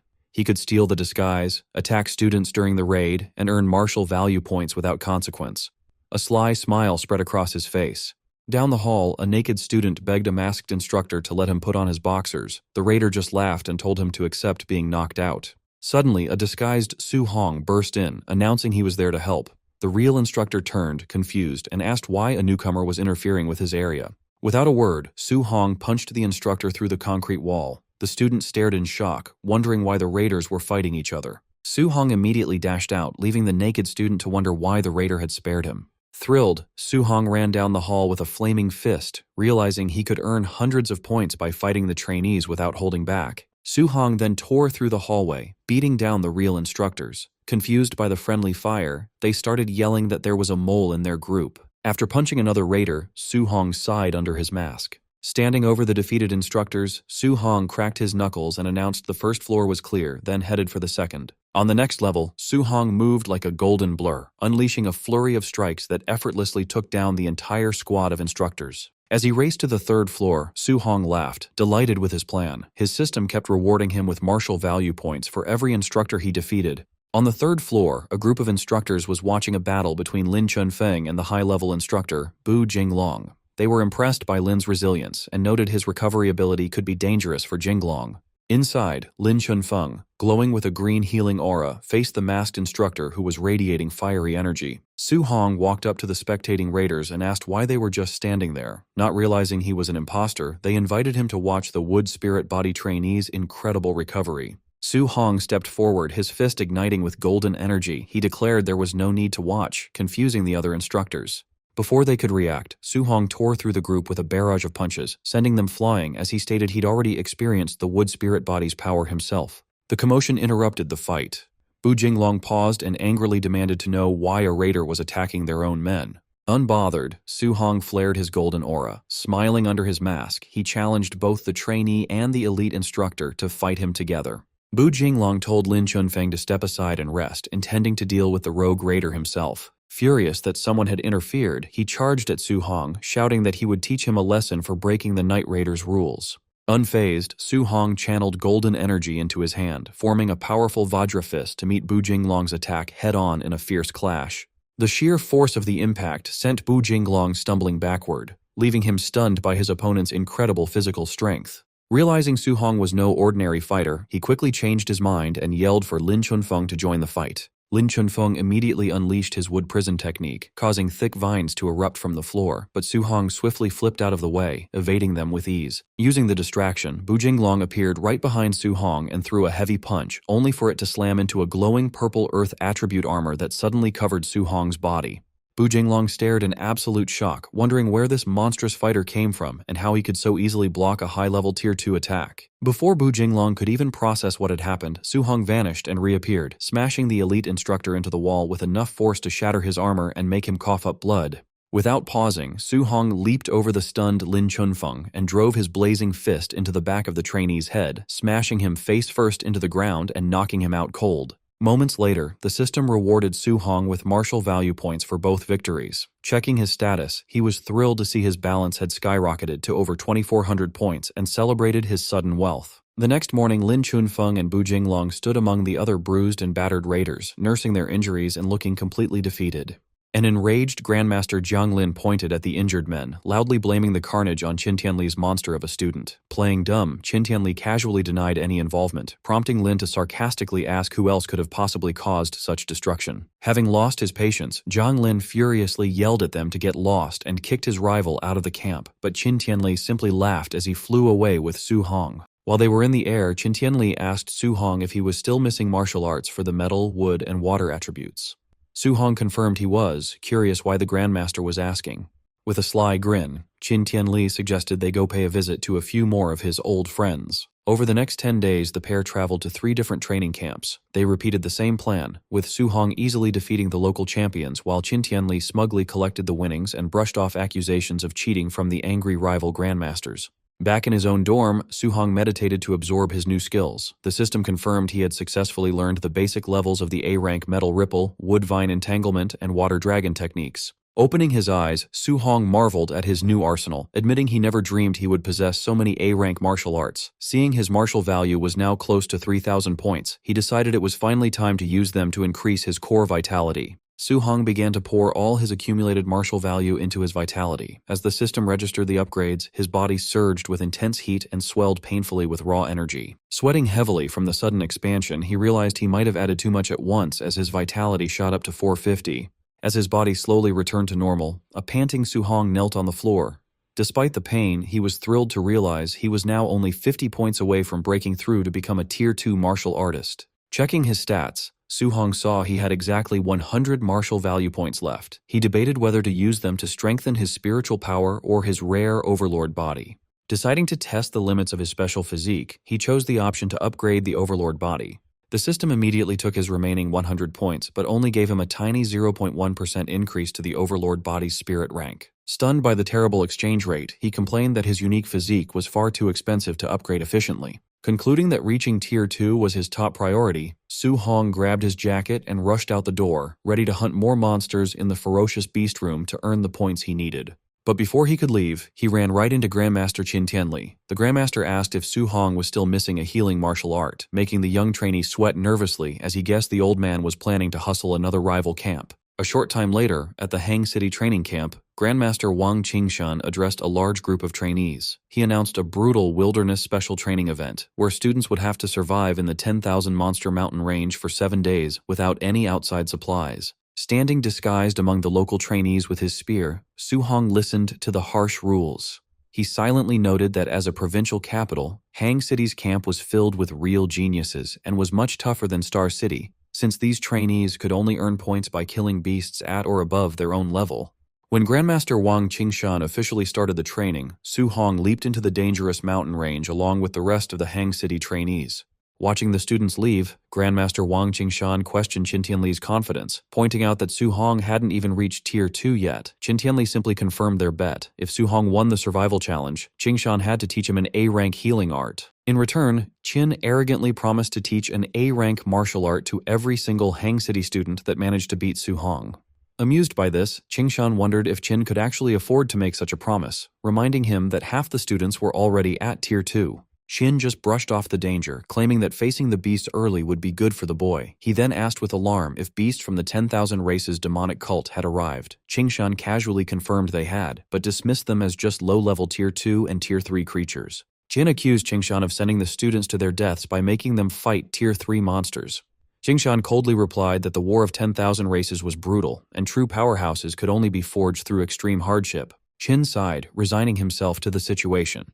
Even as he thought that it would be a victory if Su Hong simply made it back alive, the young trainee was already deep in the wilderness, violently cutting the head off a massive wolf beast with a lightning-infused spear strike. Eager to test out his new abilities, Su Hong summoned a barrage of golden metal energy beams that pierced through a pack of beasts. Without pausing, he then used his wood attribute, conjuring thick, glowing vines to entangle and crush a giant snake. As night fell over the mountain range, Su Hong summoned a massive water dragon, which violently blasted through a fiery beast, showing his complete dominance over the wilderness. Stepping into a dark cave past the glowing body of his latest victim, he acknowledged the incredible destructive power of his new A-rank martial arts. However, he also noticed that his spiritual energy drained far too quickly when he used them one after another. Standing in the bloody cave among the bones of his kills, Su Hong checked his system. Seeing he had earned over 500 martial value points and his vitality was maxed out, he decided it was time to push for his Tier 2 breakthrough. Sitting down to meditate, Su Hong began channeling his points into his vitality. A fierce, fiery aura erupted around him as the system registered the steady upgrades, pushing his body toward its new limits. Meanwhile, deep in the forest, a red-haired cultist was grumbling as he patrolled the dark woods. He complained about having to check the perimeter in the middle of the night, certain that no one could possibly find their hidden sacrificial grounds in such a remote mountain range. He suddenly stopped in his tracks when he noticed the freshly killed body of a massive beast lying just outside the dark cave where Su Hong was meditating, realizing that an intruder had wandered into their territory after all. Standing at the cave entrance, the cultist called out maliciously to whoever was hiding inside. He demanded that Su Hong come out for a quick death, threatening to skin him and eat him alive if he refused. The cultist ordered the intruder to surrender, warning of a fate worse than death if he resisted. Glancing at the dead blazing black tiger, he figured his opponent had, at best, Tier 2 or Tier 3 strength. From inside the cave, Su Hong listened to the man's arrogant tone. Since the cultist spoke so dismissively of Tier 3 martial artists, Su Hong suspected he was up against a formidable Tier 4 expert. Since he had only recently broken through to Tier 2, he admitted he lacked the confidence to take on a Tier 4 opponent. Deciding that running was his best bet, he launched a water dragon attack to cover his escape from the cave. The cultist eagerly gripped his sword and shattered the watery beast with a single slash, mocking the attack as having the measly power of an early Tier 2. Spotting Su Hong trying to escape, the cultist immediately chased after him. He praised the young man's genius for taking down the beast at such a low level, but sadistically added that his favorite pastime was murdering promising talents before they could reach their full potential. The cultist suddenly stopped in confusion, asking Su Hong why he had given up running.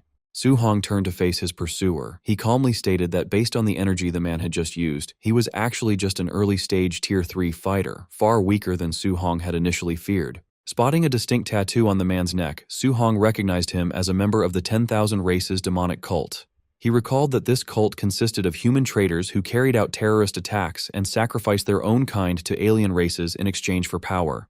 Disgusted by the traitor, Su Hong flared his golden aura and declared that such human scum deserved to die. Smirking, the cultist challenged Su Hong to prove his words and launched an A-rank fiery sword strike known as Fire Slash. Facing a Tier 3 opponent for the first time, Su Hong decided to go all out. He unleashed Sea Inverting, a massive wave of golden lightning that violently clashed with and completely overpowered the fiery strike. Su Hong was surprised, wondering how a Tier 3 martial artist's technique could be so easily blown away by his attack. The cultist panicked, unable to understand how he was losing to someone an entire major realm below him despite using an A-rank martial art. He was also completely baffled that his opponent wielded both water and lightning attributes. Enraged, the cultist unleashed a frantic flurry of sword slashes, but Su Hong effortlessly dodged every single strike. Utilizing his rapid movement technique, Su Hong vanished and suddenly reappeared directly behind the cultist. He immediately unleashed another devastating blast of golden lightning. Realizing that the sheer power of this attack far exceeded his own fire slash, the terrified cultist frantically tried to retreat. Before he could escape, thick green vines erupted from the ground and tightly bound his leg. The cultist stared in utter disbelief, shocked that Su Hong was now using a wood attribute control technique as well. Completely immobilized by the vines, the cultist was instantly engulfed by the massive blast of lightning. As the dust cleared from the intense lightning strike, Su-hong stared down at the cultist's smoldering remains. Suddenly, the body began to melt into the ground, prompting Su-hong to wonder if the cultist had used some bizarre movement technique to survive the blast. The cultist reformed his body, now covered in thick, magma-like rock armor. He angrily cursed his terrible luck for running into such a monstrous human genius out in the middle of nowhere. Declaring that Su-hong had nowhere left to run, the armored cultist prepared his counterattack as Su-hong took a step back. The cultist initiated a bloodline transformation, sprouting large wings from his back. He arrogantly demanded that Su-hong witness the divine might of the celestial race. Disgusted, Su-hong thrust his spear forward. He mocked the cultist for mutating into a freakish monster and called the entire demonic cult completely insane. The cultist easily caught the spear tip with his bare, armored hand, bragging that once his bloodline transformation was complete, he would become a true celestial being. Still gripping Su-hong's spear, he declared that the boy had to die for interrupting their sacrificial ritual. Su-hong immediately retaliated, unleashing a fierce blast of fire that pierced straight through the cultist's new wing and left the fanatic in shock. Capitalizing on the opening, Su-hong instantly activated his flame cage technique, trapping the cultist inside a blazing prison. He then channeled pure lightning into his weapon and executed the ultimate heaven-breaking stance of his A-rank spear art. The crackling spear violently pierced straight through the cultist's hardened rock armor, delivering a devastating, explosive blow right through his chest. The hardened rock armor crumbled away as the cultist gasped in sheer disbelief, his mutated body completely shattering into pieces just moments later. Checking his system, Su-hong was shocked to see a massive reward of 212 martial value points for the kill. He realized that hunting these fanatics was incredibly lucrative, noting that he normally had to fight beasts for a long time just to scrape together 500 points. Remembering the dead cultists' mention of a sacrificial ritual, Su-hong quickly deduced that they must have captured human victims. He immediately decided to contact his grandmaster for backup. Back at the Hang City training camp, Grandmaster Qin Tianli checked his phone and relayed Su-hong's message to Grandmaster Wang Qingshan. He reported the demonic cult's presence and their ongoing sacrifice, noting that Su-hong was requesting a rescue team. Wang Qingshan calmly sipped his tea and coldly dismissed the threat. Qin Tianli explained that this particular ritual actually targeted the cult's own brainwashed followers, meaning there was absolutely no reason to intervene or save them. Questioning his rival's relaxed attitude, Qingshan asked Qin Tianli why he was still sitting around drinking tea instead of rushing to save his student. Qin Tianli casually replied that there was no need, as Su-hong had already killed the early-stage Tier 3 cultist. Qingshan scoffed, flatly refusing to believe that a mere Tier 1 trainee could defeat a Tier 3 cultist, and accused Qin Tianli's student of blatantly bragging. Unbothered, Qin Tianli casually told him to believe whatever he wanted. 3 days later, deep in the wilderness, Su-hong stood over the freshly severed head of a massive multi-eyed snake beast. Leaning against the creature's corpse, he reviewed his system stats and sighed in disappointment. Despite hunting numerous Tier 3 beasts over the past 3 days, his martial value had only reached 832 points. He complained that all this grueling effort had yielded less value than killing just 4 cultists. Suddenly, his heightened senses picked up a hidden presence nearby. A blue-haired woman with black wing tattoos on her back stood on a nearby branch, playfully praising the handsome young man for detecting her approach. Gathering sharp ice energy in her hand, she offered a seductive smile, but ruthlessly declared that since he had intruded on their territory, she had no choice but to kill him. She instantly launched a rapid barrage of deadly ice spikes at him. Rather than feeling threatened, a confident smile spread across Su-hong's face. He happily realized that another demonic cultist just meant more free martial value points delivering themselves right to his doorstep. Su-hong countered the attack with a massive water dragon. The 2 elemental strikes violently clashed, creating a thick curtain of smoke. Suddenly, the cultist attacked again as a whip shot out from the smoke. Reacting instantly, Su-hong caught the whip. He decided to keep her alive just long enough to ask where the other demonic cult bases were.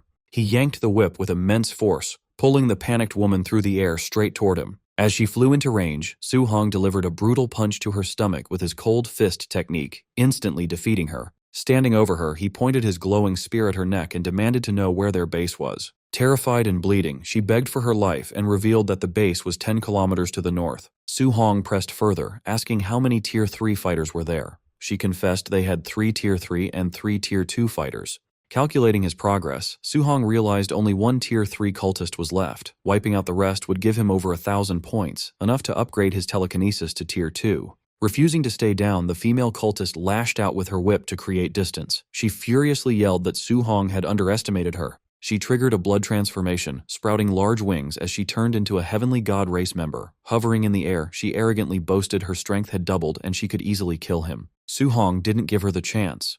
He immediately countered with a powerful spear thrust, unleashing a massive pillar of golden lightning that pierced straight through her chest. As her mutated form faded, Su-hong pulled his spear from her falling body and coldly told her to hand over her points. His system confirmed a reward of 208 points, leaving him highly satisfied with the easy profit. Meanwhile, at the cult's base, a small group of trainees found themselves completely surrounded by enemies near a massive stone pyramid. The trapped Hang City trainees panicked, realizing it was a deadly trap. They cursed their bad intel, seeing they were facing a large squad of Tier 3 fighters instead of just a few Tier 2s. The Blood Commander coldly ordered his men to execute the intruders. The cultists eagerly charged, spotting the 3 Tier 2 human geniuses. They maliciously declared they would skin them alive as sacrifices. Refusing to go down without a fight, the desperate trainees grouped together. They promised to take out as many cultists as possible, trusting their Grandmaster would avenge them. High above the battlefield, the Grandmasters calmly watched the trap. Qingshan proudly pointed out his 3 top Hang City geniuses to his rival. Qin acknowledged their bravery for standing against Tier 3 enemies. Qingshan planned to let the trainees fight to build experience, promising to step in only if things turned fatal. Smirking confidently, Qin Tianli told Qingshan they didn't need to intervene. He pointed out that his own little monster, Su-hong, was already rushing into the valley to save Qingshan's students. Wang Qingshan glared at Qin in disbelief, asking if he was drunk. He scoffed at the crazy idea that a mere Tier 1 trainee could save anyone from a squad of Tier 3 experts. Down in the valley, one of the top Hang City trainees stepped forward to cover his teammates, bravely declaring they would fight and die together. A cultist lunged at them with glowing red claws, laughing that there was no escape. The trainee braced for the fatal blow, accepting his end. Suddenly, a crackling spear of golden lightning shot past the trainees, violently pinning the cultist to a tree and killing him instantly.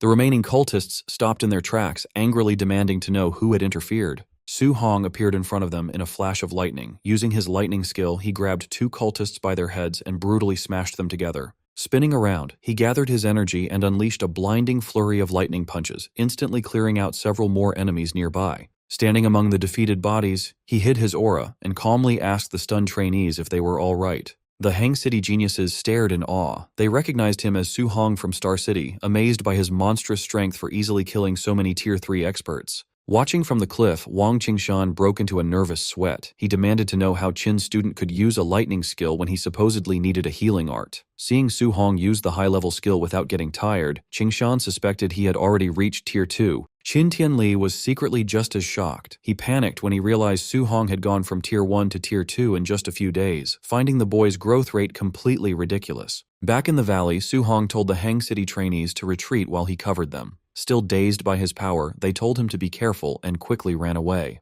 Once they left, a greedy grin spread across Su-hong's face. The female cultist had lied about their numbers. There were actually over a dozen Tier 3 experts present. Thrilled, he claimed the remaining cultists as his prey, knowing that at 200 points per kill, this fight would bring a massive profit. Suddenly, a huge cultist charged at Su-hong, roaring that he would smash him into pieces. Unfazed, Su-hong easily dodged the brute's guard and delivered a heavy punch to his stomach, sending the massive man crashing to the ground. Gathering more lightning in his hands, Su-hong turned to the remaining enemies and said it was their turn. Terrified by his overwhelming strength, the surviving cultists backed away. Meanwhile, a man climbed the pyramid stairs while the cultists screamed that Su-hong was a monster, begging their commander to save them. Once at the top, the man inhaled deeply, looking over the dead cultists with crazy joy. He happily announced that their deaths were worth it and their sacrifice would be remembered. Su-hong paused in confusion as the blood from the dead enemies defied gravity, floating up and rushing toward the top of the pyramid. The massive amount of blood swirled around the man's body, and Su-hong realized this was the true purpose of the cult's ritual. The blood suddenly burst with blinding golden light, transforming the man into a blonde figure with large white wings. He arrogantly called them lowly humans and demanded to know why they weren't kneeling before a noble of the heavenly god race. As the winged man hovered proudly above the altar, looking down at the battlefield, Su-hong gripped his spear with an excited smirk. He figured that if a mere mutated cultist gave him a massive payout, killing a pure-blooded member would give him an unbelievable amount of points. The Heavenly God race member arrogantly glared down at Su Hong, demanding to know who gave a mere ant permission to look up. Vowing that Su Hong would pay for this insolence with his life, the winged man vanished, reappearing directly behind him. Su Hong panicked, completely caught off guard by the blinding speed. Su Hong barely blocked the incoming strike, but the heavy impact shattered the ground beneath him. The winged man smirked, amused to discover such a capable fighter within the younger human generation. Wiping blood from his mouth, Su Hong realized the overwhelming strength of the Heavenly God race. Hovering midair, the possessed cultist admitted he only expected to slaughter a few weak humans during this ritual. Recognizing Su Hong as a monstrous genius, he resolved to eliminate him immediately, permanently erasing a future threat. Suddenly, the man's arm cracked under the strain. Annoyed, he noted that his host hadn't even reached Tier 4 vitality and was already collapsing from his divine power. Despite this failing vessel, he confidently declared that peak Tier 3 strength was enough to crush Su Hong and wound up for another devastating punch. Hearing the muttered complaints, Su Hong realized he wasn't facing a true heavenly god, but merely a possessed human whose body was breaking down. Channeling golden lightning into a thunder rush fist, Su Hong boldly declared the outcome was no longer certain and charged forward. They collided violently, exchanging a rapid flurry of devastating blows that shook the entire valley. Observing from the cliff above, Qin Tianli casually praised the heavenly god race's physical strength for managing to keep up with his student. Beside him, an exasperated Wang Qingshan argued that Su Hong was the real shock. He was completely baffled that a lower realm fighter used pure physical strength to match and even suppress a host possessed by a heavenly god. Pressing his advantage, Su Hong landed a heavy, lightning-infused punch that forced the heavenly god to retreat.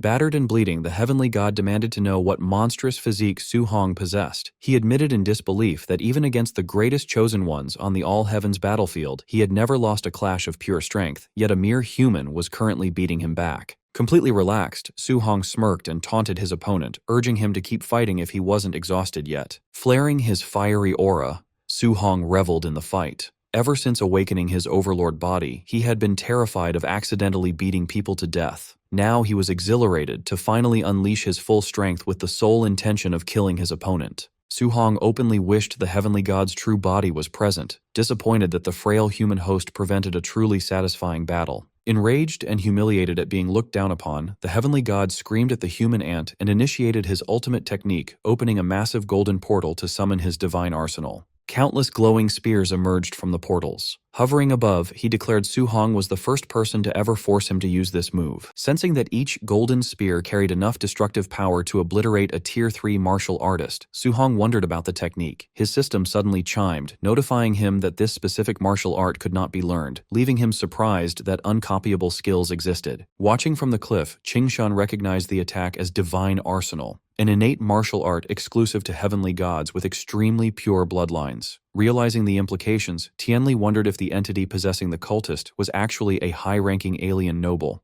Panicking, Qingshan urged Tianli to intervene immediately, refusing to let such a precious human treasure die. Tianli calmly held him back, advising patience since Su Hong still hadn't used his ultimate move. Tianli smugly revealed that Su Hong possessed perfect compatibility with all 7 elements, having mastered the fusion of thunder and fire as a Tier 1 martial artist. Qingshan stared in utter shock, struggling to process the impossible claim. Acknowledging the boy's monstrous potential, the heavenly god admitted Su Hong would become a massive threat to his race if allowed to live. Declaring that the human must die today, he unleashed his divine arsenal, sending a massive barrage of glowing spears raining down on Su Hong. Unfazed, Su Hong smirked, countering that the heavenly god was the first opponent to push him to use his full strength. Channeling intense lightning into his weapon, he initiated the ultimate third stance of his 9 heaven-breaking spears. Shouting the technique's name, Su Hong thrust his spear upward, unleashing a colossal blast of raw lightning that effortlessly shattered the descending golden spears. The heavenly god could only stare in shock, screaming that it was impossible as the overwhelming energy blast surged straight toward him. The devastating strike triggered a massive explosion, instantly carbonizing the heavenly god's body and shattering it into pieces.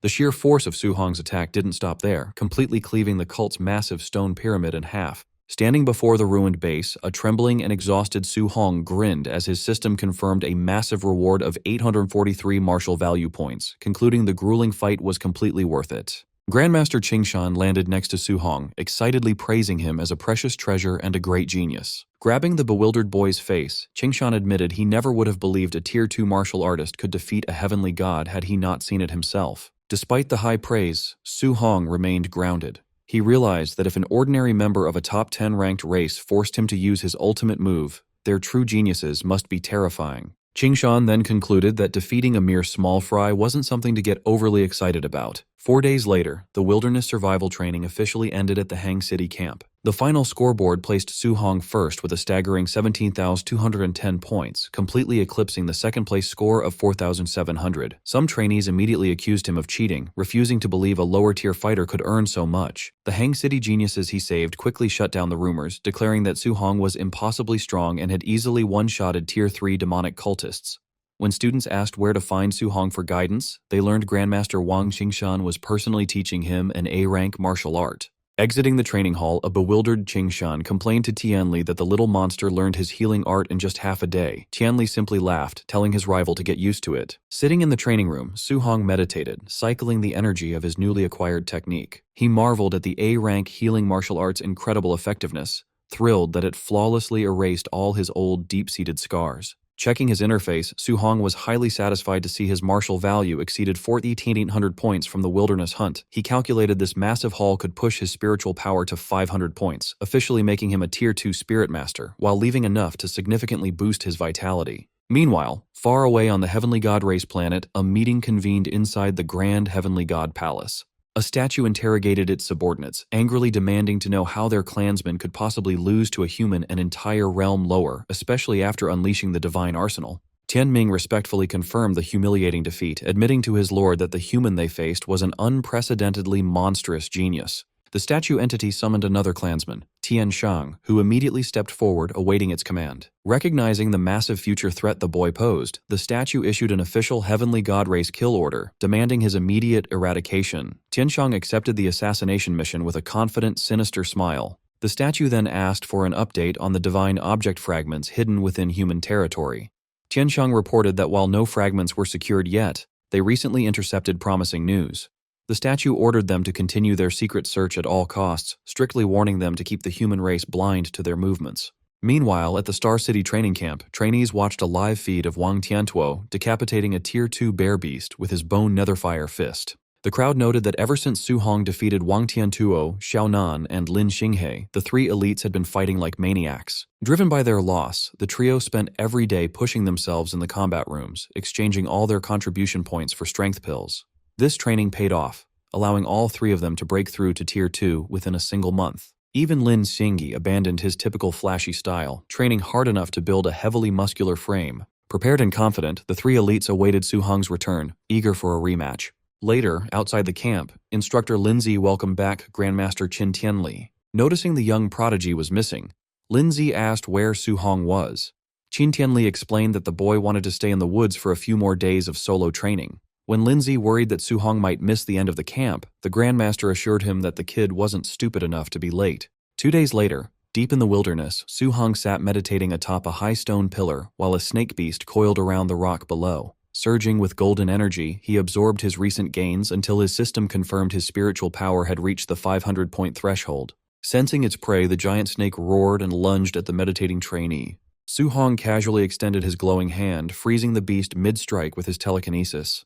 Unleashing his amplified power, he activated his weapon condensation art, forming a construct of golden energy to crush his immobilized prey. He shaped the energy into a golden sword and with a single command, brought the blade crashing down, splitting the snake in half. Dispersing the weapon as the beast's remains fell away, he marveled at the damage output he now wielded as a Tier 2 Spirit Master. Eager to test the limits of his enhanced spiritual capacity, he decided to attempt a 3-attribute fusion, gathering thunder, fire, and metal energy in his hands.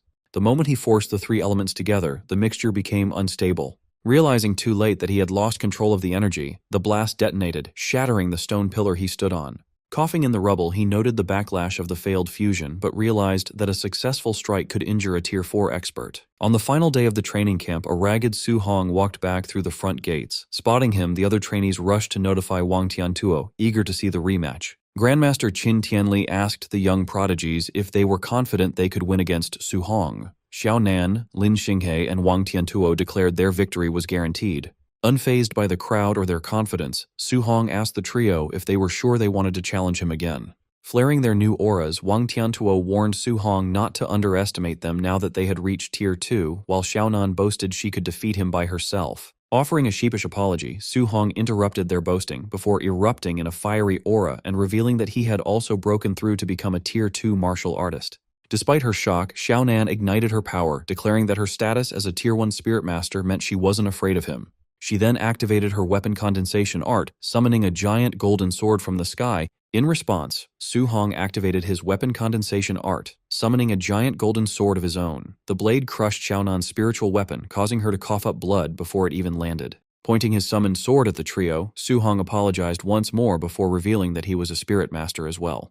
The three elites backed away in shock. They realized Su Hong was a dual Tier 2 martial artist and spirit master with a top-tier physique, meaning he hadn't used his full strength during their last sparring session. Finding the trio insufficient for his needs, Su Hong smirked and invited the entire camp to attack him at once, eager to harvest martial value points from the crowd. He unleashed a glare at the surrounding trainees, breaking their fighting spirit. The crowd erupted into panic, screaming their surrenders and begging him to stick to fighting the elites. Watching from the sidelines, instructors Bai Mu and Lin Zhe complained to Grandmaster Qin Tianli, feeling hurt that he had kept Su Hong's spirit master status a secret.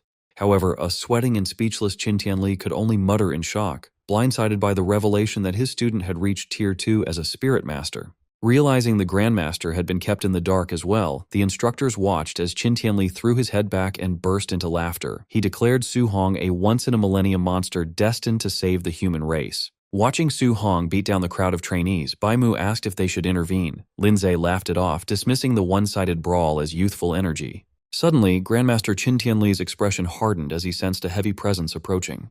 The fiery great rock descended from the sky, ordering the humans to leave its territory since their 30 days were up. Standing victorious over a pile of unconscious trainees, Su Hong looked up and recognized the giant beast.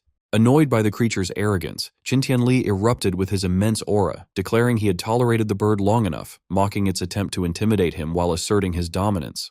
Before the beast could react, Qin Tianli unleashed a barrage of punches into the giant bird. Watching from below, Su Hong was mesmerized by the heat of a Tier 7 Grandmaster's flames, likening the clash to immortals fighting. Standing atop the battered bird's head, Qin Tianli ignored its cries for mercy. When the beast warned that it had a backer, the Grandmaster challenged it to summon its boss so he could beat him up too. The Grandmaster's confidence vanished when a booming voice ordered him to stop. The sky darkened as a shadowy entity with glowing red eyes materialized behind the clouds, casting a glare over the region. Lin Zhe and Bai Mu stared in horror, realizing the great rock was connected to the legendary Lord of 10,000 Monsters. Gripping his fist, Su Hong broke into a cold sweat as he recognized the entity as one of the supreme rulers of the mountain range, a being guaranteed to be at least Tier 9, or possibly a king-level existence. Staring up at the huge, shadowy Lord of 10,000 Monsters, Su Hong felt the heavy weight of its gaze. The meeting made him realize how weak he was. Compared to experts at Tier 9, his current Tier 2 strength was nothing. A deep sense of fear washed over him as he thought of his family. He knew that if a being that strong ever attacked Star City, he would be helpless to protect his aunt and uncle. Looking at the sky, Su Hong decided to push past his limits, vowing to break through the tiers until he reached the legendary King Realm. Meanwhile, Qin Tianli let go of the beaten Great Rock. Knowing the beast had a powerful backer now, he let it go. The Great Rock angrily swore revenge as it flew away. As the beast left, Qin Tianli was glad that the Lord of 10,000 Monsters was bound by an old agreement with humans, which kept it from attacking casually. Despite the scary interruption, the training camp ended without any more trouble. As the trainees gathered by the buses to go back, Su Hong put on his backpack, eager to see his aunt and uncle after a month away. Just then, a voice called out to him. Li Tu and Chen Shan ran up to greet him. Li Tu cheerfully said Su Hong was sure to become famous in Star City. Chen Shan awkwardly brought up their past issues, asking Su Hong not to hold a grudge. Su Hong sighed, telling them he wasn't that petty. When they got back to Star City, an official welcomed the students, congratulating them on finishing the hard training. The official announced a grand banquet at the City Lord's estate to celebrate their return, with gifts for everyone. While the other trainees cheered, a tired Su Hong wished he could skip the event and go home. Later, guests began arriving at the huge City Lord's estate. The fancy banquet hall was soon filled with people. An attendant politely showed two nervous guests to their seats. Su Hong's uncle and auntie sat at a fancy table, looking awkward and out of place. Some wealthy guests noticed them. Judging their simple clothes, they wondered why migrant workers were at the event. Su Hong's auntie worried their clothes would embarrass their nephew. His uncle sighed, saying they were wearing their best clothes, but admitted they shouldn't have come. Their worry was cut short when Principal Li of No. 1 High School approached, warmly greeting them as Su Hong's relatives. Surprised by the attention from such an important person, the couple nervously returned the greeting. Principal Li kindly told them to relax. Suddenly, Wu Lingxian, president of the Star City Martial Artist Association, hurried over and enthusiastically shook the uncle's hand. She loudly praised Su Hong as the most promising genius she had ever seen, leaving the uncle even more overwhelmed. The wealthy guests watched in shock as the city officials greeted the seemingly ordinary couple, wondering who Su Hong was. Meanwhile, at the center table, the most powerful leaders of Star City were gathered. Lin Xinghe's father politely complimented the city lord, assuming his son, Wang Tiantuo, easily took first place. The city lord humbly brushed off the praise, complimenting the other family's children. Xiaonan's father confidently argued that his spirit master was stronger, predicting his daughter would win first place. Lin Xinghe's father scoffed, saying his son's speed would beat both of their children. This started a heated argument among the three fathers. Wang Ni angrily slammed the table, insisting his son's attack power guaranteed him first place. As the other two patriarchs fired back, they continued to stubbornly brag that their own child was invincible. Watching from a distance, Principal Li asked Wu Lingxian if she planned to step in. She refused, joking that she might beat them up if she had to listen to them brag anymore. She confidently added that there was no need to stop the argument, because once Su Hong arrived, the fathers would be silenced. Principal Li was doubtful, but Wu Lingxian just smirked, saying it was a woman's intuition. Suddenly, a guard urgently announced that the trainee's bus had arrived. Eager to see his son's return, the city lord proudly invited everyone outside to welcome the pride of Star City. The three fathers confidently waited by the red carpet, but their smiles disappeared when their children stepped off the bus. Instead of looking like champions, the three elites were covered in bandages and bruises. The horrified fathers rushed to their children. As the city lord panicked over his son's face, Lin Xinghe dryly said Wang Tiantuo got the worst of it by refusing to surrender. The fathers were stunned, demanding to know who could have defeated all their genius children at once. The shock grew when the city lord sensed their auras and realized all three had broken through to Tier 2. The fathers were confused, wondering what kind of monster had appeared in Star City.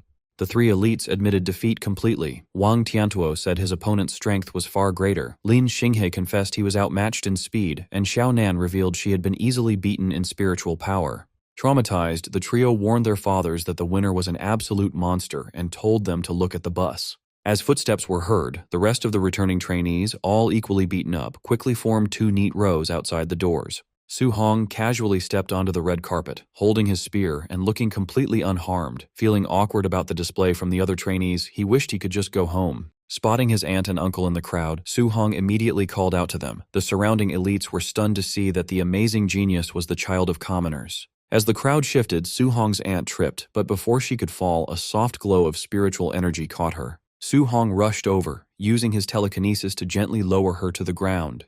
He quickly checked if they were hurt. Amazed, his uncle marveled at the technique, while his aunt said she was fine. Relieved, his uncle admitted they had been worried sick. Su Hong smiled and comforted them. Watching this display of power, the city lord and Xiaoyan's father were shocked. Realizing Su Hong was a Tier 2 spirit master, Xiaoyan's father finally understood why his daughter lost so badly. Nearby, Principal Li and President Wu Lingxian furiously pointed at each other, both accusing the other of hiding Su Hong's spirit master status. Then they realized neither of them knew. Recovering quickly, President Wu gloated that no one would challenge her now. Equally happy, Principal Li cheered that No. 1 high school would dominate the city. The news of Su Hong's true power caused a frenzy among the wealthy guests. Desperate to get on his good side, they scrambled on their phones to gather his information, order gifts, and call their daughters to the estate, hoping to secure him as a son-in-law. Seizing the moment, the city lord quickly had an attendant bring out a premium bank card and property deeds. Approaching Su Hong, he loudly praised him as a dragon among men and offered him a luxury villa and $3 million in cash, claiming it was the official reward for first place. The other fathers silently cursed the city lord for being a sly old fox, knowing he had just made up the reward to buy the boy's loyalty. Extending his hand, the city lord promised to fully support Su Hong in the future. Su Hong quickly thought about his options. He knew the city lord was trying to win him over in public. Refusing the gift would offend the powerful man, but accepting meant he would owe him and couldn't refuse his future requests.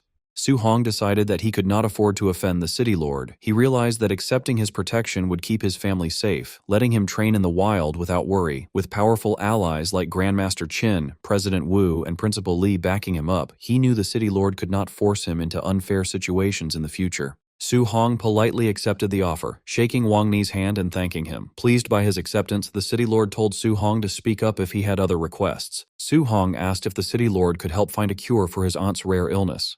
His aunt and uncle were moved to tears by their nephew's immediate selflessness and care for them. Wang Ni turned to his helper and ordered him to handle the matter personally, demanding that the best medical resources be secured to treat Su Hong's aunt. Eager to please the young genius, the city lord asked Su Hong to ask for anything else he wanted. Su Hong admitted that he could use a better, high-quality weapon. Laughing, Wang Ni invited Su Hong to follow him to his personal armory to choose any weapon he liked. While Su Hong thanked him, the city lord secretly gloated, knowing that accepting favors would make Su Hong more loyal to the Wang family. Before leaving, Su Hong asked his aunt and uncle to wait for him. At the same time, the city lord told his son, Wang Tiantuo, to host the banquet while they went to the armory. Wang Tiantuo politely led Su Hong's aunt and uncle to a comfortable area, while the crowd whispered in awe, amazed at how quickly Su Hong's humble family had gained high status. Wang Ni led Su Hong into the massive armory, explaining that weapons were sorted from C grade to B grade, with the best A grade alloy weapons stored at the very back. He told Su Hong to pick any A grade weapon that matched his element. Su Hong was amazed, knowing an A grade weapon was worth hundreds of millions. Instead of a normal weapon, Su Hong asked if the armory had any multi-attribute alloy weapons. This caught Wang Ni off guard, and he asked if Su Hong was actually a multi-attribute martial artist.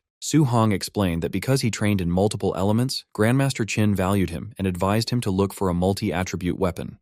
To prove it, Su Hong released his energy, creating 7 different elemental orbs of light around his body, leaving Wang Ni shocked. Since Su Hong had already accepted the city lord's backing, showing his huge talent would make the city lord value and protect him even more. Wang Ni asked how Su Hong's training speed could be so fast, since multi-attribute users usually progress slowly, with 7 elements making it hard to even reach Tier 2. Excited, the city lord realized he was looking at a rare genius, a Tier 2 7-element artist, a Tier 2 spirit master, and owner of a unique body better than the barbarian god body. Overjoyed, he felt a legendary star had truly come to Star City.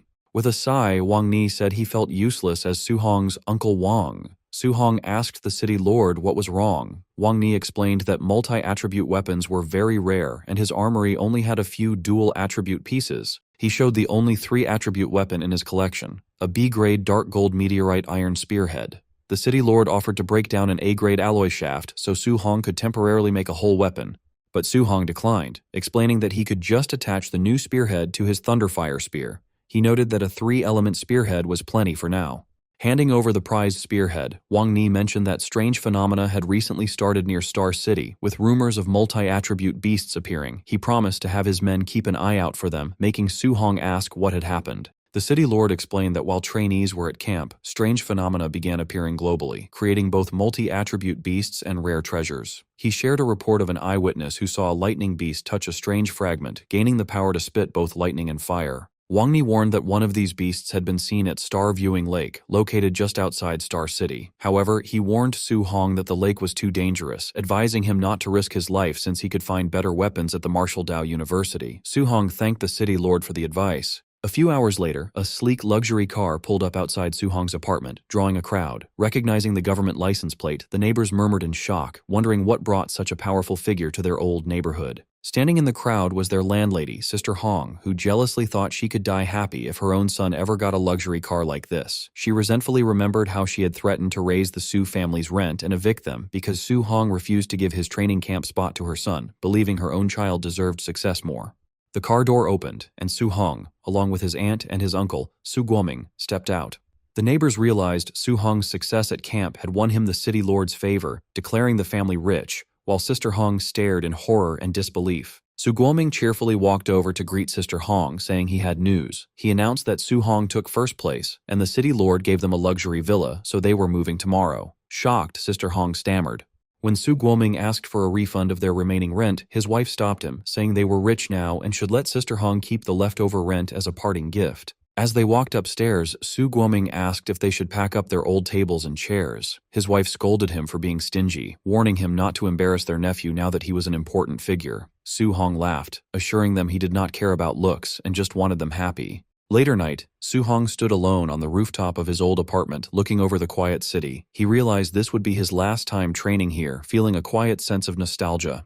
He then reviewed his status screen, seeing his recent success at the camp left him with exactly 1,944 points after upgrading his spiritual power. His stats showed a vitality of 506.9, a spiritual power of 500, and his overlord body at 1.1% progress. Deciding to upgrade his core stats, Su Hong sat cross-legged and poured his remaining points directly into his vitality. Notifications flashed as his vitality rose to 701.3, triggering a wave of energy that expanded his muscles as he broke through to the mid-stage of Tier 2. As his body returned to normal, Su Hong took out his phone to search for more info on the global events in Starviewing Lake. But as he held the device, the screen cracked under his hand. He realized his body had not yet adapted to his mid-stage Tier 2 strength, but felt glad he did not break the phone completely. Sitting on the roof, Su Hong scrolled through global news, finding that a rare spiritual medicine found abroad had caused a bloody fight among Grandmaster-level experts. He also read about a flame beast that touched a strange fragment to gain thunder and earth attributes, noting with concern that every martial artist who saw it had died under mysterious circumstances. Locally, the Tier 2 multi-attribute beast at Starviewing Lake had attracted many Tier 3 and Tier 4 hunters. Though he could not beat a Tier 4 fighter in a direct fight, he felt sure his speed would let him escape easily, resolving to head to the lake right after moving tomorrow. The next day, Su Hong and his family moved into their massive new villa in the prestigious Star City area. Their new home was already filled with luxury gifts from wealthy neighbors. Overwhelmed by this high society lifestyle, Su Guoming and his wife promised never to embarrass their genius nephew. At the same time, a crowd of wealthy socialites eagerly invited Su Hong to their homes, offering rare treasures just to get on his good side. Su Hong could only offer a strained, awkward smile as he politely tried to wave off the relentless crowd of social climbers. Collapsing onto his couch, Su Hong sighed that dealing with people was more exhausting than fighting monsters, but he could not relax as he needed to head to Starviewing Lake that afternoon. Arriving at the local martial artist base, Su Hong was surprised by the packed courtyard and wondered why everyone was lingering instead of heading to the lake's anomaly. He soon overheard low-tier fighters complaining about a swarm of Tier 3 and 4 experts, admitting they were too terrified to leave the base for fear of being robbed. Upstairs on the second floor, Yeche demanded to know if Su Hong had really killed his cultist nephew, which a mysterious guest confidently confirmed. Before Yeche could react, the guest stepped forward and unleashed a suffocating pressure that instantly forced him to his knees. Radiating a terrifying red aura, the red-eyed noble coldly warned Ye Ke to show absolute respect. Terrified and utterly suppressed, Ye Ke could only beg for forgiveness. Later that afternoon, Su Hong reached Stargazing Lake, where crowds of martial artists were already gathering along the shores. Hiding behind a tree, he quietly observed the different groups of hunters lining the water's edge. Scanning the crowd, he noticed there were no weak Tier 1 fighters here. Everyone was at least Tier 2 or Tier 3. He even spotted several highly formidable Tier 4 experts resting near the water. Su Hong realized that if a Tier 2 multi-attribute beast could draw this many experts, the competition in other regions had to be absolutely insane. Suddenly, violent bubbles erupted on the lake's surface, drawing the immediate attention of nearby hunters. With a colossal splash, a massive dragon-like creature erupted from the depths. The panicked hunters recognized it as a Tier 3 star-spotted giant fish. The giant beast roared furiously, quickly charging a massive ball of dual-attribute energy inside its gaping jaws. While panic erupted as hunters scrambled to escape, one arrogant Tier 4 fighter stood his ground, mockingly asking why everyone was running from a mere fish. Confident in his strength, the martial artist built a massive earth barrier to block the strike, but the beast's devastating beam obliterated his defense and sent him flying. Watching from the sidelines, Su Hong was stunned because the beast's dual-element attack had not just shattered a Tier 4 defense but had completely crippled the fighter in one shot. However, another powerful, aura-covered expert excitedly charged straight at the monster, thrilled that his half-month wait for a dual-attribute beast was finally over. With a single devastating punch, the expert forced the giant beast onto the shore. Once the monster was grounded, the greedy crowd immediately swarmed it in a chaotic free-for-all. Just a minute later, the mighty Tier 3 beast was sliced to pieces, but the greedy hunters were left swearing in frustration when they found no treasure inside its stomach. After watching this brutal display, Su Hong decided to slip away, realizing that staying with those savage Tier 4 experts would only leave him empty-handed. As he retreated into the woods, Su Hong's heightened senses suddenly screamed in warning just as a masked assassin dropped from the trees to launch a lethal sneak attack. But before the blade could land, Su Hong activated his telekinesis, freezing the shocked assassin completely midair. As the assassin broke free and swung his sword, Su Hong quickly leaped away to evade the strike. The assassin realized he was facing a rare spirit master, and Su Hong gritted his teeth upon recognizing his attacker was a formidable Tier 4 martial artist. Using his flying swan movement technique, Su Hong dashed away, knowing that without his telekinesis, that Tier 4 sneak attack would have killed him instantly. Just when he thought he was clear, 6 more masked thugs emerged from the woods to back up their boss. Su Hong quickly noted they were all highly trained Tier 3 fighters. The boss angrily ordered them to be quiet, warning them that their target was a dangerous spirit master. To make matters worse, 7 more Tier 3 fighters closed in, completely surrounding Su Hong. He realized the gravity of his situation. His enemy had deployed over a dozen Tier 3 assassins and a Tier 4 expert just to take down a Tier 2 fighter. Since deploying that level of force was something even the Star City Lord would have struggled to do on short notice, he wondered when he could have offended such a powerful faction. The assassins struggled to keep pace, shocked by his speed before recognizing his A-rank movement technique. The boss ordered them to keep up the chase, confident that Su Hong's Tier 2 stamina would run out first. But Su Hong just smirked, having no intention of playing their game as he readied his telekinetic powers.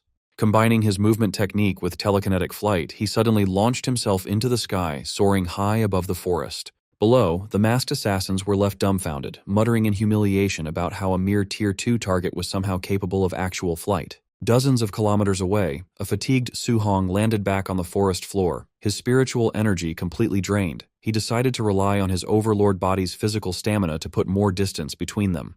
Piecing the puzzle together, he suspected Ye Kei, the uncle of the cultist he had killed, was behind this. Even though Ye Kei was only Tier 3, his wealthy family had the resources to hire that many elite killers. Su Hong analyzed his combat options, confident he could take out the dozen Tier 3 grunts. The real problem was their formidable Tier 4 leader.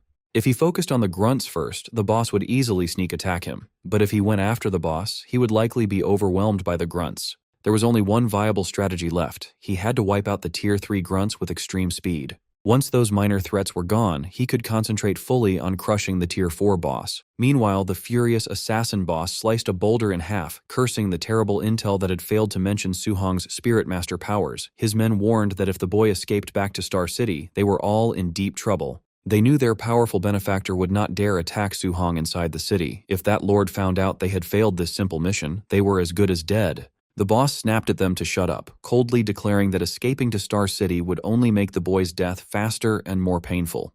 Their argument was interrupted by a group of robed elites, whose leader calmly explained that Su Hong had only revealed his Spirit Master status the day before, so the intel was simply outdated. He reassured them that his organization had operatives at every anomaly. He promised to lock down the area, but warned the boss that failing to kill Su Hong that time meant they would not survive his wrath. Grateful for the help, the assassin boss promised a favor and demanded a tight perimeter lockdown, furiously vowing to personally tear Su Hong to pieces. The robed leader looked down at his spinning divination plate and, seeing no response from the device, decided to move on and search the next sector. The next day, the relentless hunt continued. While Su Hong was resting on a slain beast, a group of assassins spotted him and charged forward, demanding that he stop running.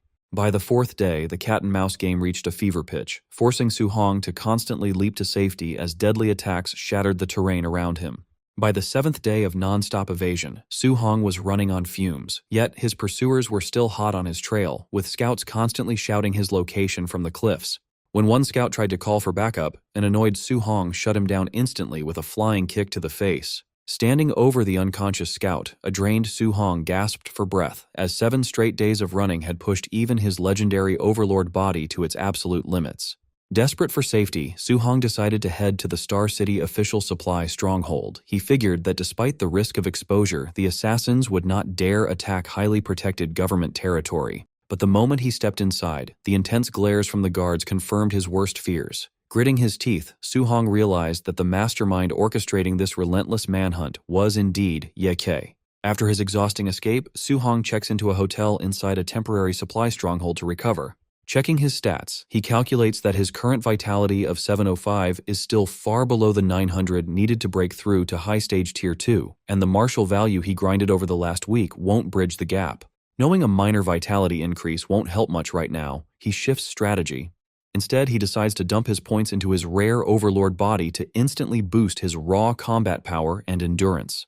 The upgrade triggers a terrifying surge of red aura, flooding his muscles with raw strength as the system registers his rapidly rising stats. Although his overlord body progress only goes from 1.1% to 6.5%, the upgrade still boosts his overall strength by a massive 20%. Thrilled with this power-up, Su Hong decides to cultivate his guidance technique while resting, keeping his eyes on the window just in case his pursuers show up. A few hours later, the quiet night is shattered when the hotel lobby downstairs erupts into chaos as guests shout for everyone to record some local drama. Downstairs, Su Hong instantly loses his appetite when a half-naked man walks right past his dinner table. Forcing down his food, Su Hong notes that his stalkers still haven't found him. He realizes they probably don't dare cause a scene inside the protected stronghold and are likely waiting to ambush him outside. But his thoughts are interrupted when he overhears some nearby hunters complaining about finding a rare 3-star patterned dark purple bamboo, only to get robbed of it by Tier 4 martial artists. Su Hong immediately recognizes the item, recalling that this legendary bamboo is a multi-attribute natural treasure where each star pattern allows it to hold an additional element of spiritual qi. Since a 3-star bamboo can store 4 distinct attributes, he immediately prioritizes obtaining it, knowing it will be the perfect catalyst to master his upcoming 4-element fusion. Striking up a conversation with the hunters, Su Hong points out that snatching natural treasures is never easy due to localized magnetic fields. Impressed by his knowledge, a hunter explains that the bamboo is surrounded by a crushing gravity field that increases pressure based on the tier of the intruder. The hunter gleefully adds that the greedy Tier 4 thieves who robbed them were instantly crushed into meat paste the second they stepped into the field, leaving other patrons shivering in absolute terror. Instead of being intimidated, Su Hong realizes this scaling gravity rule set is actually a massive advantage, wondering if his overlord body is durable enough to withstand the pressure and bypass the Tier 4 experts. But before he can plan his next move, a massive destructive red energy slash shatters the stronghold's walls, catching everyone in the room completely off guard. The attack cleanly slices Su Hong's dining table in half, but he casually leans back with his food in hand, realizing his stalkers have finally arrived. The masked assassin boss and his squad of killers step through the smoking rubble, mockingly asking Su Hong why he has finally stopped running. Hiding behind a flipped table, the surviving hunters break into a cold sweat, unable to comprehend what kind of trouble a Tier 2 kid could have caused to warrant an entire hit squad of Tier 3s and a Tier 4 leader. The boss coldly orders everyone else to get lost, sending the remaining patrons screaming out of the ruined building and leaving Su Hong completely isolated. Closing in on their target, the killers mockingly ask if Su Hong really thought they wouldn't dare break the piece of the supply stronghold just to eliminate him. Remaining completely relaxed in his chair, Su Hong smirks and tells them that he was actually the one waiting for them to show up. Believing the kid is just bluffing, the assassin boss bursts into laughter, mockingly asking if he really expects them to believe a single Tier 2 kid can wipe out their entire squad. Without another word, Su Hong grips his weapon, letting a devastating aura of elemental fire and crackling lightning wrap tightly around his spear. Brandishing the charged spear, he calmly points it at his enemies, declaring that the only way to find out if he can beat them is by trying. Recognizing the terrifying energy of 3 elements fusing together on a single weapon, the assassin boss freezes in shock before frantically screaming at his men to retreat. But it's already too late. Su Hong instantly teleports into the dead center of the surrounding squad, plunging his glowing spear into the ground. Channeling his rage and raw power, Su Hong commands the unstable energy to explode as the boss watches his life flash before his eyes. The resulting detonation is absolutely colossal, completely vaporizing the hotel and sending a massive shockwave of fire and light tearing through the night sky. Watching the massive explosion, horrified bystanders wonder why anyone would use such an absurd level of destructive power just to eliminate a Tier 2 kid. But as the smoke clears, the onlookers watch in shock as the elite assassins drop dead one by one, realizing with horror that the Tier 2 kid was actually the one who unleashed the blast. The aftermath reveals a massive crater where the hotel once stood, with the lifeless bodies of the entire Tier 3 hit squad scattered across the smoking ruins. Dragging himself out of the rubble, the heavily injured assassin boss curses his employer's useless intel for failing to warn him that Su Hong wielded a 3-attribute martial art. Surveying his groaning, crippled subordinates, the assassin boss reassures himself that since a Tier 4 expert like him was heavily injured by the blast, a mere Tier 2 target at the epicenter has to be dead.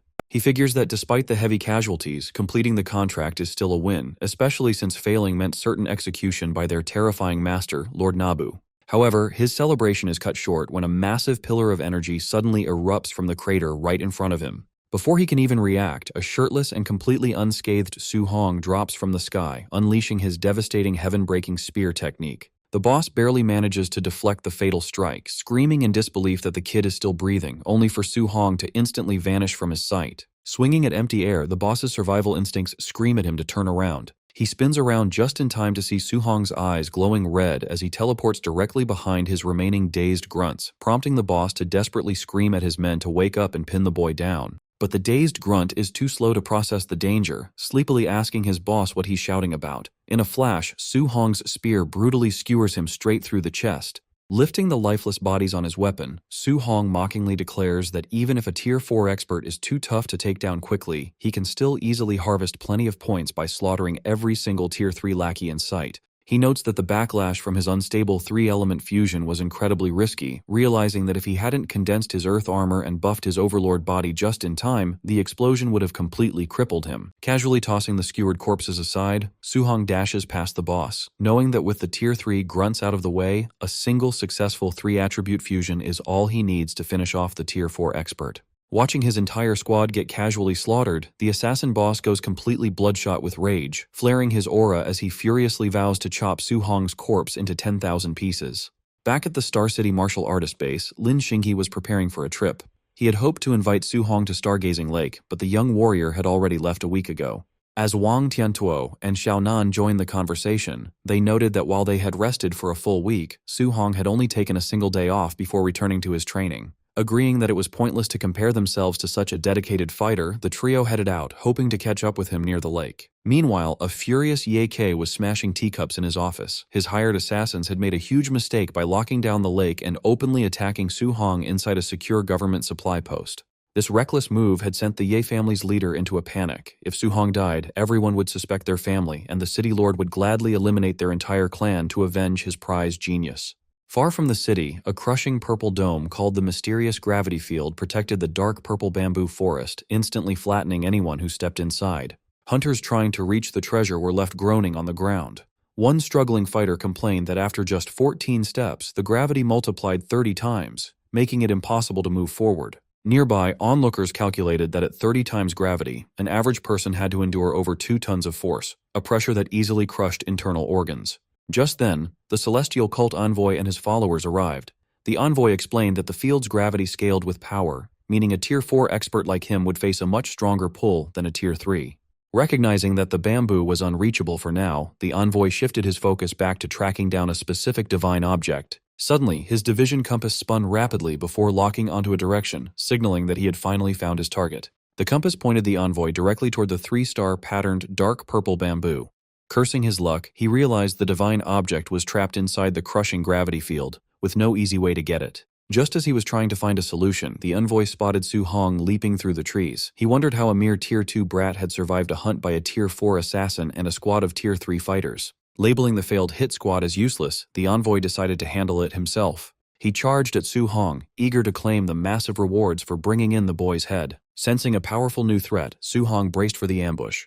He barely had time to react before the envoy lunged at him with a spear. Knowing a simple dodge wouldn't be enough, Su Hong summoned his protective earth armor and counterattacked with a burst of explosive energy. As the dust cleared, both fighters stood their ground. Once his armor vanished, Su Hong caught his breath and praised the cultist for surviving his attack. The envoy declared that Su Hong must die, which immediately told Su Hong he was a demonic cultist. This confirmed Su Hong's worst fears. He was now being hunted by both Ye Kei and the demonic cult. Instead of wasting time, he channeled his elemental energy and charged, starting a massive weapon clash.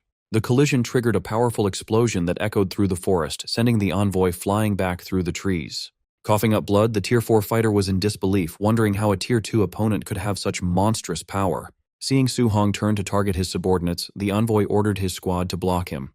Su Hong found himself squeezed between the demonic cult grunts in front and a recovering Tier 4 expert behind. The grunts debated whether to transform to survive, but foolishly assumed Su Hong couldn't launch another high-tier attack so quickly. One grunt tried to rally the squad for a defense, but Su Hong instantly took his head off mid-sentence.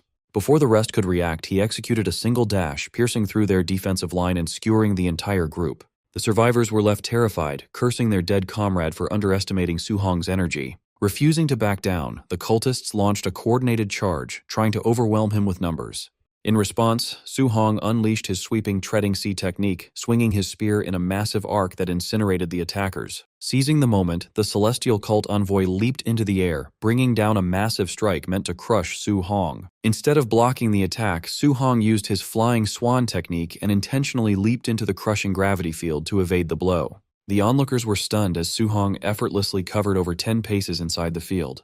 They marveled at his physical strength, realizing his overlord body made the crushing gravity look easy. Furious, the envoy declared that the gravity wouldn't protect him and stepped into the field to chase him. However, the moment his foot touched down, he regretted it. Because the gravity scaled with power, his first step subjected him to nearly 30 times gravity, and he realized going any deeper would crush him. Safe from close-range attacks, Su Hong sprinted deeper into the field. The frustrated envoy hurled his spear at him, but the scaling gravity dragged the weapon down long before it could reach its target. Stranded at the border, the envoy could only scream threats, daring Su Hong to face him outside. Safely out of reach, Su Hong knew he had bought himself some time. He saw his goal, the 3-star patterned dark purple bamboo, standing right before him. However, the pressure continued to rise with every step, and he realized his injuries were pushing him to his limits. Since the cultists couldn't reach him, Su Hong decided to sit down and use his wood attribute healing technique to treat his wounds. This left the surrounding hunters stunned. They couldn't understand how a kid who had just been using thunder energy also had wood attribute healing powers, let alone how he was calmly resting so close to the prize.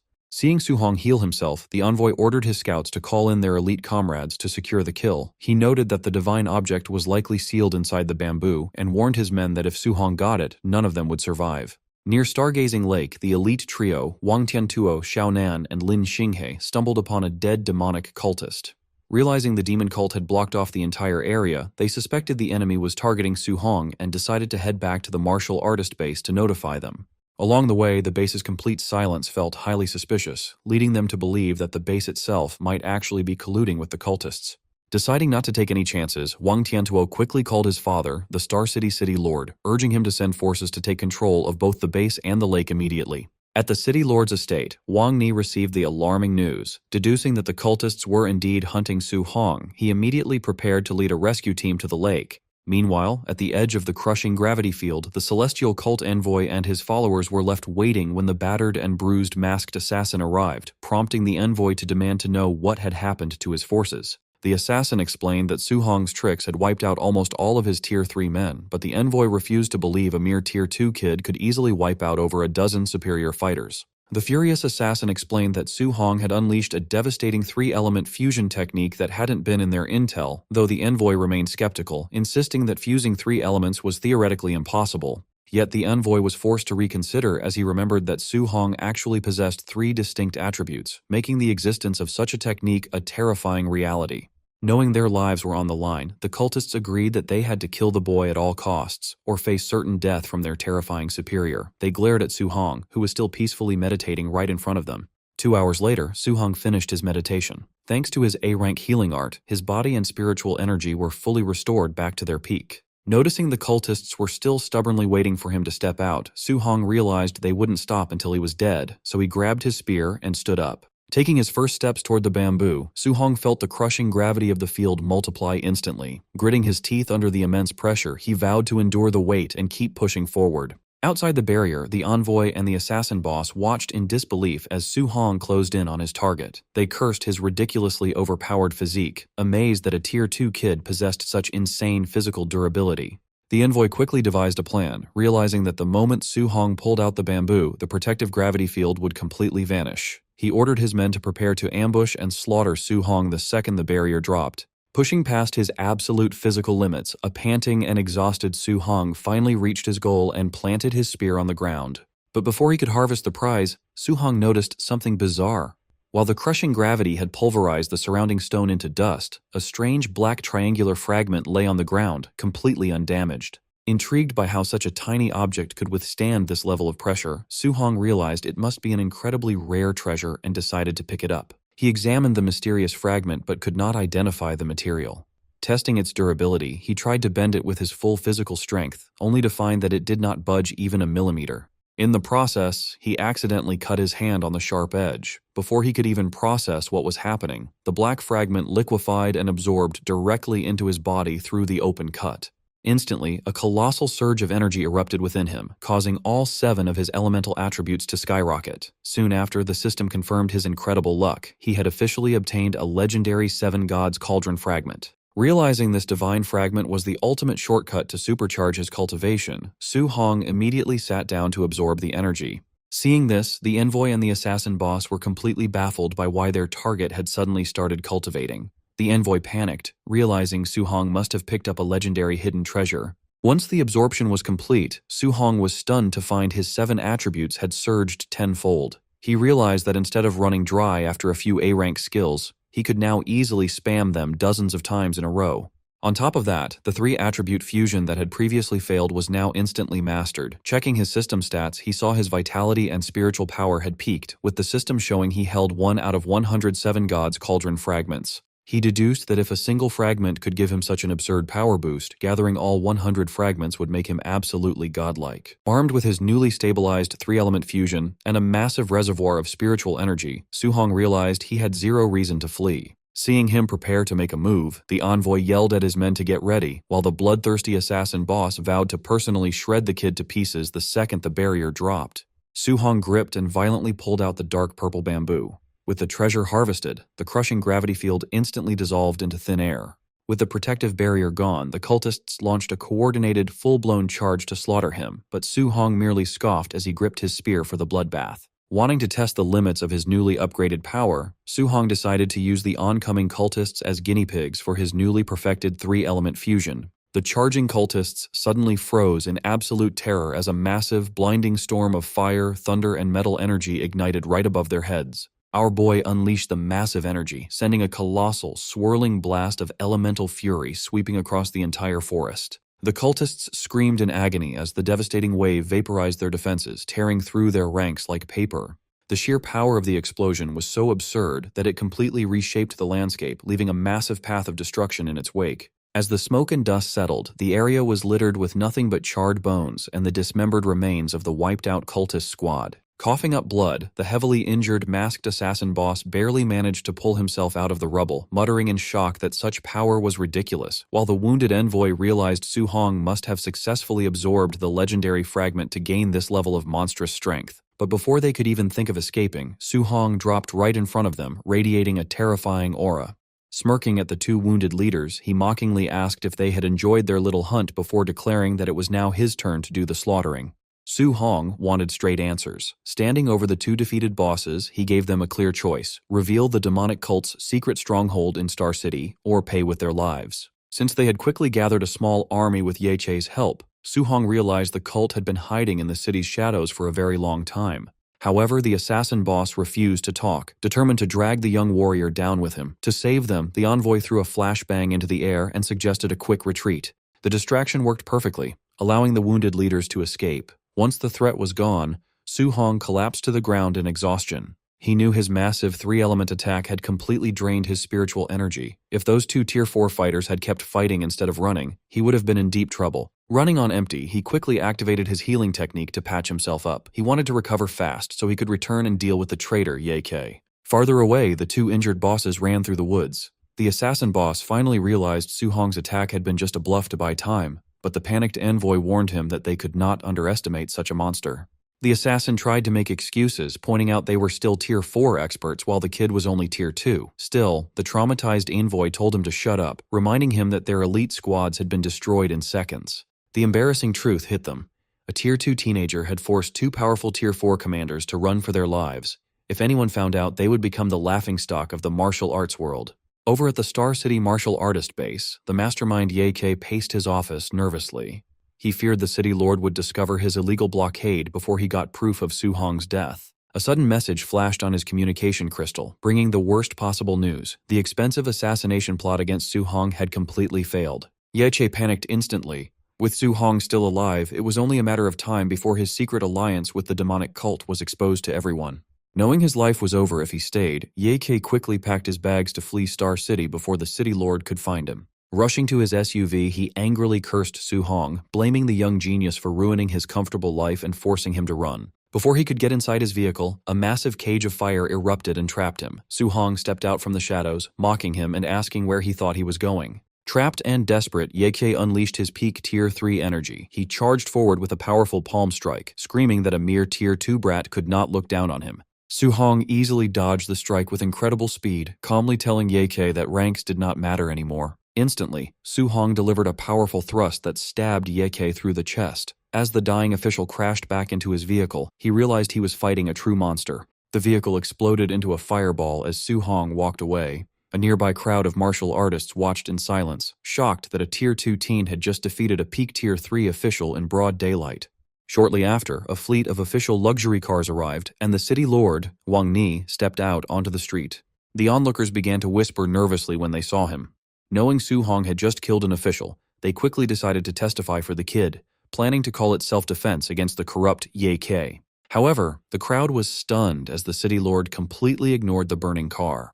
Instead, he rushed over to Su-hong like an overprotective parent, checking to make sure his favorite prodigy was safe. Sighing with relief, the city lord noticed the rare 3-star purple bamboo in Su-hong's hand and was amazed by the boy's incredible luck, while Su-hong just felt deeply awkward from all the sudden affection. Looking over at the burning wreck nearby, the city lord's face grew serious as he demanded a full explanation of what had happened. Soon, sitting inside the city lord's private limousine, Su-hong finished explaining the crazy events of his chaotic week. The city lord sat in shocked silence, trying to process the unbelievable story of a Tier 2 kid surviving an 8-day hunt by elite Tier 3 and Tier 4 enemies. He counted the impossible feats, like defeating the Tier 3s, injuring both Tier 4 bosses, and claiming a rare treasure, while Su-hong simply shrugged and confirmed it all. Excited to have such an incredible genius on his side, the city lord grabbed Su-hong's shoulders and seriously asked if he wanted to marry his 40 daughters to raise a new generation of powerful warriors. Blushing and flustered, Su-hong begged the old man to stop joking and quickly shifted the topic back to the real threat, the demonic mastermind who was likely still hiding in the city. The city lord agreed, warning him that the cult would not make the same mistake twice and might send Tier 6 or 7 grandmasters next time. Star City was now too small to keep him safe. His best option was the upcoming college entrance exam. If Su-hong could enter a top academy like Imperial Capital University, even grandmasters would not dare to touch him, prompting the young warrior to vow to succeed. To protect him until exam day, the city lord promised to send 2 elite squads of martial artists to guard his villa, allowing Su-hong to focus entirely on his training. Upon arriving at his new home, his worried aunt and uncle panicked when they saw his bloody clothes. Su-hong quickly laughed it off, assuring them it was only beast blood, and he was perfectly fine. Later, alone in his room, Su-hong opened his system stats. Because of his difficult survival streak in the forest, he now had a massive hoard of over 3,100 martial value points. Considering his options, he realized that putting all his points into vitality would make him Tier 3, but it would leave his new spiritual power weak at Tier 2. Because he had to stay safe inside the city to avoid another assassination, he would not be able to gather high-value points for a long time. Deciding a balanced build was best for his survival, Su-hong played it smart and split his points to upgrade both his physical body and his spiritual power. Testing his upgraded telekinesis, he easily controlled a glass of water, making the liquid float around his room with perfect control. By the morning, rumors of Su-hong's incredible battle were already spreading rapidly through Star City No. 1 High School. Inside the classrooms, excited students gossiped about how Su-hong supposedly destroyed 100 cultists with a single swing of his spear. At the same time, Chen Shan and Li Tu acted as Su-hong's supporters, visiting classrooms to brag about his legendary deeds, though they got called out for crashing a class when it was not their turn.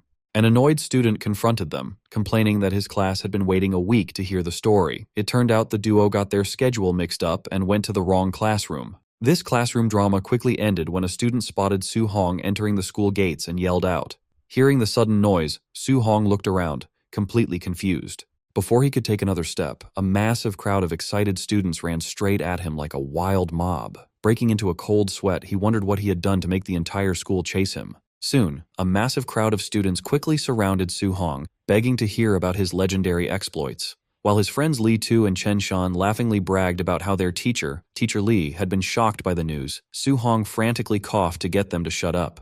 However, the boys ignored the warning and kept laughing, mockingly asking if Su-hong had caught a cold, totally unaware that Teacher Li was standing right behind them. Teacher Li suddenly grabbed Chen Shan by the head, mockingly asking why he wasn't calling him Old Li anymore. After catching the trash talkers, the teacher told Su-hong that the principal wanted to see him, leaving Chen Shan desperately begging for help. When Su-hong knocked on the office door, Principal Li practically burst out of the room to enthusiastically welcome Star City's favorite prodigy with open arms. Once they sat down, the principal tried to slip him some valuable Tier 2 cultivation pills under the table as a private gift, insisting that Su-hong accept them. Su-hong politely declined though, casually revealing that the pills were useless because he had already reached Tier 2 high stage. This revelation completely blew the principal's mind, as he could not understand how the boy had leveled up so quickly. Su-hong then explained that a recent assassination attempt by elite cultists had actually done him a favor, providing the perfect opportunity to grind and harvest massive amounts of martial points.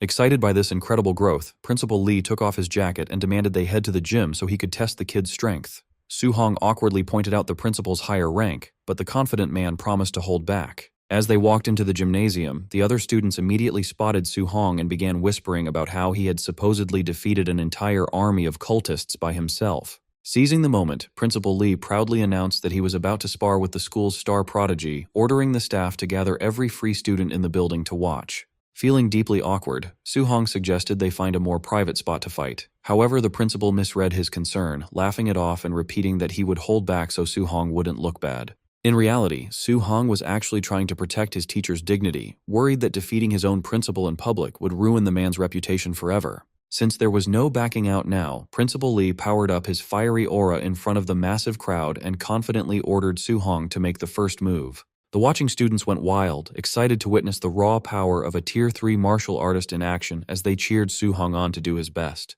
To avoid hurting his principal, Su-hong decided to use a weaker but flashy skill to hide the fact that he was holding back, testing the waters with his B-rank cloud-hiding Gale fist. He charged across the court with swirling blue energy, launching an attack that startled the principal, who hadn't expected the kid to open the fight with a B-rank technique. Instantly realizing this weak opener actually rivaled the power of a Tier 3 expert, the principal quickly dropped his casual attitude and summoned a massive stone glove to counter with his giant rock fist. The two elemental strikes violently collided in the center of the court, unleashing a massive shockwave that nearly blew the watching students off their feet. They went toe-to-toe, rapidly exchanging a flurry of punches until the sheer force of the collision sent both fighters sliding back to opposite ends of the court. Principal Lee looked down in shock as his protective stone armor crumbled to pieces, realizing that the kid hadn't even used his full strength to shatter a Tier 3 defense. The students gasped in disbelief, unable to believe a Tier 2 fighter had pushed back a Tier 3 expert. To save face for the school, some assumed the principal was holding back, reasoning that losing to a student was impossible. Behind his calm expression, the principal was having a silent panic attack because he had already used 80% of his power and knew his reputation was dead if he lost. Sensing his mentor's panic, Su-hong suddenly dropped to one knee with a dramatic gasp, loudly admitting defeat while giving the principal a subtle wink to show he was throwing the match. The crowd easily fell for the act, cheering that there was no shame in losing to the principal. Once he recovered from his confusion, the principal realized Su-hong had just saved his career and felt deeply grateful. Playing along perfectly, the principal slapped Su-hong on the back and proudly told the crowd that the boy was a rare genius, even admitting he had to go all out to avoid losing. The gym erupted in cheers as the excited students celebrated Su-hong's impressive strength, convinced that Star City finally had a genius who could enter the legendary Magic Martial University. While helping him up, the principal quietly thanked Su-hong for saving him. Taking advantage of the moment, Su-hong brought up the upcoming college entrance exam, mentioning he needed a strong sparring partner to reach Tier 3. When Su-hong asked with a grin if the principal would help him train, the older man broke into a cold sweat, realizing that being this monster's personal punching bag was a terrible idea. Following their agreement, Su-hong established a brutal daily routine, spending his days training and sparring with the principal to push his limits. Even at night, he did not rest, returning to his room to tirelessly cultivate his techniques and absorb elemental energy. Before long, Su-hong's incredible stamina completely wore out the principal. Shaking with exhaustion, the old man asked his friend, Coach Chen, to take over so he could finally get a single day of rest. Within a few weeks, both the principal and Coach Chen were completely worn out and barely standing. Desperate for relief, they passed Su-hong over to President Wu of the Martial Dao Association, begging her to handle him.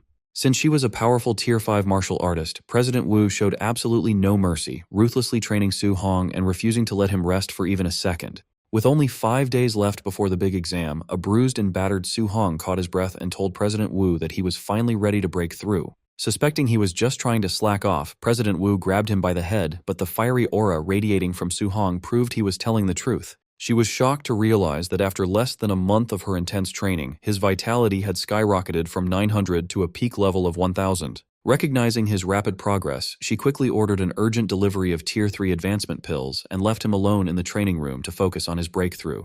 Sitting cross-legged as his wounds healed under his glowing aura, Su-hong activated his energy, fully prepared to break through his limits and reach Tier 3.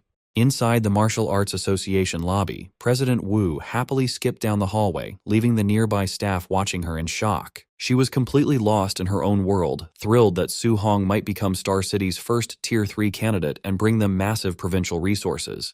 As she daydreamed about how this amazing rookie would push their local association to the top, she happily raised her arms to celebrate. This unusually cheerful behavior left everyone confused, and some onlookers even whispered that the famously cold president must finally be in love. When Principal Lee and Coach Chen arrived and ran to the backyard to find her, the gossiping staff hilariously assumed she was dating both old men. Meanwhile, deep inside the training room, Su Hong was busy training, releasing a fiery red aura to start his intense breakthrough. He gritted his teeth as a brutal wave of raw energy expanded, putting an intense strain on his entire body. Exhausted and out of breath, he quickly realized that his first attempt at breaking through had completely failed. Since giving up was not an option, he thought of how much his mentors believed in him and ignited his aura for a dangerous second try. After half an hour of pure pain, he finally tamed the violent energy and compressed it deep inside his body. Gritting his teeth for one final push, Su Hong forced his power to break through, causing an explosion that shredded the clothes right off his body. Once the dust settled, he was amazed by the massive upgrade to his physical stats. To test his new limits, he threw a casual punch, shooting a massive fist of pure energy straight across the room.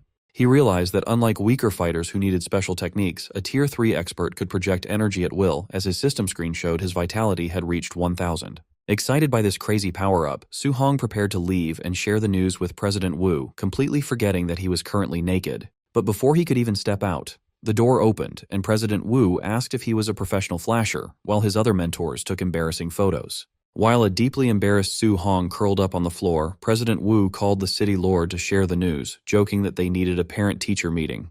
Meanwhile, over at the city lord's estate, Wang Tiantuo burst into his father's room, proudly bragging that he had reached mid-stage Tier 2.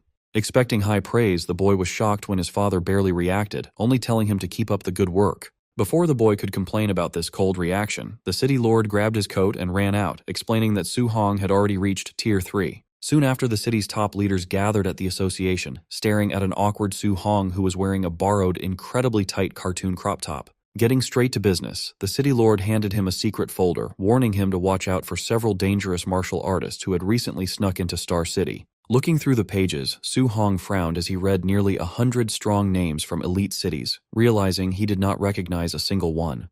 The city lord explained that even the human high command had traitors who wanted nothing more than to assassinate talented young geniuses. Su Hong realized the stakes had just gone up because while he was ready to fight monster invasions, he now had to watch his back for human traitors. President Wu told him not to panic, explaining that once he joined Magic Capital University, no assassin would dare touch him, though Su Hong wondered if Imperial Capital was unsafe. Wu explained that Imperial Capital was full of rich kids and descendants of powerful leaders, meaning they wouldn't prioritize or protect an ordinary student like him. The city lord and Principal Li agreed, admitting they had not thought things through when they first let him choose between the two schools. Wu added that Magic Capital only cared about raw talent and strength, so Su Hong happily decided to choose Magic Capital where his power could speak for itself. The city lord mentioned that Magic Capital was very chaotic, but their strong principal would protect him from any trouble, though Su Hong claimed he never started fights.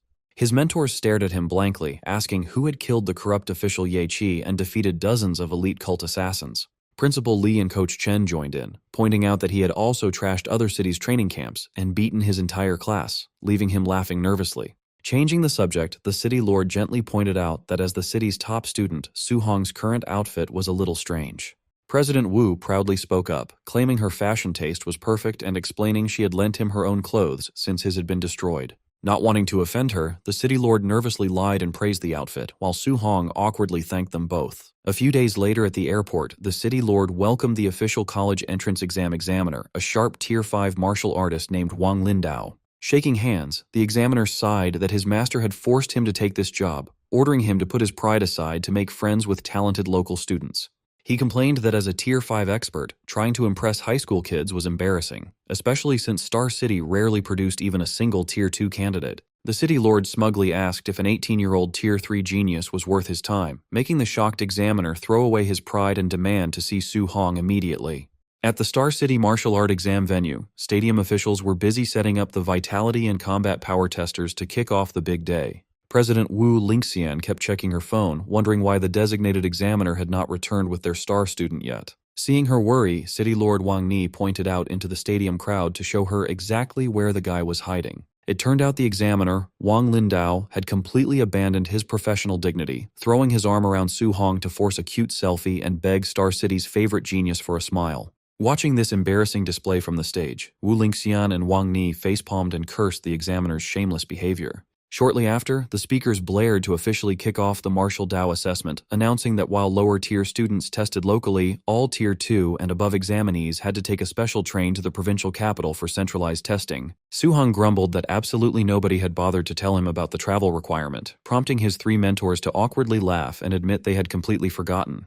While they chatted, the elite trio of Lin Xinghe, Wang Tiantuo, and Xiaonan caught up, congratulating Wang Tiantuo on hitting Tier 2 middle stage while wondering if he had finally caught up to Su-hong. Soon, a massive crowd gathered around Su-hong's testing pod, gossiping and debating whether the city's legendary genius had managed to reach Tier 2 middle or high stage.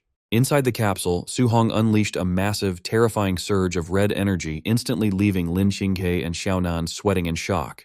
The machine rang up a mind-blowing score of 1005, confirming Su-hong had already reached Tier 3. While his panicked rivals screamed in disbelief, Wang Tiantuo could only laugh and admit that they would never surpass him in this lifetime. The entire stadium erupted in chaos over Su-hong's mind-blowing 1005 vitality score, with the crowd gossiping that a Tier 3 examinee had never appeared in Star City's history and comparing his strength directly to the principal. Seizing the spotlight, Li Tu proudly bragged to the crowd that he was Su-hong's good bro and personal sparring partner, leaving the onlookers green with envy.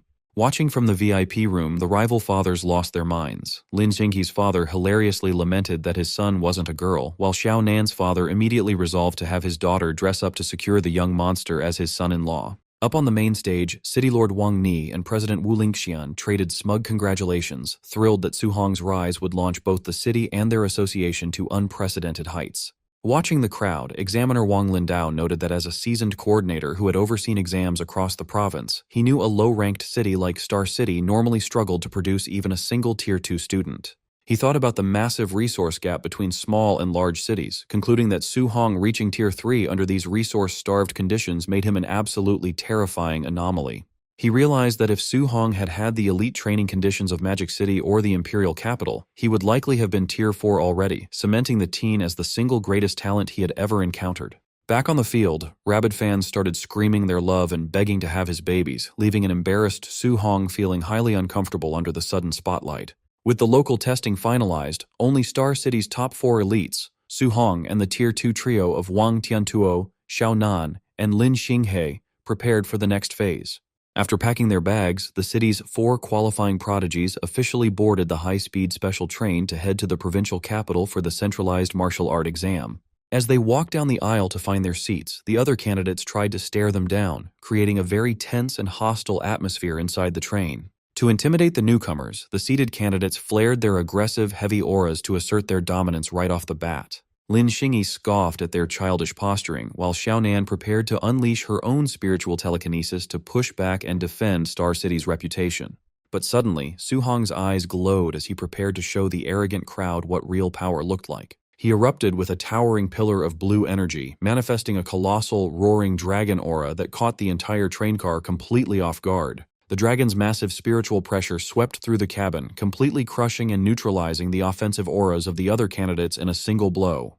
The once arrogant candidates sweated in terror, horrified to realize that a rural place like Star City had actually produced a Tier 3 monster. Even Wang Tiantuo and his companions were left speechless, realizing Su-hong's raw coercion easily rivaled a Tier 3 middle-stage expert. Walking down the aisle, Su-hong casually mocked the surrounding candidates, noting how pathetic they looked after trying to provoke him and failing so miserably. The cowed candidates trembled in their seats, instantly resolving to run without a second thought if they ever crossed paths with Su-hong during the actual assessment. As the high-speed train raced toward their destination, Lin Xinghe broke the silence to ask Su-hong whether he was targeting Magic City or Imperial Capital Martial University. Su-hong turned the question back on them, prompting Lin Xinghe to proudly declare that all 3 of them were aiming for Magic City Martial University. Su-hong smiled and revealed that he was also heading to Magic City, thrilled at the prospect of fighting alongside them as comrades in arms on the future battlefields. Lin Xinghe excitedly celebrated having such a monstrous teammate, while Wang Tiantuo jokingly warned him to stay on his toes since Magic City was famous for ruthlessly expelling slackers. Recalling President Wu's promise that Magic City cared only about raw talent and strength over social status, Su-hong confidently prepared to conquer his new university. Genius students from other cities soon boarded the bus. Lin Chunfeng spotted Su-hong and loudly promised to defeat him, but Su-hong barely paid attention and gave a dry, casual response. Lin Xingyi asked if Su Hong already knew people from Yang City, prompting Su Hong to casually explain that Grandmaster Qin used to take him there for sparring sessions. Another challenger pointed at Su Hong and confidently boasted that she would win this time, but Su Hong shrugged her off with the same unbothered, dry response.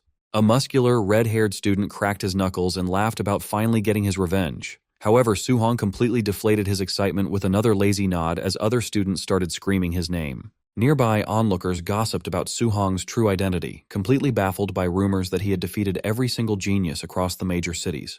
Xiaonan asked if Grandmaster Qin had taken him on a provincial tour just to beat up everyone, but Su Hong quickly downplayed the rumor. The bus arrived at the massive Hang City Plaza, where a giant celestial gate loomed over the crowd. Excited students gossiped about the secret realm, thrilled by rumors of the rare treasures waiting inside. The local Hang City trio that Su Hong had previously saved stood in the crowd. When one complained about waiting for out-of-towners, the axe-wielding giant told him to shut up and show respect for their savior. Another bus pulled up, and Wencheng's top genius, Chen Tianyan, stepped out. The crowd murmured in awe of his talent, recalling his arrogant promise to crush every student from Hang City. Flaunting his high status, Chen Tianyan led his elite squad straight toward the center of the plaza to make a grand entrance. To establish his dominance, Chen Tianyan unleashed a massive, flaming red aura and arrogantly demanded Hang City's top 3 geniuses step forward so he could humiliate them. Feeling this terrifying pressure, the crowd panicked and scrambled back, shocked to realize they were looking at a powerful Tier 3 martial artist. The axe-wielding student from Hang City released his own red aura, mocking Wencheng's genius for showing off when they were both Tier 3. Meanwhile, his companions dismissed Chen Tianyan as a total nobody. Chen Tianyan charged a glowing ball of spiritual energy, secretly planning to eliminate the local squad the moment they entered the secret realm. The local trio laughed in his face, asking if he thought he was Su Hong. They warned him to keep a low profile since the real monster they knew could obliterate Tier 3 cultists with a single punch. Chen Tianyan scoffed at this, confidently dismissing Su Hong as nothing more than Tier 2 trash. The local trio sarcastically agreed with his assessment before pointing out that the very person he was calling trash had just arrived. Su Hong calmly stepped off the bus holding his new spear, with his Star City companions following close behind. Wang Tiantuo noticed the intense glare and warned Su Hong that Wencheng's top genius was already staring him down. Standing in front of his disciplined followers, Chen Tianyan gave the Star City prodigy a smug, challenging smirk. Confused by the hostility, Wang Tiantuo and Lin Xingyi asked Su Hong if he had beaten this guy up too. However, a clueless Su Hong admitted he had no memory of him. Watching from high above, Lin Beiqing, the Tier 7 Grandmaster and Chief Exam Supervisor, peered down at Su Hong and noted that the boy looked completely average. Lin Beiqing complained to Qin Tianli that after all the insane hype, he had expected the kid to look like a legendary, multi-limbed demigod. Qin Tianli smugly fired back, bragging that while Su Hong lacked extra limbs, his 7-element compatibility was real, leaving the supervisor eager to see if the kid could deliver. As Lin Beiqing and Qin Tianli descended from the sky, the crowd murmured in anticipation, with some complaining about Chen Tianyan's arrogance while others just complained about being hungry. Demanding absolute silence, Lin Beiqing unleashed a suffocating wave of Grandmaster-level pressure. The immense spiritual weight instantly crushed the crowd's energy, and even Su Hong struggled to stand. Lin Beiqing announced that the assessment would last 7 days inside the Tianxing secret realm, where students had to hunt down beasts to earn points.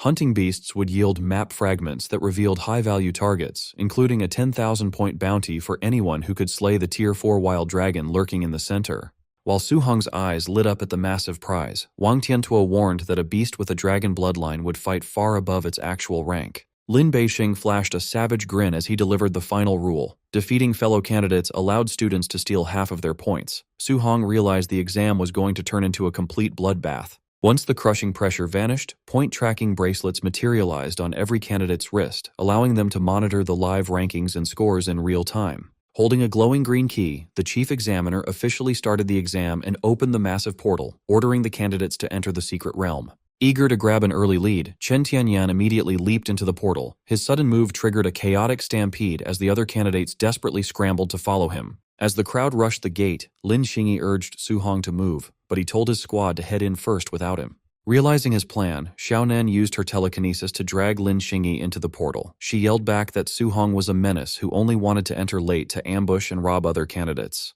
Left alone, Su Hong smugly waved them off, fully planning to let everyone else do the hard work before he casually beat them up to harvest their points. While the other candidates rushed through the portal, Qin Tianli invited Su Hong over for a cup of tea. He politely accepted the offer to relax with the 2 grandmasters. Watching them delay, a grumpy Lin Beixing complained that both the old master and the kid were devious. However, Su Hong smoothly countered that he was simply following the supervisor's exact rules. Lin Beixing pointed out that there were several strong Tier 3 candidates in this exam and asked if Su Hong was really that confident, prompting a humble shrug from the boy. Qin Tianli laughed and slapped Su Hong's back, calling him too modest. He then revealed to a stunned Lin Beixing that the kid had recently survived a demonic cult assassination, killing over 20 Tier 3 cultists and crippling 2 Tier 4 commanders. Su Hong tried to downplay the feat. This made Lin Beixing sigh in relief as he assumed the old master had been exaggerating, muttering that Tier 3 cultists weren't easily beaten like simple cabbages.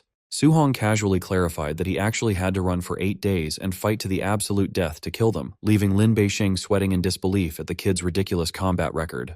Inside the Heavenly Star secret realm, a massive Tier 3 bear and a giant white tiger faced off in a fierce battle, while Su Hong watched them calmly from the cliffs above. He felt extremely lucky to run into 2 powerful Tier 3 beasts so soon after entering the secret realm. While the bear struck the tiger with its heavy claws and slammed it against the cliffside, Su Hong simply sat back to enjoy the free show. Moments later, the beaten white tiger collapsed to the ground in complete defeat. Seeing its chance to end the fight, the giant bear roared loudly and lunged forward to finish off its rival. However, Su Hong smirked and dove down to intercept the beast, piercing the bear's chest with a powerful lightning strike that killed it instantly. He landed smoothly on his feet, standing proudly on top of the massive beast's body.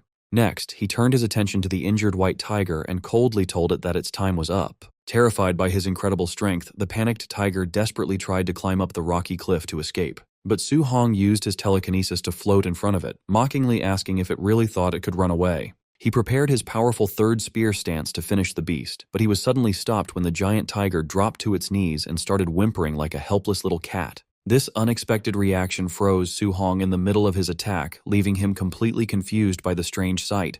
To avoid hitting it, he quickly redirected his explosive attack to the side, cutting a deep trench into the ground while leaving the shaking tiger untouched.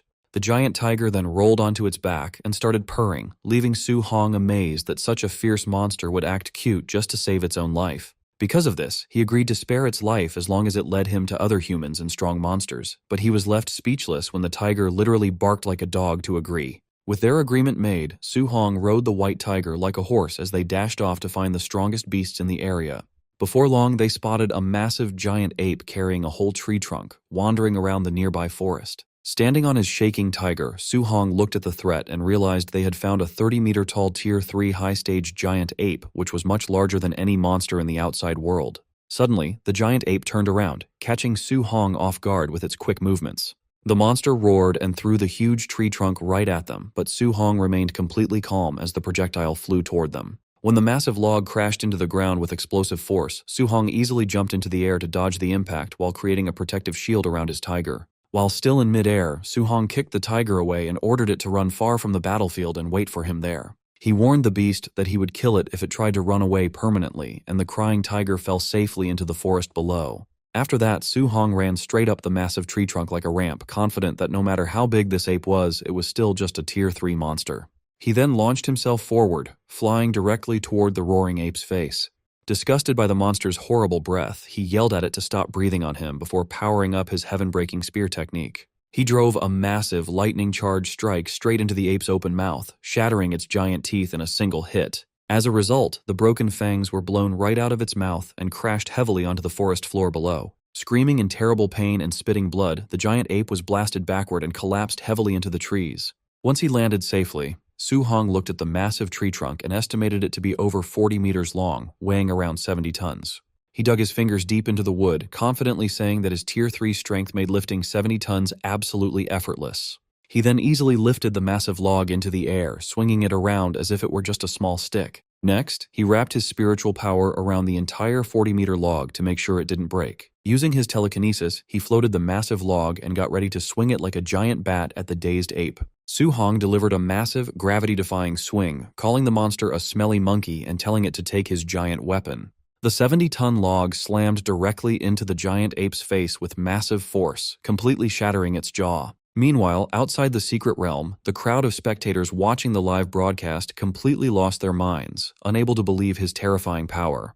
Inside the VIP room, Qin Tianli laughed loudly and bragged that his student was beating an elite monster like a common dog, causing Lin Beixing to choke and spit out his tea.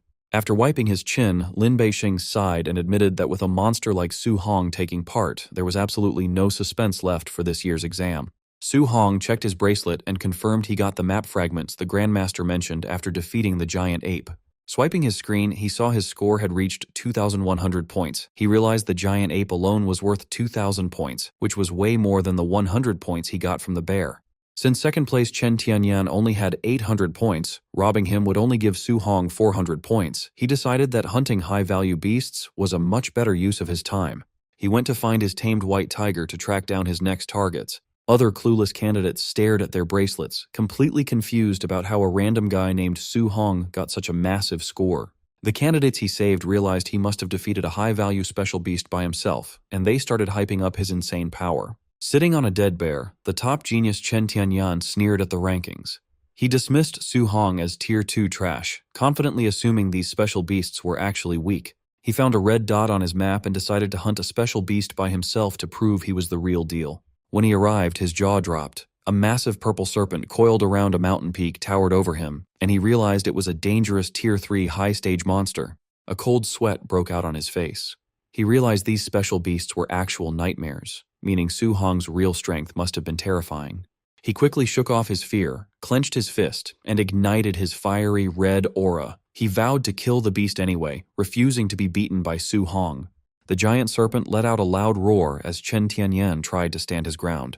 The beast ruthlessly slapped him with its tail, sending the arrogant genius flying straight into a tree. Spitting blood, Chen Tianyan realized this monster was actually close to Tier 4. He was confused about how Su Hong could have defeated such a nightmare alone. He immediately turned and ran to avoid getting killed by the overwhelming beast. Running through the forest, he cursed his retreat. He decided to target weaker candidates for points instead of fighting special beasts. He spotted a group of examinees ahead and prepared to ambush them for their points. But Su Hong instantly appeared behind him holding a massive wooden club and mockingly greeted him. Chen Tianyan spun around in total shock. Su Hong swung his club, slamming it into his face and sending him flying through the air.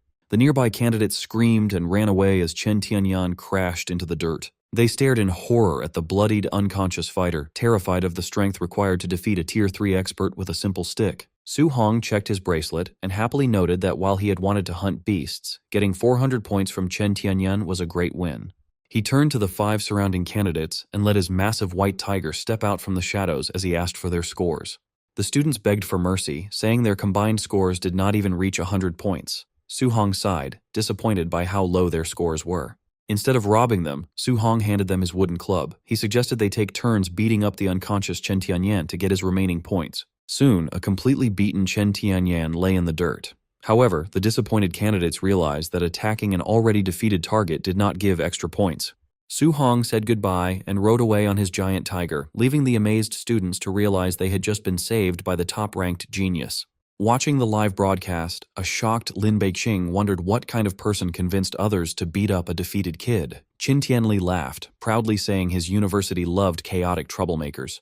Guided by his tiger, Su Hong found the massive purple serpent and jumped from his mount to challenge it. The giant snake lunged forward, trying to swallow him whole. Su Hong channeled his elemental energy into his spear and unleashed his heaven-breaking technique straight down the monster's throat. An hour later, Chen Tianyan found the dead serpent. He checked his bracelet and saw Su Hong's score had reached a legendary 4,500 points. He struggled to understand how a Tier 2 student could have such power, wondering if Su Hong was secretly a Tier 4 fighter in disguise. He decided Su Hong must be hiding his real rank, since it should have been impossible for a Tier 2 kid to easily defeat a beast he could not even scratch.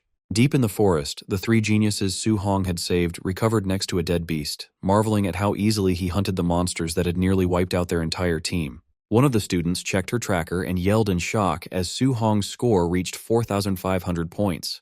The exhausted group collapsed in the dirt, agreeing that Su Hong was an anomaly and deciding to focus on beating Chen Tianyan instead. A deeply impressed Lin Beixing admitted he wanted to learn Su Hong's technique and asked Qin Tianli to introduce them so he could ask the kid for guidance. Qin Tianli teased him for wanting to throw away his pride as a Tier 7 Grandmaster to beg a teenager, but Lin Beixing argued that mastering the move was worth any embarrassment. Looking at the screens, Lin Beixing pointed out how easily Su Hong defeated high-level candidates, concluding that the exam had become his personal showcase. Believing the exam was over, Qin Tianli prepared to leave, but Lin Beixing stopped him in shock when he noticed Su Hong heading toward the wild dragon's territory. Lin Beixing called the kid insane. He warned that he had personally captured that dragon, which had the power of a high-stage Tier 4 beast thanks to its bloodline. He believed that even Su Hong's element fusion wouldn't scratch the dragon, declaring a beating from the beast would teach the kid some humility. Xin Tianli grew worried but hoped his student would retreat if things got too dangerous, confident that Su Hong's speed was enough to let him escape. Su Hong's white tiger was crying and shaking in terror. Su Hong called it a coward and promised he wouldn't make it fight the dragon as they reached a massive ravine. Telling the tiger to stay behind, Su Hong leaped into the dark abyss. He stabbed his spear into the cliffside to slow his descent and landed safely on the ground. His eyes narrowed as he spotted the powerful Tier 4 wild dragon, surprised to see the beast heavily chained to the cave walls. Sensing the pressure of the sleeping dragon, Su Hong realized its strength was near Tier 4 mid-stage, making a head-on fight very risky. He quickly grinned, deciding that since the beast was sound asleep and chained up, he had no problem pulling off a sneak attack. Su Hong looked at the dragon's backside and noted that no matter the species, the rear end was always the ultimate weak point. He charged his spear with his three-element fusion of lightning, fire, and metal, preparing to unleash his ultimate sneak attack. Su Hong wasted no time and unleashed his powerful three-element spear strike directly at the sleeping dragon's weak point. The strike landed perfectly, causing a massive splash of blood and forcing the chained beast to wake up in absolute agony. The furious dragon immediately retaliated by spitting a massive torrent of fire, but Su Hong's incredible speed allowed him to easily dodge the blast. After safely dodging, Su Hong confidently noted that taking down this Tier 4 monster wouldn't be too difficult since the heavy chains were completely restricting its movements. However, the dragon's survival instincts kicked in as it sensed Su Hong's position and spun around to unleash a devastating wave of flames that scorched the entire cave. Fortunately, Su Hong reacted in time and used a wood clone, which was immediately turned to dust by the intense heat. Seeing nothing but ashes, the dragon became confused. While the beast was distracted, Su Hong suddenly appeared right beneath it to attack its unprotected backside. Without giving the beast a moment to breathe, he swung his weapon and delivered another brutal strike directly to the exact same spot. Meanwhile, the spectators watching the live broadcast of the fight were stunned by the young prodigy's brutal and ruthless combat style. Even Chief Supervisor Lin Beixing was speechless, admitting he had never expected a Tier 3 fighter to injure the dragon like this, while also questioning his strange choice of target. Fearing that the trapped beast would be toyed with to death, Lin Beixing decided to release the dragon's chains, but Qin Tianli anxiously warned that freeing a Tier 4 dragon was far too dangerous. Lin Beixing brushed off the danger, determined to use this opportunity to push Su Hong to his absolute limits and see the true extent of his combat power. Suddenly, the heavy restraints were blasted apart, and a surprised Su Hong quickly realized that the Grandmasters must have freed the beast to test him. Freed from its shackles, the furious barbarian dragon unleashed a terrifying roar as its powerful aura violently exploded. Su Hong calmly stepped aside as the massive heavy metal chains crashed to the ground. Standing at its full height, the dragon shot a massive pillar of destructive energy straight into the sky.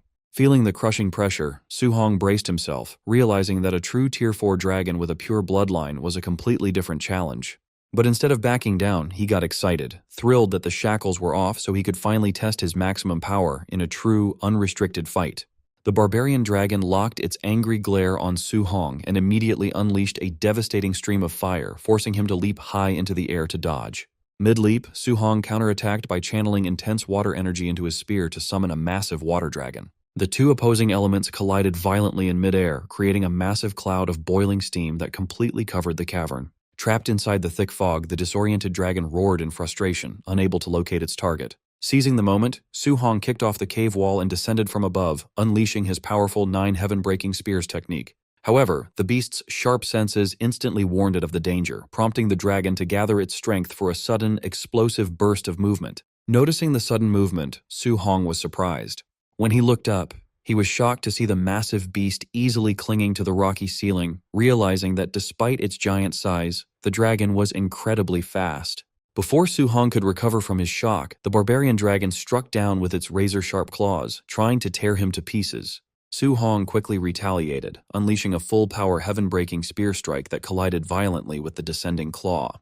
The force of the collision pushed both of them back, putting an immense strain on Su Hong's grip. Seizing a split-second opening, the dragon delivered a lightning-fast follow-up swipe, disarming Su Hong and sending his spear spinning away into the ground. Su Hong was forced to slide backward across the ground to put some distance between himself and the rampaging beast. Wiping blood from his lip, Su Hong admitted he had underestimated the massive dragon's deceptive speed. But instead of panicking, he flared his fiery red aura, confident that when it came to pure physical strength, his unique physique was still unmatched. The dragon immediately lunged forward, aiming to crush the unarmed human under its massive weight. Relying entirely on his powerful overlord body, Su Hong charged forward and met the dragon's massive claw head-on with a devastating punch. The sheer physical power of his bare-fisted strike completely repelled the attack, sending a massive shockwave through the cavern and forcing the giant beast to howl. Su Hong drove his massive fist straight into the barbarian dragon, slamming the giant beast hard against the cavern walls. He shouted that this beatdown was far from over as he ignited his physical aura and leaped into the air. He slammed his fist directly into the dragon's face with a devastating punch that rattled the entire cave. The force of the impact shattered the dragon's giant fangs and sent them flying through the air. Without giving the beast a second to breathe, Su Hong chased it down and unleashed a rapid barrage of strikes that left the Tier 4 monster howling in pain. The watching students lost their minds over the broadcast, wondering if Su Hong had dragon blood himself to crush a Tier 4 beast so easily. Lin Beiqing demanded to know why Qin Tianli had never warned him that Su Hong's overlord body was so ridiculously overpowered. Qin Tianli admitted he had only expected the physique to rank in the top 30, but now he realized Su Hong's power easily rivaled the legendary war god body.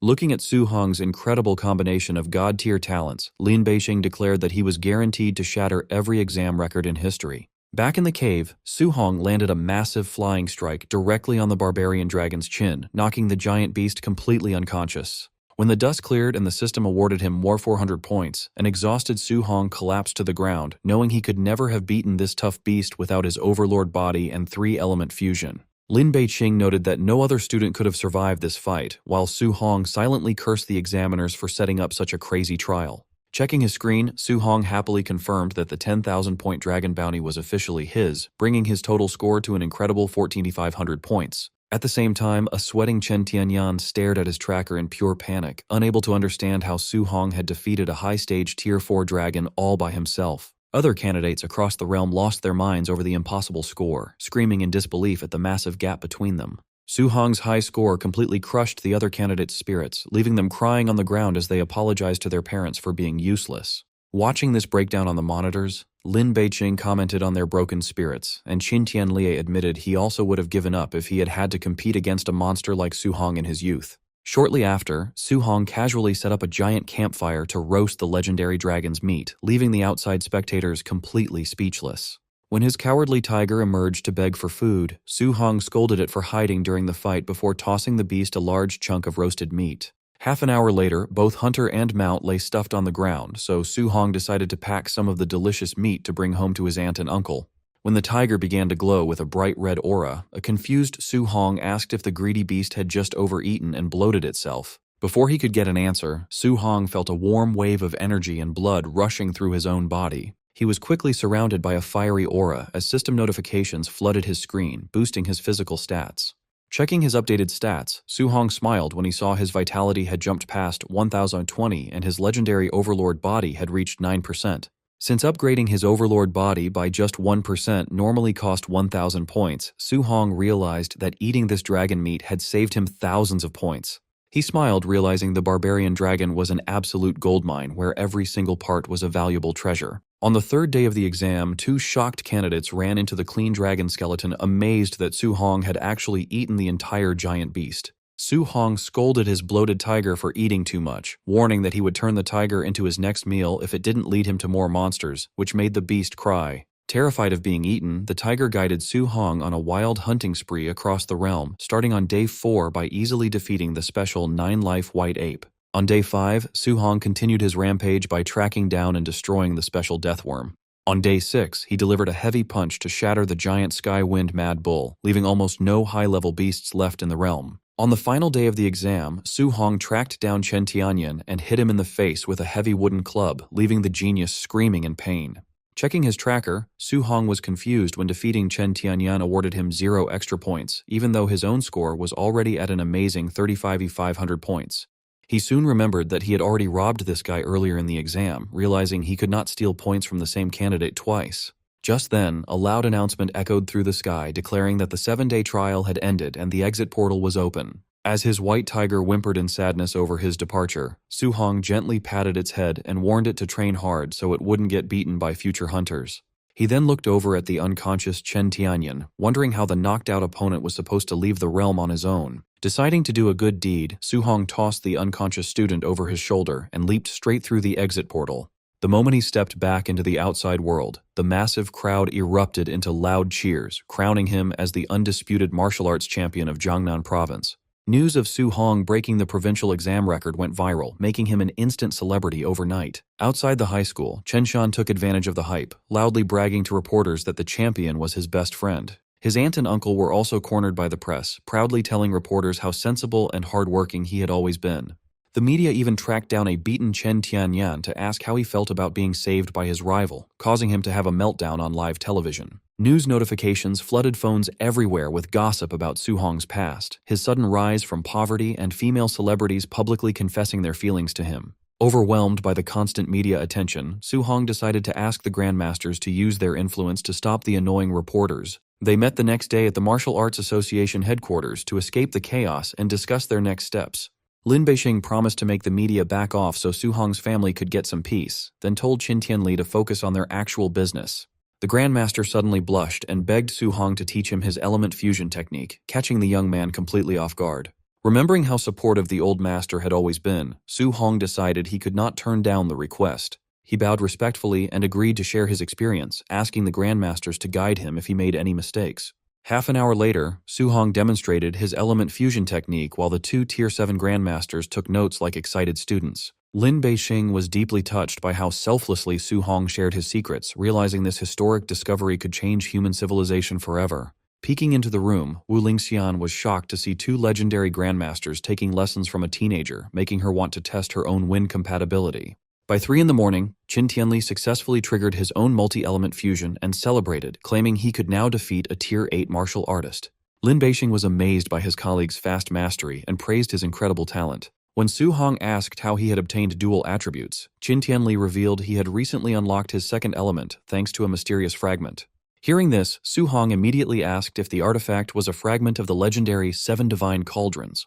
The two Grandmasters were shocked and demanded to know how he had learned that name, warning him that the cauldrons were a secret known only to the High Command. Su Hong explained that the cultists near the lake had been searching for them. He suggested keeping his own fragment a secret so he was not forced to hand it over. Lin Beixing agreed and explained that the cauldrons had originally been a single powerful weapon that shattered and scattered across the world. He warned Su Hong that enemy races had deployed large armies to find those fragments, and many had already fallen into hostile hands. Su Hong was confused, unable to understand what this legendary artifact had to do with him or why foreign races would target him. Qin Tianli warned him that since the fragments granted extra attributes, Su Hong's 7-element mastery would make everyone believe he was hoarding multiple fragments, making him a major target. Su Hong tried to argue that his talent was entirely natural, but Lin Beixing pointed out that nobody would ever believe that.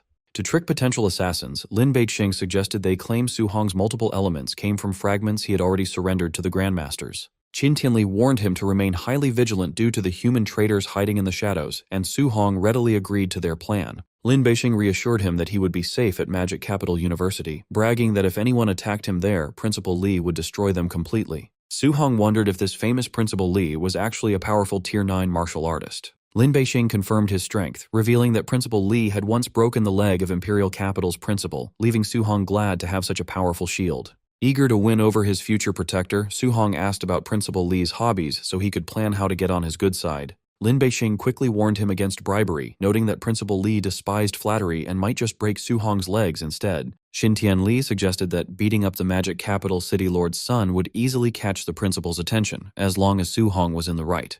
When Su Hong acted innocent and claimed he never looked for trouble, Qin Tianli laughed and mockingly agreed that he was indeed a very good kid.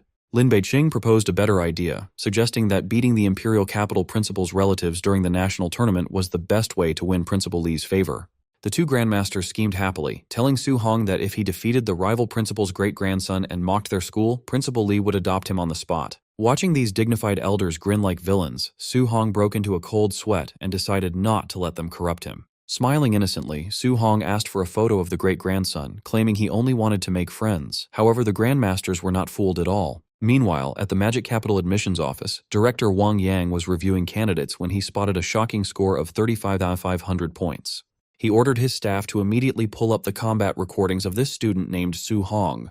Minutes later, the staff huddled around the monitor in shock as they watched a high schooler defeat a Tier 4 barbarian dragon using a 3-element fusion. An assistant read the file aloud, revealing that Su Hong had perfect 100% compatibility across 7 different elements, leaving Wang Yang completely stunned.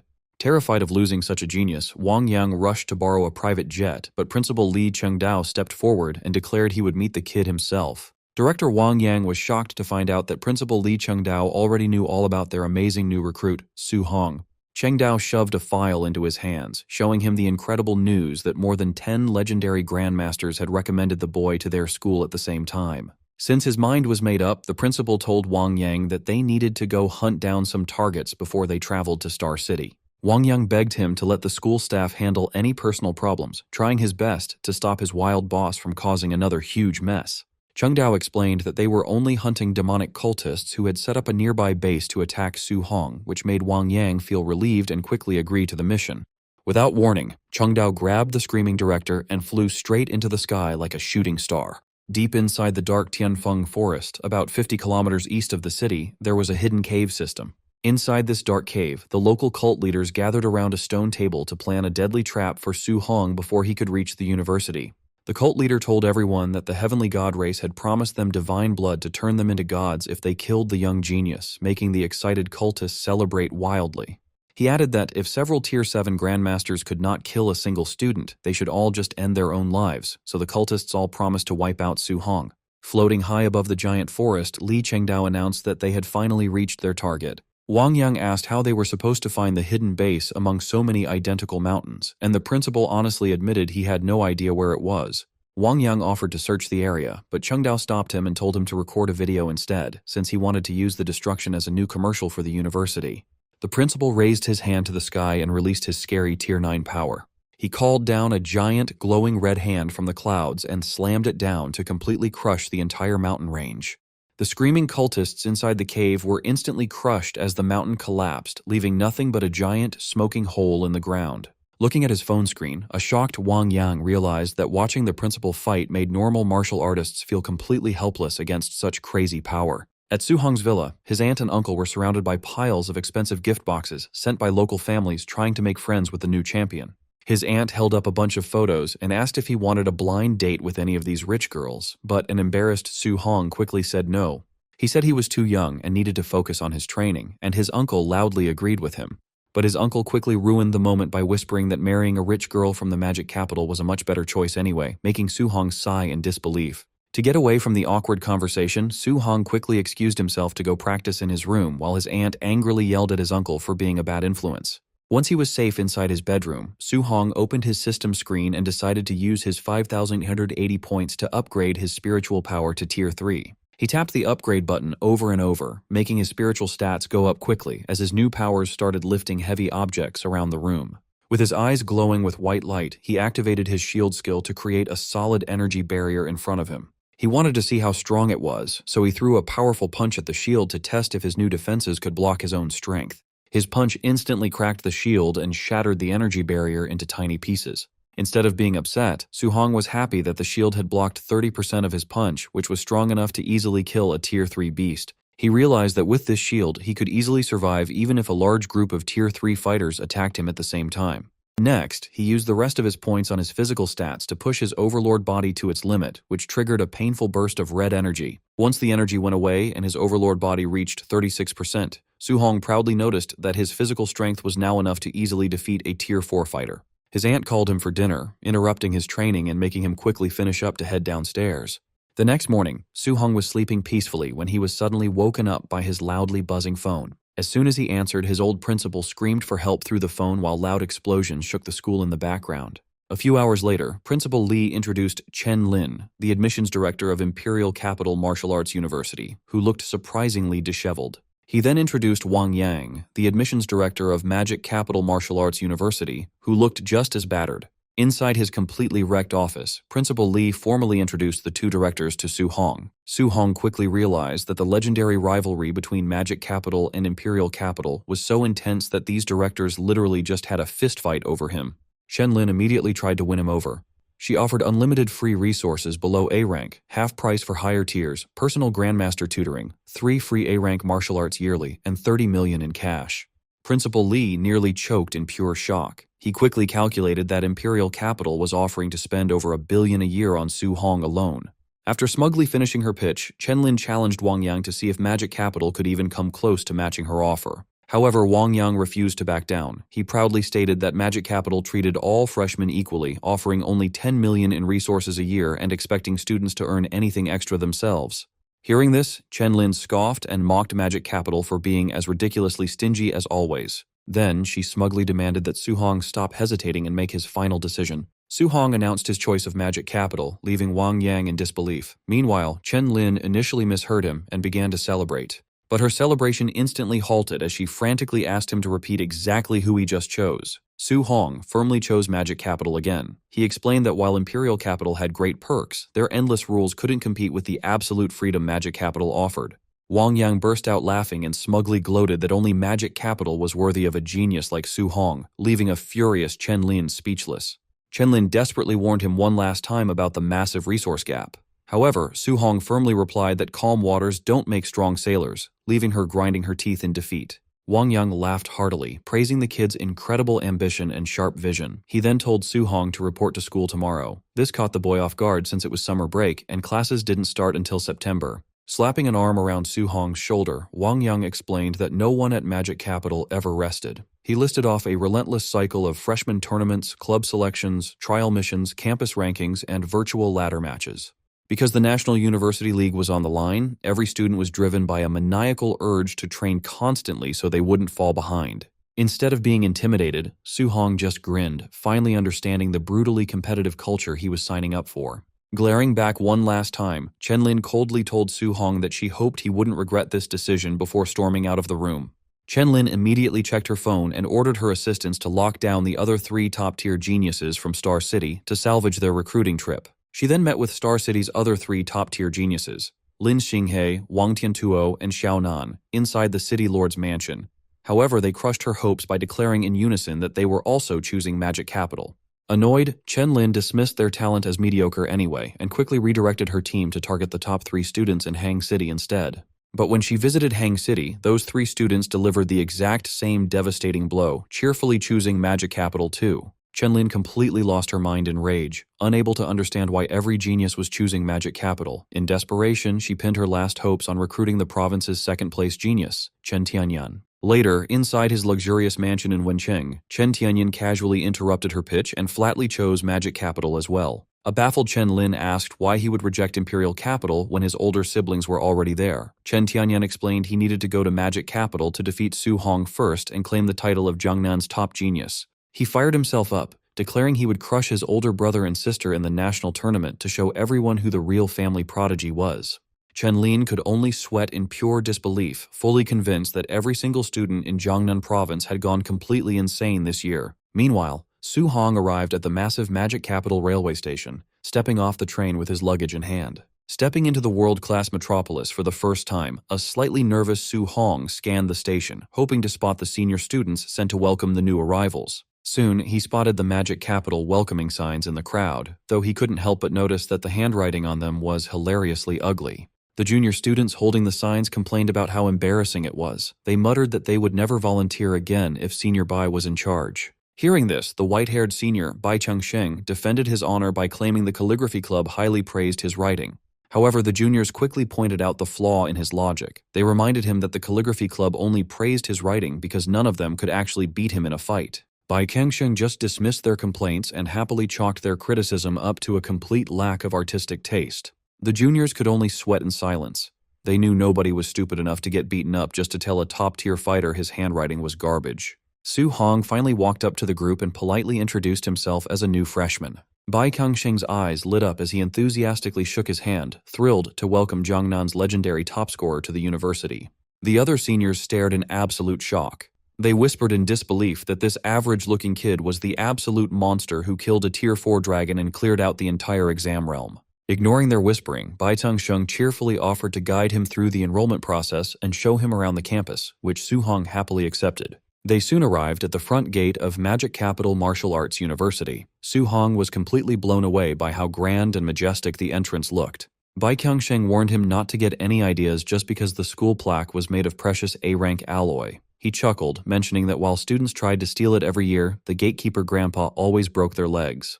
Moving on, Su-hong lined up at the registration booth to officially enroll, receiving his freshman handbook and point-tracking bracelet from the staff. His registration was suddenly interrupted by swooning girls screaming loudly as Bai Kangsheng casually waved back to his adoring fanbase.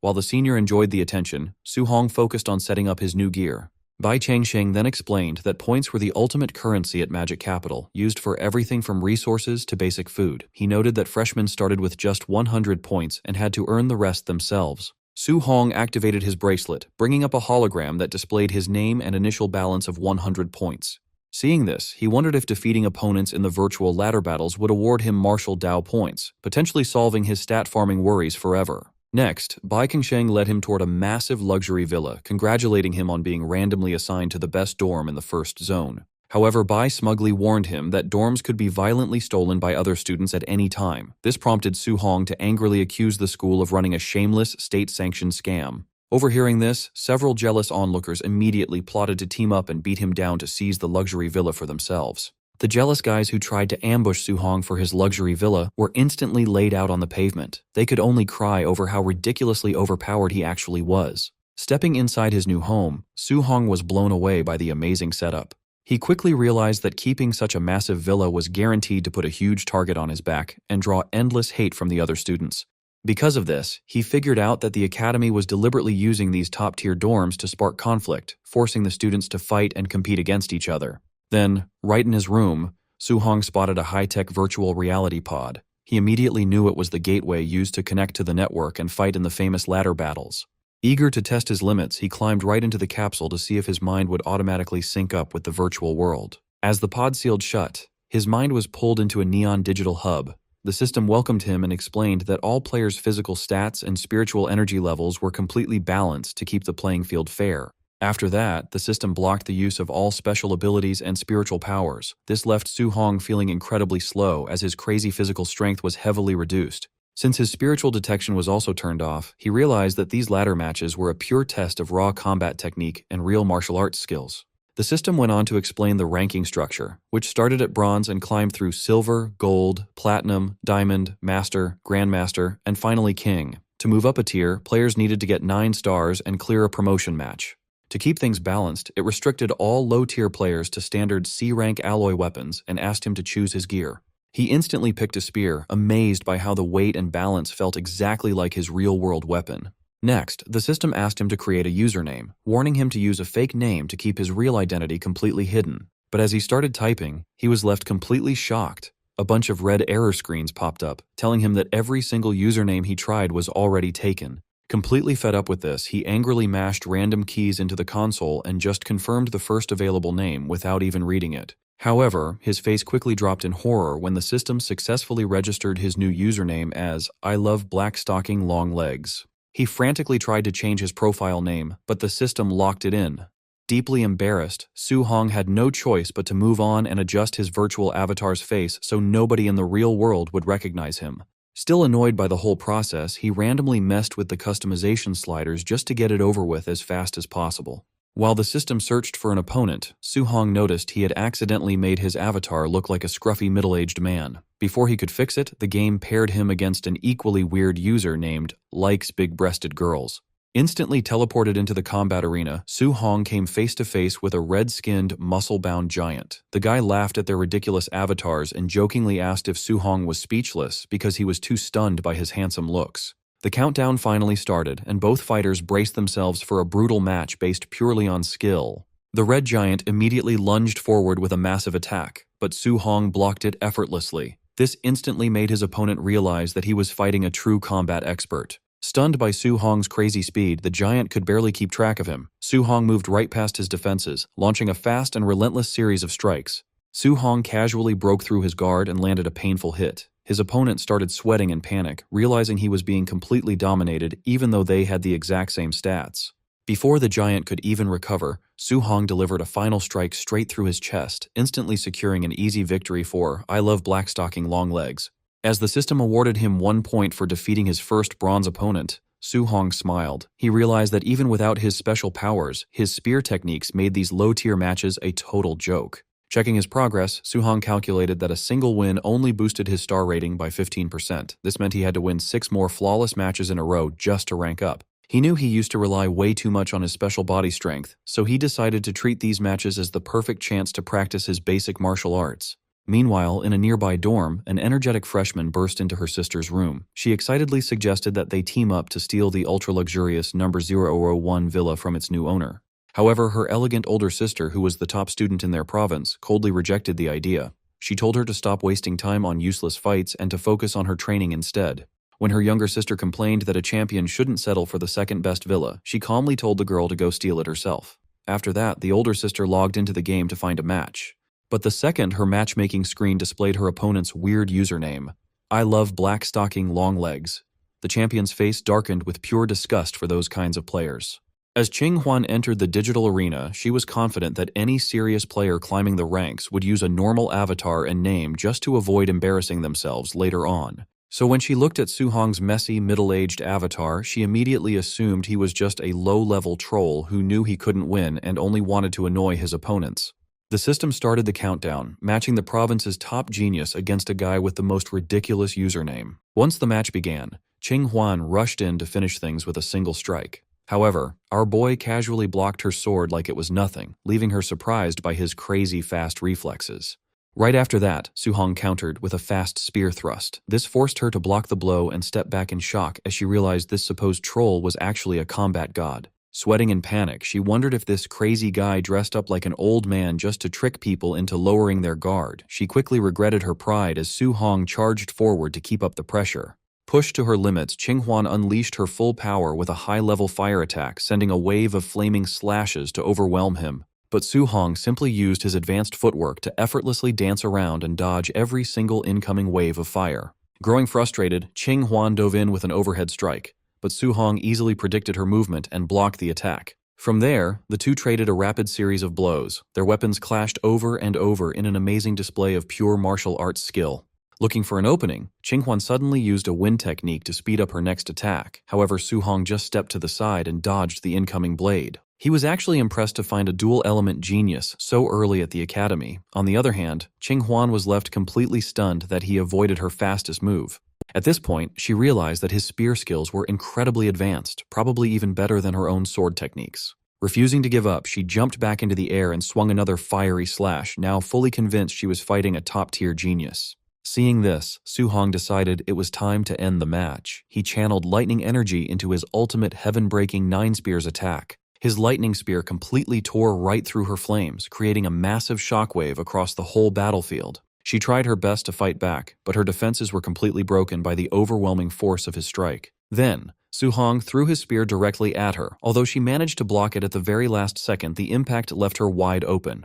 Before she could even recover, he moved incredibly fast and appeared right in front of her face with his body crackling with electricity. He delivered a crushing lightning strike straight to her chest, sending her flying and ending the match in an instant. Forced out of the game, Qing Huan woke up back in her room, absolutely furious about her sudden defeat. Her face turning red with rage, she promised to hunt down and destroy this mysterious, "I love black stocking long legs," to get revenge for her loss. She loudly cursed his ridiculous username and swore that she would beat him next time, forcing him to change his name to something more respectful. Meanwhile, Suhong stepped out of his gaming pod. He felt deeply satisfied after such a refreshing and intense battle. A moment later, he received a friend request from Qing Huan, but when she claimed to be the beautiful girl he had just fought, a doubtful Suhong immediately thought she was a scammer trying to steal his points. Back in her room, Qing Huan screamed in pure frustration. She could not believe he actually thought she was some kind of internet scammer trying to seduce him. Her anger reached a boiling point when a system message popped up saying he had blocked her, which left her screaming in total rage.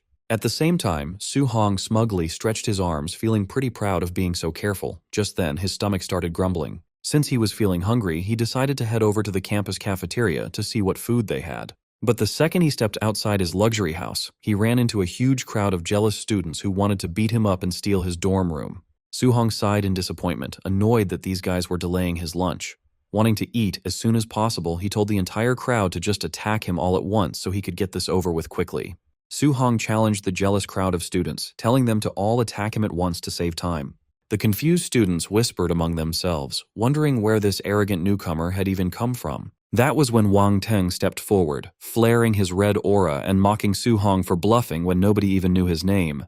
He lunged with a flaming punch, but Su Hong casually stopped the strike with his bare hand. In the next second, Su Hong wound up a quick counter and struck him straight in the jaw. The heavy impact sent Wang Teng flying through the air, crashing into a pole. Seeing this, the rest of the crowd panicked, shocked that their top Tier 3 fighter had just gotten instantly defeated. However, Su Hong wasn't done yet. He flared his aura and asked who was brave enough to go next. Terrified by his insane power, the crowd turned around and ran away, screaming for their lives.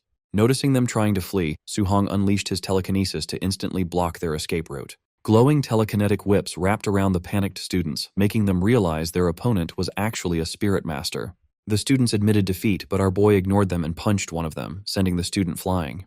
He then closed the distance and delivered a relentless barrage of punches, easily launching the entire group into the air. The surrounding crowd watched in shock, finally recognizing him as the Jiangnan champion who had soloed the Tier 4 barbarian dragon. Su Hong calmly walked away while his system screen flooded with plenty of martial Dao points. Still, he grumbled that since reaching Tier 3, defeating other Tier 3 artists barely yielded any points. As he scanned the area, his eyes landed on a large group of Tier 2 students nearby. Feeling his cold gaze, the terrified students raised their hands, pleading that they were only there to watch. Su Hong just grinned, deciding that even if Tier 2 fighters gave few points, some points were better than none. Terrified of his raw strength, the students screamed for help, begging upperclassmen to save them from a Tier 3 bully. A minute later, the ground was littered with beaten students complaining about his cruelty and threatening to report him. Su Hong eventually entered the campus cafeteria for lunch, complaining that the high prices would only afford him 20 meals. While looking for a seat, he was surprised to spot his hometown friends, Wang Tiantuo, Xiaonan, and Lin Xinghe, eating at a table. Lin Xinghe explained they had taken the next train to follow him, while Wang Tiantuo asked if Su Hong had scored a private luxury dorm. Su Hong asked if their dorms were really that bad, and a miserable Wang Tiantuo complained about being put in an 8-person room. Su Hong wondered if they were all in the same situation, but Xiaonan admitted she and Lin Xinghe had gotten 4-person rooms. He tried to comfort them, saying a 4-man room was fine and laughing off their complaints as rich kid whining. This enraged them, as Lin Xinghe screamed that he had been sent to a girl's dorm while Xiaonan yelled she had been put in a boy's dorm. Lin Xinghe complained about being mistaken for a girl due to his long hair, while Xiaonan ranted about being mistaken for a guy due to her tomboy style. Wang Tiantuo shifted the focus back to Su Hong's dorm, but Su Hong tried to dodge the question and told them to eat. The trio pushed him to spill the truth, promising they wouldn't get jealous as fellow Jiangnan students. Cornered, Su Hong casually revealed he had been assigned a private luxury villa, instantly turning the table dead silent. Before they could explode with rage, Su Hong quickly made an excuse and fled the cafeteria. Once back at his villa, Su Hong entered his gaming pod to grind more virtual ladder matches. He pushed himself to the limit, fighting non-stop until his spiritual power was completely drained. Checking his stats, he was satisfied to see his rank hit Bronze 4, along with upgrades to his spear and movement techniques. Lying in bed, Su Hong realized that even with his massive spirit pool, he could only handle 8 fights, meaning regular players got exhausted after just 1. He smiled and decided to sleep, confident that his superior mental energy would help him easily outpace his rivals. After sleeping soundly through the night, a loud broadcast echoed across campus the next morning, demanding all freshmen assemble at the training grounds within 10 minutes or face a 10-point penalty per minute. Su Hong grabbed his spear and dashed out the door, complaining that this system threatened to wipe out all the points he had just earned in the simulator. While sprinting down the street, he froze in shock as a voice called out his ridiculous online username, revealing his secret identity was already blown. It was Qing Huan, and she angrily demanded to know why he had rejected her friend request and blocked her account. Recognizing her, Su Hong panicked, cursing his luck that the supposed internet scammer had actually tracked him down in real life. Su Hong tried to play dumb and asked the girl if she had gotten the wrong person. However, she easily figured out who he was by pointing out how rare it was for a Tier 3 Spirit Master to fight 8 matches in a row using a spear. Su Hong silently agreed with her, realizing that his weapon choice had made him way too easy to track down. She then introduced herself as Gu Huan and asked to add him as a friend since they were both new freshmen. Hearing this, her younger sister was shocked. She mentioned that her sister had rejected over 100 friend requests before, but now she was actually making the first move on a guy. Wanting to see if Su Hong was really worth her sister's attention, the younger girl charged forward and launched a surprise flying kick, but Su Hong easily blocked the attack. She followed up with a fast kick combo and asked if he wanted to compete to be her sister's boyfriend. When a confused Su Hong hesitated, the older sister told him to just beat the brat up so she would finally behave. Su Hong happily took the permission and threw a strong counterpunch that easily pushed the younger sister back. Shaken by the heavy impact, the younger sister warned Gu Huanhuan that Su Hong's strength was absolutely terrifying, and the older sister silently agreed. When she asked how much strength he had put into that punch, Su Hong casually answered that he had only used about 30% of his power. The younger sister complained about her badly bruised arm and claimed he could not possibly be human if just 30% of his power could cause this much damage. Showing how quickly she could recover, the girl immediately bounced back and enthusiastically asked to add him as a friend too. Su Hong happily agreed, finding her cheerful attitude pretty nice. After that, their system bracelets chimed as they officially added each other as friends. As soon as she looked at his username, the younger sister accused him of being a pervert. Gu Huanhuan quickly pinched her cheek and told her to stop judging other people's private hobbies. Su Hong got super embarrassed and desperately explained that the name had been a complete accident. He promised he didn't actually have that kind of fetish, while silently cursing himself for picking a random username. A little later, Su Hong joined the massive freshman gathering on the training grounds. There, Wang Tiantuo immediately spotted him and waved him over to his side. Wang Tiantuo proudly introduced Su Hong to the crowd as the legendary genius who had killed a Tier 4 barbarian dragon all by himself.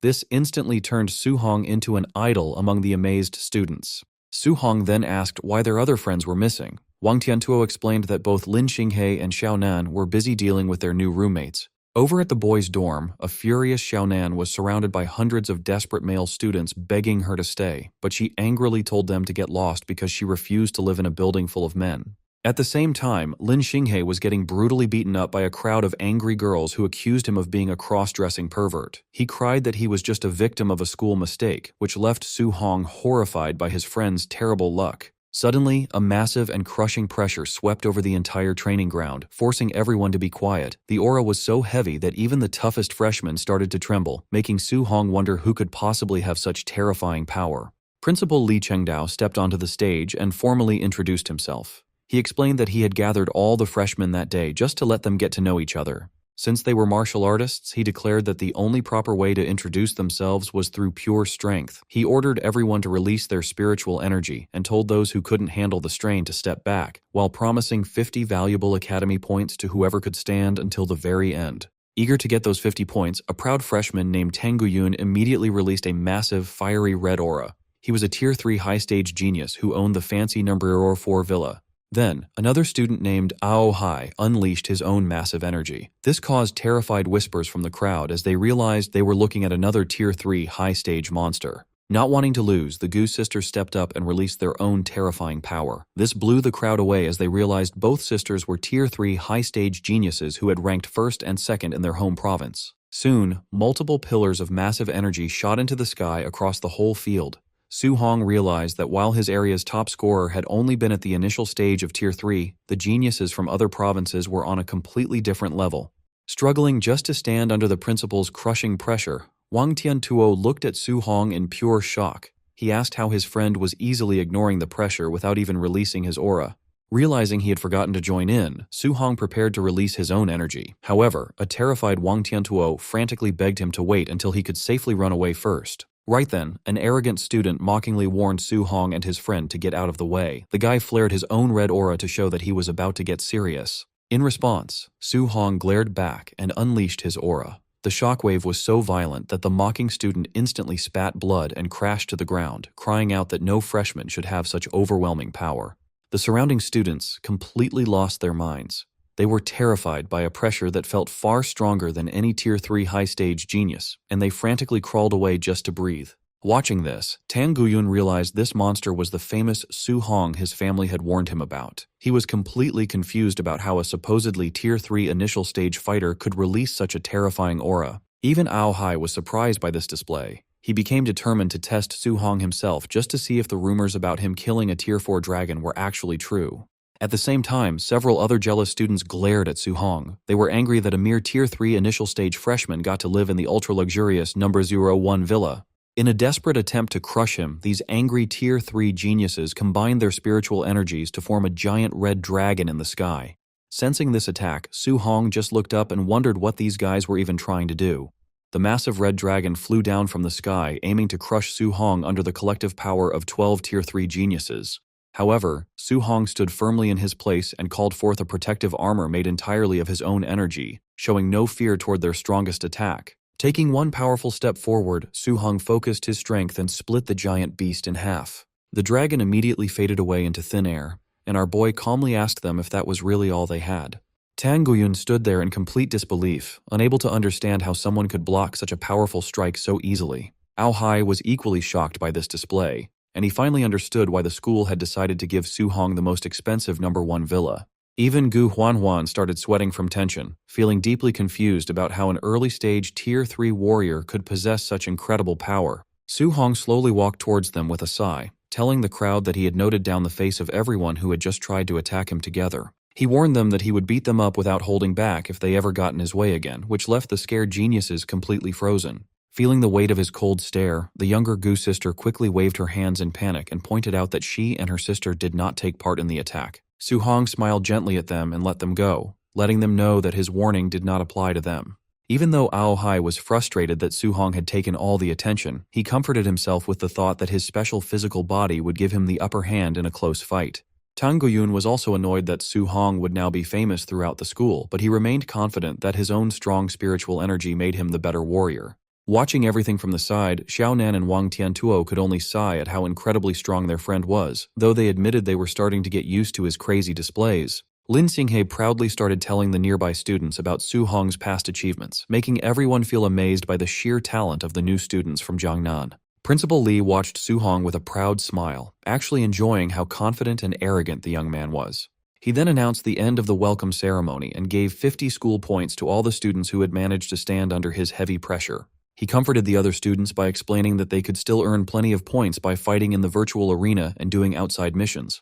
He also promised that anyone who did well in the upcoming tests and competitions would get a large amount of resources to help them grow stronger. After that, the principal mentioned that the school had only set up a small number of luxury villas, townhouses, and private rooms with free training pods. Wang Tiantuo and Xiaonan got really excited because they realized that getting a private room with a pod would save them a lot of points in rent every month. Wearing a mischievous grin, Principal Li told them that they were free to fight and take a better room from someone else if they did not like their current housing. He added more excitement by declaring that if any group of normal students worked together to beat one of the top geniuses, every single person in that group would get a private room. The large crowd of normal students became extremely excited, ready to use their strength in numbers to defeat the elite fighters. Finally, the principal formally started the battle for the dorms and told them all to show him what they could do. Motivated by this great reward, a huge wave of normal students rushed forward to attack the top-tier fighters. Tang Guyun started to panic and complained about the harsh rules, seeing that they were about to get completely swarmed by the crowd.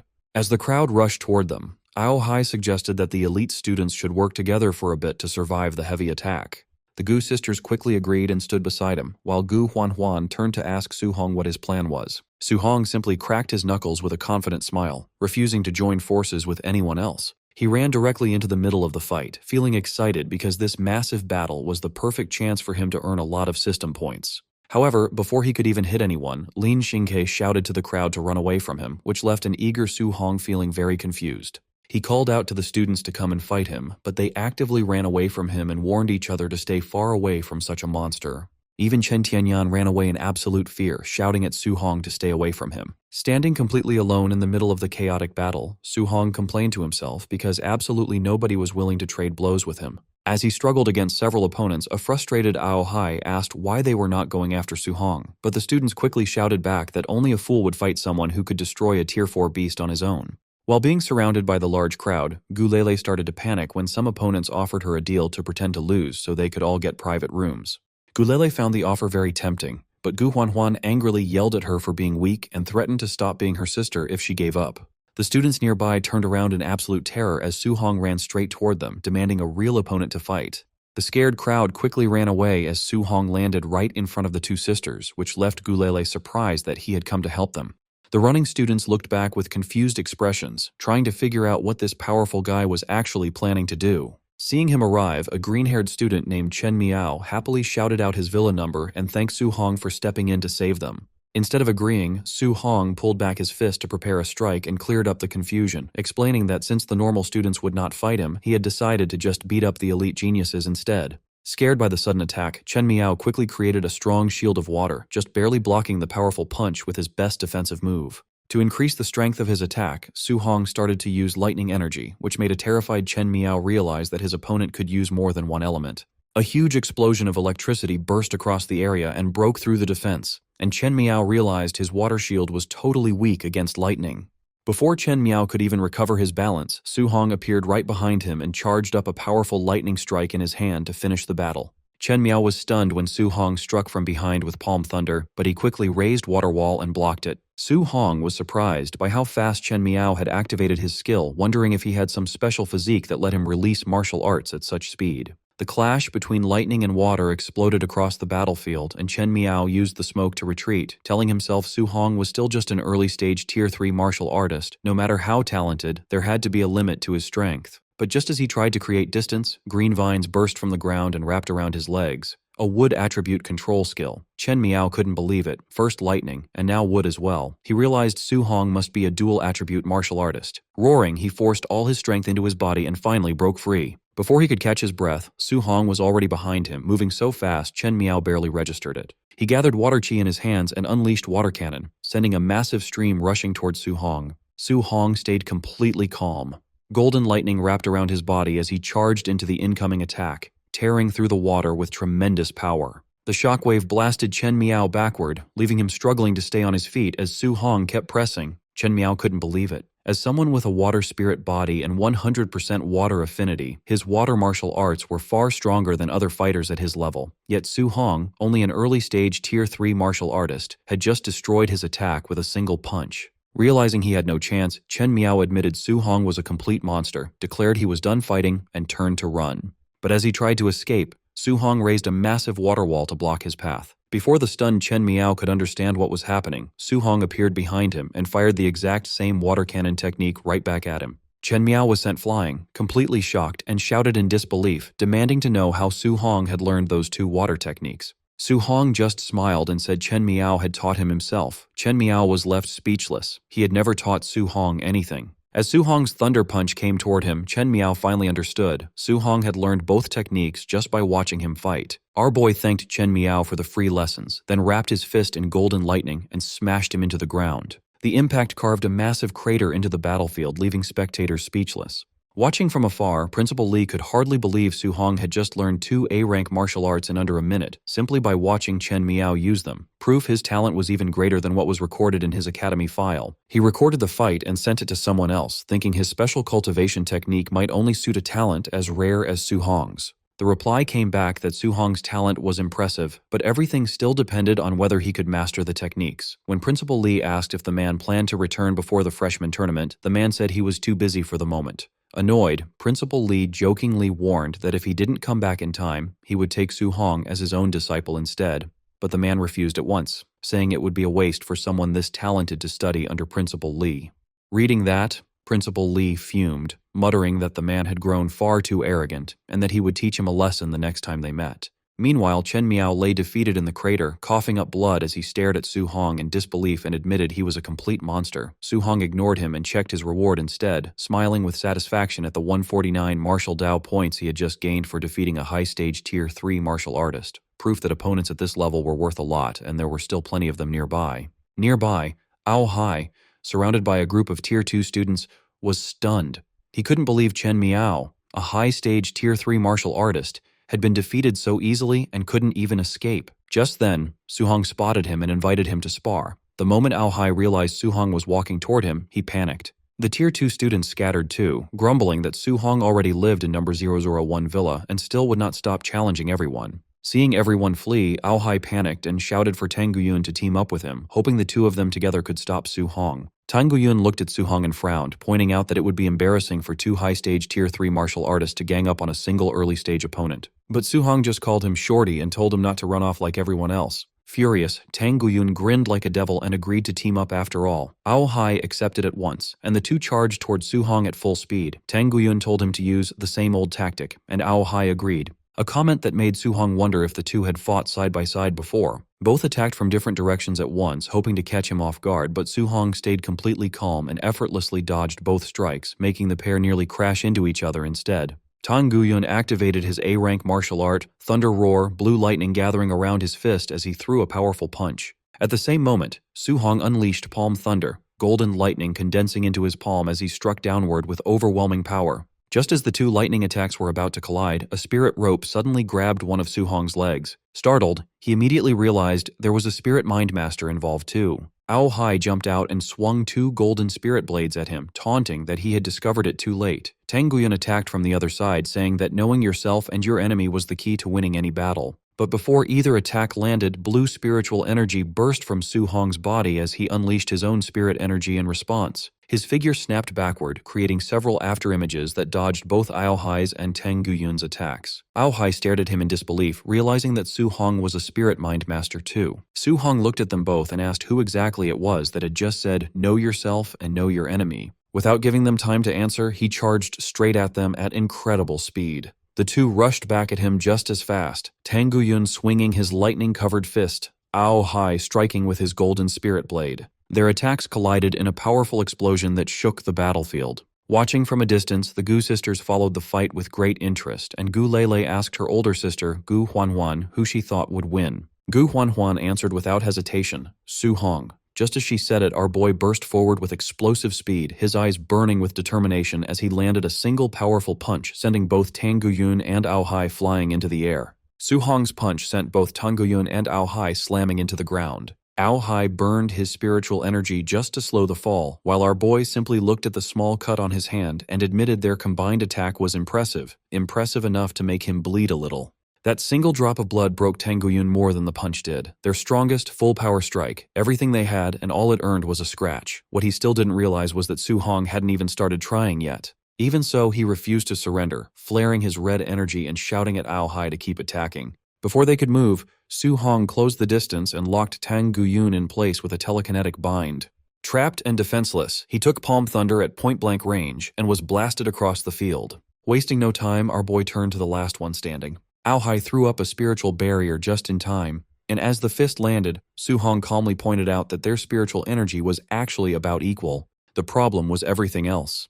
His physical strength was on another level, and the shield shattered like glass, crushing Ao Hai with it. Soon after, both elite Tier 3 geniuses were lying knocked out on the grass. Gu Lele couldn't hold it in. She loudly announced that anyone this strong was definitely worthy of being the man her big sister had her eyes on. Gu Huanhuan told her to stop talking nonsense, but her little sister only grinned and pointed at the black stockings she had chosen to wear that day, connecting them straight to Su-hong's embarrassing game username. The nearby students heard it, and that was all it took. Within seconds, the dots were connected. Su-hong was the famous #1 player, and Gu Huanhuan had dressed up just for him. Furious, she chased the gossipers down to silence them, but they scattered, laughing that only a guilty person got this defensive. Then, Gu Lele made it worse, shouting across the field that Su-hong had obviously picked that username because he already had a crush on her sister. After that, the rumor spread like fire. The whole crowd decided the two top geniuses were secretly together, and when both of them furiously denied it, nobody listened. Getting angry at the exact same time only proved they were a perfect match. Pushed past their limit, the two flared their auras and charged straight into the crowd. The students scattered in playful panic, joking that everyone should come and get beaten up by the violent husband and wife team. Gu Huanhuan answered with a massive fiery explosion, and the teasers went flying, begging for mercy from their new sister-in-law on the way up. Realizing she had caused all of this, Gu Lele tried to look innocent. It didn't work. Both of them turned on her, and she ran for her life. Though even while running, she couldn't resist saying they really did look like a great couple, which earned her two very loud voices screaming at her to shut up. A few minutes later, the chaos finally ended. With fresh lumps on her head, Gu Lele was held up by the scruff of her neck in front of the bruised crowd and forced to apologize, admitting out loud that she had made the whole story up and that there was nothing between Su-hong and her sister. The students listened carefully and believed absolutely none of it. To them, a cover-up this desperate could only mean the romance was real. Seeing that, Su-hong informed a terrified Gu Lele that her confession had accomplished nothing at all. Words were useless here, so he and Gu Huanhuan agreed on the only method left. Flaring their terrifying auras, they announced that they would simply beat everyone until nobody dared to gossip again. And they meant it. Explosions tore through the residential area while the students ran and screamed for the principal to save them. A few hours later, inside the principal's office, Li Chengdao listened to the damage report while casually balancing his entire body on a single iron nail held between his teeth. Director Wang Yang read out the numbers. The rampage had ended with the pair seizing the top 10 luxury villas, 80 townhouses, and over 300 private rooms. Instead of getting angry, Principal Li laughed and called it a great lesson for pampered students who could now enjoy sleeping in tents. But Wang Yang nervously added the twist. Su Hong was already renting the stolen dorms back to their own owners at ridiculous prices, and he had made over 10 million in a single night. The principal only laughed harder and praised the boy's business sense, while Wang Yang sweated and realized his boss had skipped right over the moral problem. Changing the subject, Li Chengdao asked about the Gu sisters. Gu Lele, apparently, was tied up like a mummy and hanging from the roof of Villa Number 1, while Gu Huan was out in the front yard, locked in a fierce weapon duel with Su Hong. The principal admitted the older sister was extremely talented, but Su Hong was on a completely different level. He asked how many strikes she could actually survive if both fighters went all out. Wang Yang recalled their virtual match, even for the first 10 moves before Su Hong took the win. Then Li Chengdao smiled and asked whether he truly believed Su Hong had used his full power that day. And that was the moment the director finally understood what everyone else had been missing. The monster in the freshman class had never once fought seriously. Principal Li then admitted the rest. He had arranged this real-world duel himself just so he could finally see the boy's maximum power. Out in the residential courtyard, the battered students crammed together to watch the academy's top 2 freshmen clash. Even Gu Lele, still tied up and hanging from a balcony, cheered for her big sister at full volume. Gu Huan admitted she already knew she was the weaker one. What she wanted was to see exactly how big the gap was, so she demanded that he fight at absolute full strength. Igniting her aura, she launched into a burning sword dance and charged. Su Hong agreed to grant her wish. Golden lightning gathered around his spear, and with a grin he warned her that he fully intended to win, because the moment he did, her luxurious number 2 villa would go straight to the highest bidder. Su Hong opened with a devastating spear strike that shattered Gu Huan's spiritual swords. The clash sent her stumbling back, and she couldn't hide her shock at how much stronger he was in real combat compared to their virtual match. The simulation, after all, had capped everyone at early stage Tier 3. But here in the real world, she stood at high stage Tier 3 while he was still stuck at the early stage. And somehow, she was still losing ground. Before she could process that, Su Hong closed the distance in an instant, moving with a speed she recognized as at least an A-rank technique. Their weapons met again, and this time Gu Huan could barely deflect the blow, completely overwhelmed by his raw physical power. Forced to retreat just to keep her footing, she remembered something from her family's intelligence reports. Su Hong carried a newly discovered special constitution, one that had to rank among the top 3 strength-based physiques in existence. Suddenly, it all made sense. Why even the strongest strength-type geniuses in the academy stood no chance against him. Without giving her a second to recover, our boy unleashed Treading the Sea, dropping a massive wave of golden lightning down from above. Gu Huan barely dodged in time as the spear tore into the ground beside her. She recognized the move instantly, the legendary heaven-breaking 9 spears, and felt a chill as she realized his lightning output far exceeded what any normal high-stage Tier 3 fighter should be capable of. Worse, as he came at her again, she understood his spiritual energy reserves had to be absurd if he could keep firing off A-rank skills without ever slowing down. He lunged for what looked like a finishing blow, and for a moment the gap between them felt impossible to close. Then, right before the strike landed, Su Hong suddenly redirected his spear. The attack shot past her and slammed into the nearby residential buildings instead, and only then did he realize his mistake. Still tied up on a balcony nearby, Gu Lele screamed as the energy wave shot past just beneath her, the explosion sending her flying through the air while she cursed her rotten luck. Gu Huan stared in disbelief. Su Hong had pulled back his lightning at the very last second, meaning the entire shockwave that leveled the block had come from nothing but the raw speed of his spear. Among the crowd, Tang Guyun couldn't understand how a mere Tier 3 fighter could hit that hard, while Ao Hai finally pieced together how Su Hong had soloed a Tier 4 barbarian dragon. Gu Huan was left quietly wondering if she'd even seen his real limit yet. But her train of thought got cut off the moment Su Hong dropped his serious act entirely, panicking instead over his wrecked villa and whether the academy would make him foot the bill. Right on cue, Principal Li Chengdao and Director Wang Yang showed up at the ruins. Li cheerfully announced that Su Hong would be punished for the property damage, and Wang Yang tallied the repair costs at a brutal 12 million. Just like that, every coin Su Hong had earned renting out dorm rooms was wiped out in an instant. Principal Li then turned to the crowd, reminding everyone that the dorm battle ran until midnight and that they should keep at it. Tang Guyun and Ao Hai just sighed. Su Hong and Gu Huan were simply too strong to beat, so most students had given up fighting and started renting rooms from Su Hong instead. The moment Li heard about that loophole, he smiled and declared that anyone renting from Su Hong would lose 50 academy points on the spot. The crowd exploded in protest, calling it completely unfair since renting had never technically broken any rule. But Li ignored them and raised his hand for one more announcement: 100 academy points to anyone who helped take Su Hong down. Su Hong immediately called foul, insisting the principal was setting him up. but his complaints got lost in the stampede as the crowd, eyes lit up with greed, charged straight at him. Principal Lee just laughed, thoroughly entertained by the chaos. Su Hong swung his spear in response, sending a wave of students flying. Tang Guyun refused to back down, rallying the mob and pointing out that with over 1,000 of them, they could simply wear Su Hong down through sheer numbers. Fired up by the plan, the students kept charging, convinced that even a monster like Su Hong had to run out of energy eventually. Watching the mob surge toward him, Su Hong lit up with excitement. Beating thousands of students meant a fortune in martial Dao points.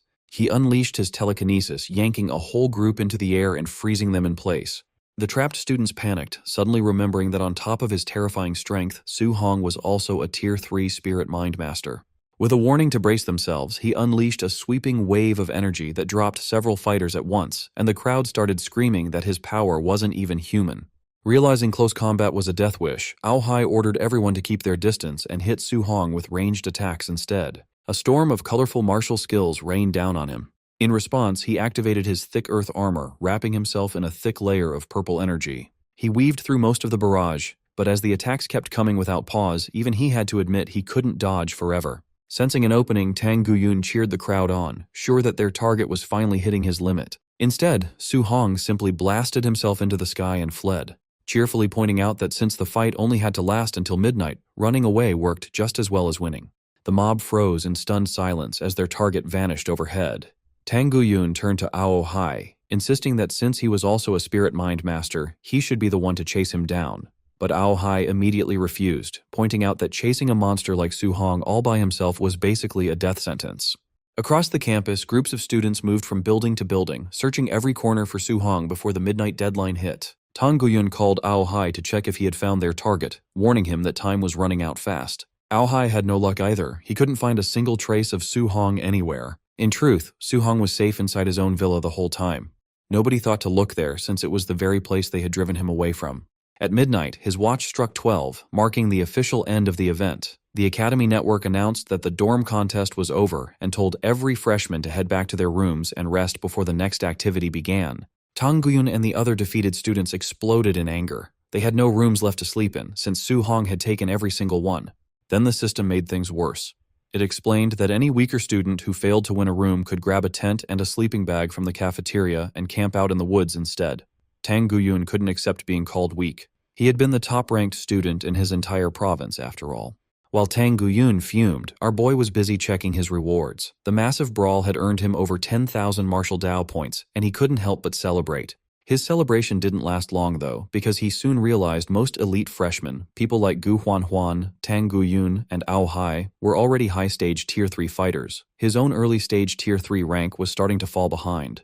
He wasted no time. He poured his points straight into his attributes, pushing his chi and blood up to 1/400 and driving his cultivation into the middle stage of Tier 3. With plenty of points still left, our boy turned his attention to his overlord physique, which sat at just 36% of the spirit stage. He began feeding points into the technique, and his stats climbed fast. A violent shockwave tore through the bedroom as the energy surged. Upgrading a constitution like this came with brutal pain, but he gritted his teeth and pushed through it. A crimson aura grew so strong that it blasted straight out through the villa windows. By the time it settled, his overlord physique had climbed to 63.2%, the highest his body could handle for now. Still sitting on more than 3,000 points, he decided to pour the rest into his spiritual power.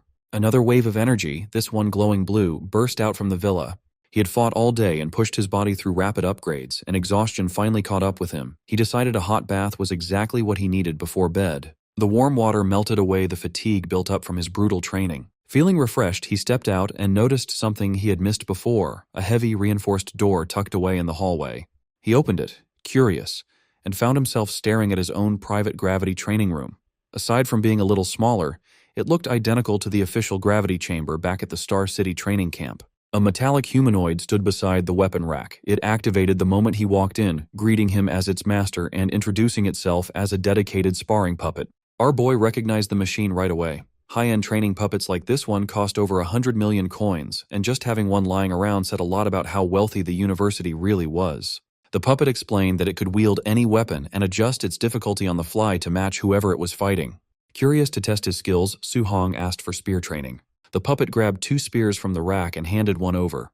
He warned the machine that he was about to strike for real. The puppet simply told him to come at it with everything he had. Su-hong lunged forward with a thrust, warning it not to break on the very first hit. The puppet mirrored his movement perfectly, matching his speed and force exactly. Their spearheads met tip to tip, lined up perfectly. Su-hong stared in shock at how flawless the machine's accuracy was. As their weapons clashed again and again, he grew more impressed with every exchange. No matter how hard he pushed himself, the puppet scaled up right alongside him, always keeping pace. Our boy started to enjoy the fight, and the two traded spear strikes back and forth. He then snapped the machine's spear shaft clean in half with a heavy strike, pulling back just before landing what would have been a killing blow. Looking back on the match, he judged that the puppet fought slightly better than Tang Guyun, though not quite on Gu Huanhuan's level, which made it the perfect long-term sparring partner. Just then, red warning lights flashed across the puppet's system. It told him his strikes had gone past its safe mechanical limit and asked him to hold back a little more next time. Su-hong felt confused. After all, the machine itself had told him earlier not to hold back at all. With only a few hours left before sunrise, he decided to call it a night and finally went to sleep. Out in the camping grounds, chaos had taken over. Students who lost their rooms were stuck dealing with mosquito bites, loud singing, and non-stop snoring. Fed up with the terrible conditions, Tang Guyun and Ao Hai gave up on sleep entirely and headed to the public virtual training pods instead, with Tang Guyun itching to take out his frustration on the online ladder. Back in his villa, Su-hong couldn't sleep either. The adrenaline from his sparring match was still pumping through him. Since rest clearly wasn't happening, he figured he might as well log into his own private pod and jump into a few ladder matches. The system pulled both fighters straight into the virtual arena. Tang Guyun stepped into the match ready to crush whoever stood in front of him, hoping it would finally shake off his stress. Su-hong was surprised to find that he had randomly matched against Tang Guyun yet again, feeling almost bad that he had to beat the same opponent another time. Across the campus, groups of students moved from building to building, searching every corner for Su-hong before the midnight deadline hit. Tang Guyun called Ao Hai to check if he had found their target, warning him that time was running out fast. Ao Hai had no luck either. He couldn't find a single trace of Su-hong anywhere. In truth, Su-hong was safe inside his own villa the whole time. Nobody thought to look there since it was the very place they had driven him away from. At midnight, his watch struck 12, marking the official end of the event. The Academy Network announced that the dorm contest was over and told every freshman to head back to their rooms and rest before the next activity began. Tang Guyun and the other defeated students exploded in anger. They had no rooms left to sleep in, since Su-hong had taken every single one. Then the system made things worse. It explained that any weaker student who failed to win a room could grab a tent and a sleeping bag from the cafeteria and camp out in the woods instead. Tang Guyun couldn't accept being called weak. He had been the top-ranked student in his entire province, after all. While Tang Guyun fumed, our boy was busy checking his rewards. The massive brawl had earned him over 10,000 martial Dao points, and he couldn't help but celebrate. His celebration didn't last long, though, because he soon realized most elite freshmen, people like Gu Huanhuan, Tang Guyun, and Ao Hai, were already high-stage Tier 3 fighters. His own early-stage Tier 3 rank was starting to fall behind. He wasted no time. He poured his points straight into his attributes, pushing his chi and blood up to 1/400 and driving his cultivation into the middle stage of Tier 3. With plenty of points still left, our boy turned his attention to his overlord physique, which sat at just 36% of the spirit stage. He began feeding points into the technique, and his stats climbed fast. A violent shockwave tore through the bedroom as the energy surged. Upgrading a constitution like this came with brutal pain, but he gritted his teeth and pushed through it. A crimson aura grew so strong that it blasted straight out through the villa windows. By the time it settled, his overlord physique had climbed to 63.2%, the highest his body could handle for now. Still sitting on more than 3,000 points, he decided to pour the rest into his spiritual power. Another wave of energy, this one glowing blue, burst out from the villa. He had fought all day and pushed his body through rapid upgrades, and exhaustion finally caught up with him. He decided a hot bath was exactly what he needed before bed. The warm water melted away the fatigue built up from his brutal training. Feeling refreshed, he stepped out and noticed something he had missed before, a heavy reinforced door tucked away in the hallway. He opened it, curious, and found himself staring at his own private gravity training room. Aside from being a little smaller, it looked identical to the official gravity chamber back at the Star City training camp. A metallic humanoid stood beside the weapon rack. It activated the moment he walked in, greeting him as its master and introducing itself as a dedicated sparring puppet. Our boy recognized the machine right away. High-end training puppets like this one cost over 100 million coins, and just having one lying around said a lot about how wealthy the university really was. The puppet explained that it could wield any weapon and adjust its difficulty on the fly to match whoever it was fighting. Curious to test his skills, Su-hong asked for spear training. The puppet grabbed 2 spears from the rack and handed one over. He warned the machine that he was about to strike for real. The puppet simply told him to come at it with everything he had. Su Hong lunged forward with a thrust, warning it not to break on the very first hit. The puppet mirrored his movement perfectly, matching his speed and force exactly. Their spearheads met tip to tip, lined up perfectly. Su Hong stared in shock at how flawless the machine's accuracy was. As their weapons clashed again and again, he grew more impressed with every exchange. No matter how hard he pushed himself, the puppet scaled up right alongside him, always keeping pace. Our boy started to enjoy the fight, and the two traded spear strikes back and forth. He then snapped the machine's spear shaft clean in half with a heavy strike, pulling back just before landing what would have been a killing blow.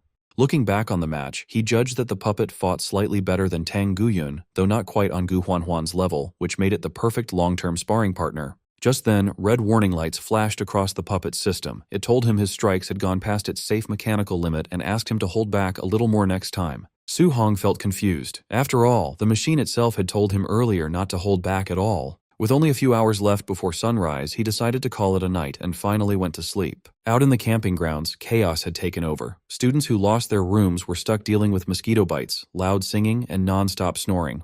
Fed up with the terrible conditions, Tang Guyun and Ao Hai gave up on sleep entirely and headed to the public virtual training pods instead, with Tang Guyun itching to take out his frustration on the online ladder. Back in his villa, Su Hong couldn't sleep either. The adrenaline from his sparring match was still pumping through him. Since rest clearly wasn't happening, he figured he might as well log into his own private pod and jump into a few ladder matches.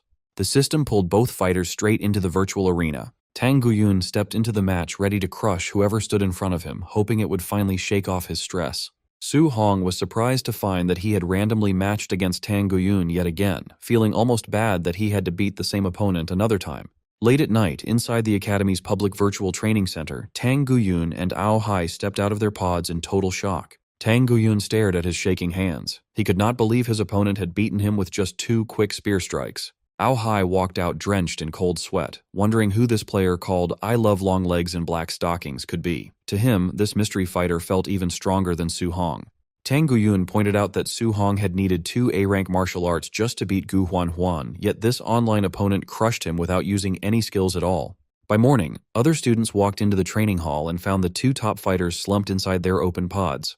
They asked if the pair had fought all night. Tang Guyun and Ao Hai sat huddled in misery. Tang Guyun admitted he felt foolish for ever calling himself a genius just because he had scored top marks back home. Chen Miao asked if Su Hong's beating from the day before had wrecked their confidence and told them defeat was normal. He said they should just train hard and get payback next time. Tang Guyun shot back that if they wanted to understand real despair, they should go challenge I Love Long Legs in Black Stockings themselves. Minutes later, cries of shock rang out from the training hall as more students went down in a single strike. Chen Miao stumbled out panting. He had thought Su Hong was terrifying, but this player was on another level entirely. Other defeated students collapsed beside their machines. They swore they had barely lasted 5 seconds and insisted no normal student could fight like this. With the whole crowd depressed, Tang Guyun rallied everyone and suggested they bring Su Hong in to fight this mystery master. He hoped the online genius would crush Su Hong's ego for them, and the crowd cheered him on. Inside the virtual system, Su Hong got a notification confirming his perfect win rate, now above nearly every active user, plus a bonus for his 30-game win streak. He checked his profile and saw he had finally hit silver rank, then decided to call it a night. 20 high-level matches in a row was already the limit of his current spiritual power, though he wondered if high-stage Tier 3 would push that limit even further. Drained, he collapsed face-first onto his bed and fell asleep almost instantly.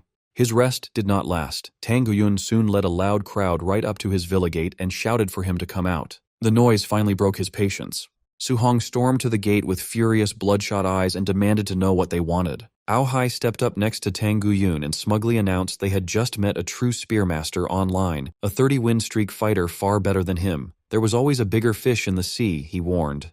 Su Hong brushed them off and turned to go back to bed. Tang Guyun got annoyed and pointed out it was already 8 in the morning, and that talent was no excuse for laziness. He turned to the crowd and declared that the true master had trained all night to earn 30 straight wins. The students chanted back that talent could never replace hard work. Gulele wandered over with an apple in hand and asked if Su Hong had really won 30 matches straight. Tang Guyun corrected her at once.